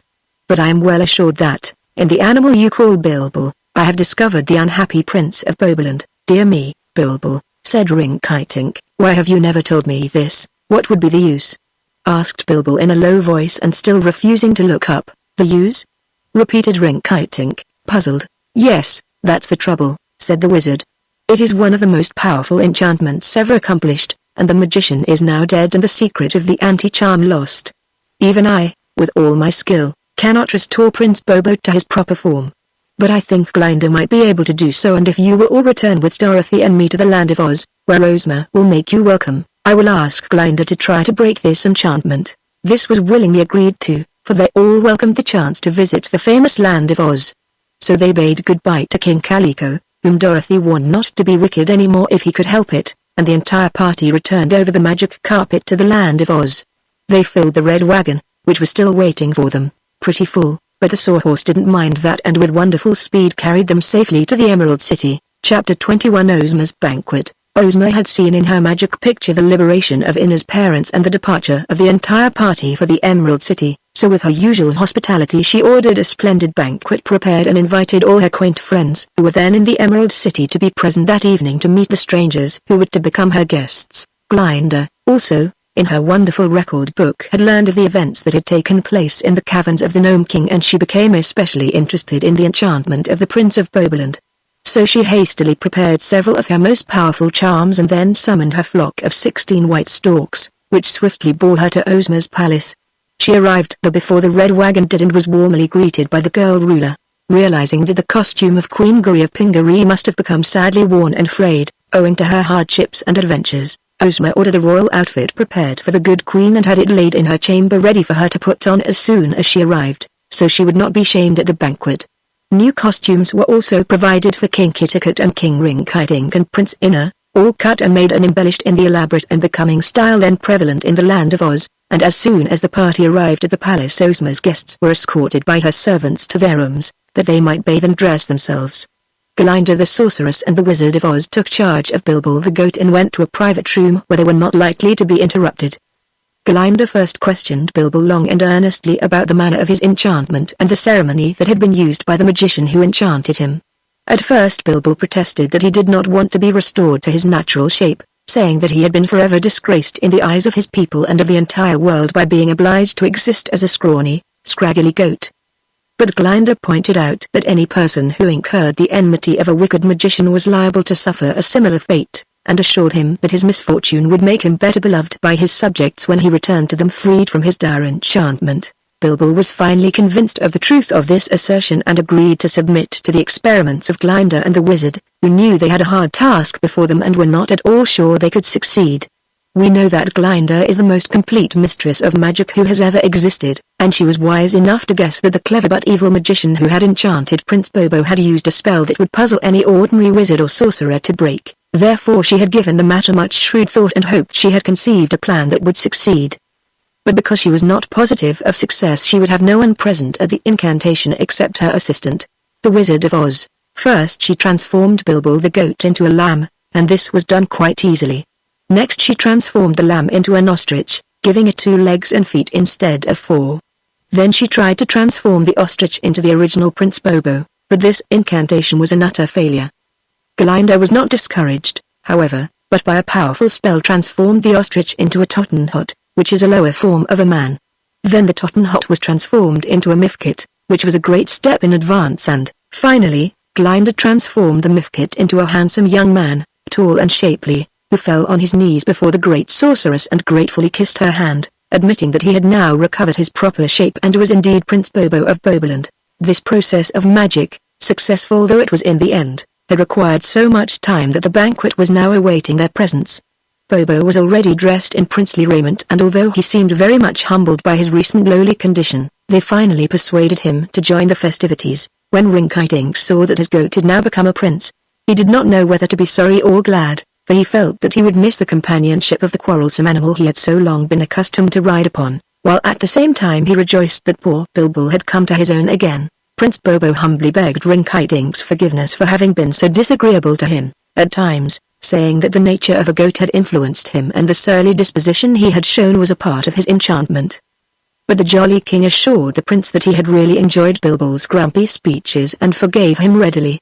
Indeed, they all discovered the young Prince Bobo to be an exceedingly courteous and pleasant person, although he was somewhat reserved and dignified. But it was a great feast that Ozma served in her gorgeous banquet hall that night, and everyone was as happy as could be.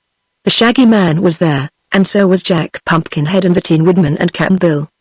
Beside Princess Dorothy sat Tiny Trot and Betsy Bobbin, and the three little girls were almost as sweet to look upon as was Ozma, who sat at the head of her table and outshone all her guests in loveliness. King Rinkitink was delighted with the quaint people of Oz and laughed and joked with the Tin Man and the Pumpkin-Headed Man and found Cap'n Bill a very agreeable companion. But what amused the jolly king most were the animal guests, which Ozma always invited to her banquets and seated at a table by themselves, where they talked and chatted together as people do but were served the sort of food their natures required. The hungry tiger and cowardly lion and the glass cat were much admired by Rinkitink, but when he met a mule named Hank, which Betsy Bobbin had brought to Oz, the king found the creature so comical that he laughed and chuckled until his friends thought he would choke. Then while the banquet was still in progress, Rinkitink composed and sang a song to the mule and they all joined in the chorus, which was something like this. It's very queer how big an ear is worn by Mr. Donkey, and yet I fear he could not hear, if it were on a monkey. 'Tis thick and strong and broad and long, and also very hairy. It's quite becoming to a Hank, but might disgrace a fairy. This song was received with so much enthusiasm that Rinkitink was prevailed upon to sing another. They gave him a little time to compose the rhyme, which he declared would be better if he could devote a month or two to its composition. The sentiment he expressed was so admirable that no one criticized the song or the manner in which the jolly little king sang it. Dorothy wrote down the words on a piece of paper, and here they are. We're merry comrades all, tonight. Because we've won a gallant fight, and conquered all our foes, we're not afraid of anything. So let us gaily laugh and sing, until we seek repose. We've all our grateful hearts can wish. King Goose has gone to feed the fish. Queen Caw has gone, as well. King Kitticut has found his own. Prince Bobo soon will have a throne, relieved of magic spell, so let's forget the horrid strife that fell upon our peaceful life, and caused distress and pain. For very soon across the sea, we'll all be sailing merrily, to Pingaree again. Chapter 22 The Pearl Kingdom. It was unfortunate that the famous Scarecrow, the most popular person in all Oz, next to Ozma, was absent at the time of the banquet, for he happened just then to be making one of his trips through the country. But the Scarecrow had a chance later to meet Rinkitink and Inna and the King and Queen of Pingaree and Prince Bobo, for the party remained several weeks at the Emerald City, where they were royally entertained, and where both the gentle Queen Gree and the noble King Kitticut recovered much of their good spirits and composure and tried to forget their dreadful experiences. At last, however, the King and Queen desired to return to their own Pingaree, as they longed to be with their people again and see how well they had rebuilt their homes. Inna also was anxious to return, although he had been very happy in Oz, and King Rinkitink, who was happy anywhere except at Gilgad, decided to go with his former friends to Pingaree. As for Prince Bobo, he had become so greatly attached to King Rinkitink that he was loath to leave him. On a certain day they all bade goodbye to Ozma and Dorothy and Glinda and the Wizard and all their good friends in Oz, and were driven in the Red Wagon to the edge of the Deadly Desert, which they crossed safely on the magic carpet.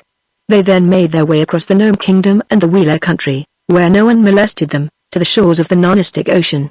There they found the boat with the silver lining still lying undisturbed on the beach. There were no important adventures during the trip, and on their arrival at the Pearl Kingdom they were amazed at the beautiful appearance of the island they had left in ruins. All the houses of the people had been rebuilt and were prettier than before, with green lawns before them and flower gardens in the backyards. The marble towers of King Kitticut's new palace were very striking and impressive, while the palace itself proved far more magnificent than it had been before the warriors from Regos destroyed it. Knickerbob had been very active and skillful in directing all this work, and he had also built a pretty cottage for himself, not far from the king's palace, and there Inna found Zella, who was living very happy and contented in her new home. Not only had Knickerbob accomplished all this in a comparatively brief space of time, but he had started the pearl fisheries again, and when King Kitticut returned to Pingaree he found a quantity of fine pearls already in the royal treasury. So pleased was Kitticut with the good judgment, industry and honesty of the former charcoal burner of Regos, that he made Knickerbob his Lord High Chamberlain and put him in charge of the pearl fisheries and all the business matters of the island kingdom. They all settled down very comfortably in the new palace, and the queen gathered her maids about her once more and set them to work embroidering new draperies for the royal throne.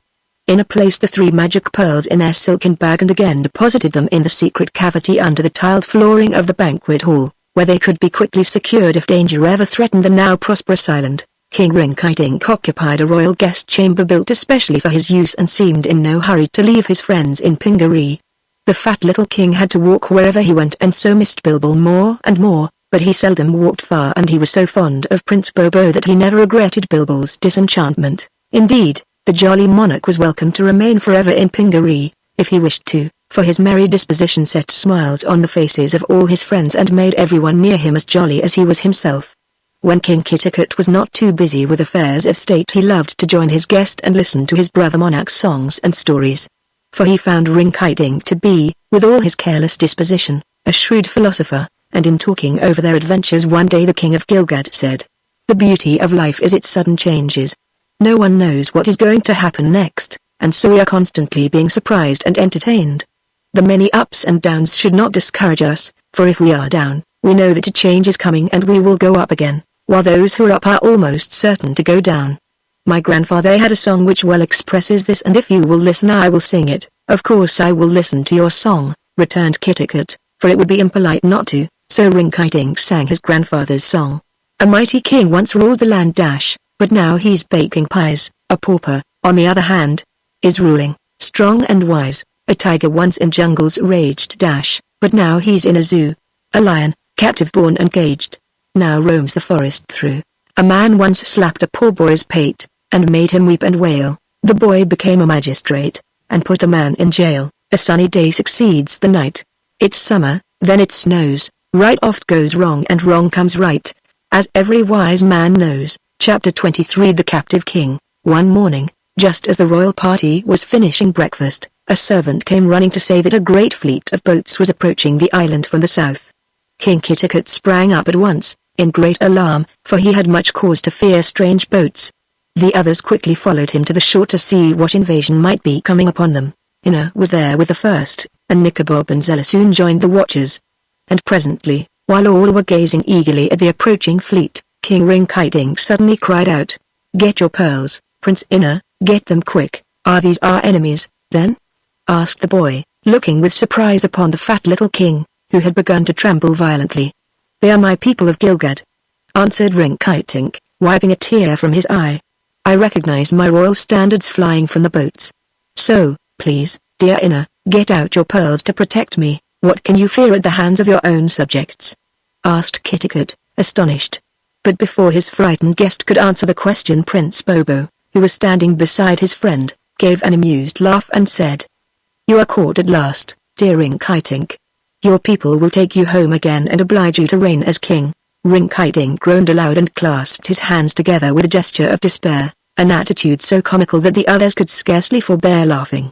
But now the boats were landing upon the beach. They were 50 in number, beautifully decorated and upholstered and rowed by men clad in the gay uniforms of the King of Gilgad. One splendid boat had a throne of gold in the center, over which was draped the king's royal robe of purple velvet, embroidered with gold buttercups. Rinkitink shuddered when he saw this throne, but now a tall man, handsomely dressed, approached and knelt upon the grass before his king, while all the other occupants of the boats shouted joyfully and waved their plumed hats in the air. "Thanks to our good fortune," said the man who kneeled, "we have found your majesty at last." "Pinkaboo," answered Rinkitink sternly, "I must have you hanged, for thus finding me against my will." "You think so now, your majesty, but you will never do it," returned Pinkaboo, rising and kissing the king's hand. "Why won't I?" asked Rinkitink. "Because you are much too tender-hearted, your majesty." It may be, agreed Rinkitink, sadly. "It is one of my greatest failings. But what chance brought you here, my lord Pinkaboo? We have searched for you everywhere, sire, and all the people of Gilgad have been in despair since you so mysteriously disappeared. We could not appoint a new king, because we did not know but that you still lived, so we set out to find you, dead or alive. After visiting many islands of the non-Arctic Ocean we at last thought of Pingaree, from where come the precious pearls, and now our faithful quest has been rewarded." "And what now?" asked Rinkitink. "Now, your majesty, you must come home with us, like a good and dutiful king, and rule over your people," declared the man in a firm voice. "I will not. But you must, begging your majesty's pardon for the contradiction. Kitakut, cried poor Rinkitink, you must save me from being captured by these, my subjects. What? Must I return to Gilgad and be forced to reign in splendid state when I much prefer to eat and sleep and sing in my own quiet way? They will make me sit in a throne 3 hours a day and listen to dry and tedious affairs of state, and I must stand up for hours at the court receptions, till I get corns on my heels, and forever must I listen to tiresome speeches and endless petitions and complaints. But someone must do this, your majesty, said Pinkaboo respectfully, and since you were born to be our king you cannot escape your duty. 'Tis a horrid fate, moaned Rinkitink. I would die willingly, rather than be a king, if it did not hurt so terribly to die. You will find it much more comfortable to reign than to die, although I fully appreciate your majesty's difficult position and am truly sorry for you, said Pinkaboo. King Kitakut had listened to this conversation thoughtfully, so now he said to his friend, the man is right, dear Rinkitink. It is your duty to reign, since fate has made you a king, and I see no honorable escape for you. I shall grieve to lose your companionship, but I feel the separation cannot be avoided. Rinkitink sighed. Then, said he, turning to Lord Pinkaboo, in 3 days I will depart with you for Gilgad, but during those 3 days I propose to feast and make merry with my good friend King Kitakut. Then all the people of Gilgad shouted with delight and eagerly scrambled ashore to take their part in the festival. Those 3 days were long remembered in Pingaree, for never, before nor since, has such feasting and jollity been known upon that island. Rinkitink made the most of his time and everyone laughed and sang with him by day and by night. Then, at last, the hour of parting arrived and the king of Gilgad and ruler of the dominion of Rinkitink was escorted by a grand procession to his boat and seated upon his golden throne.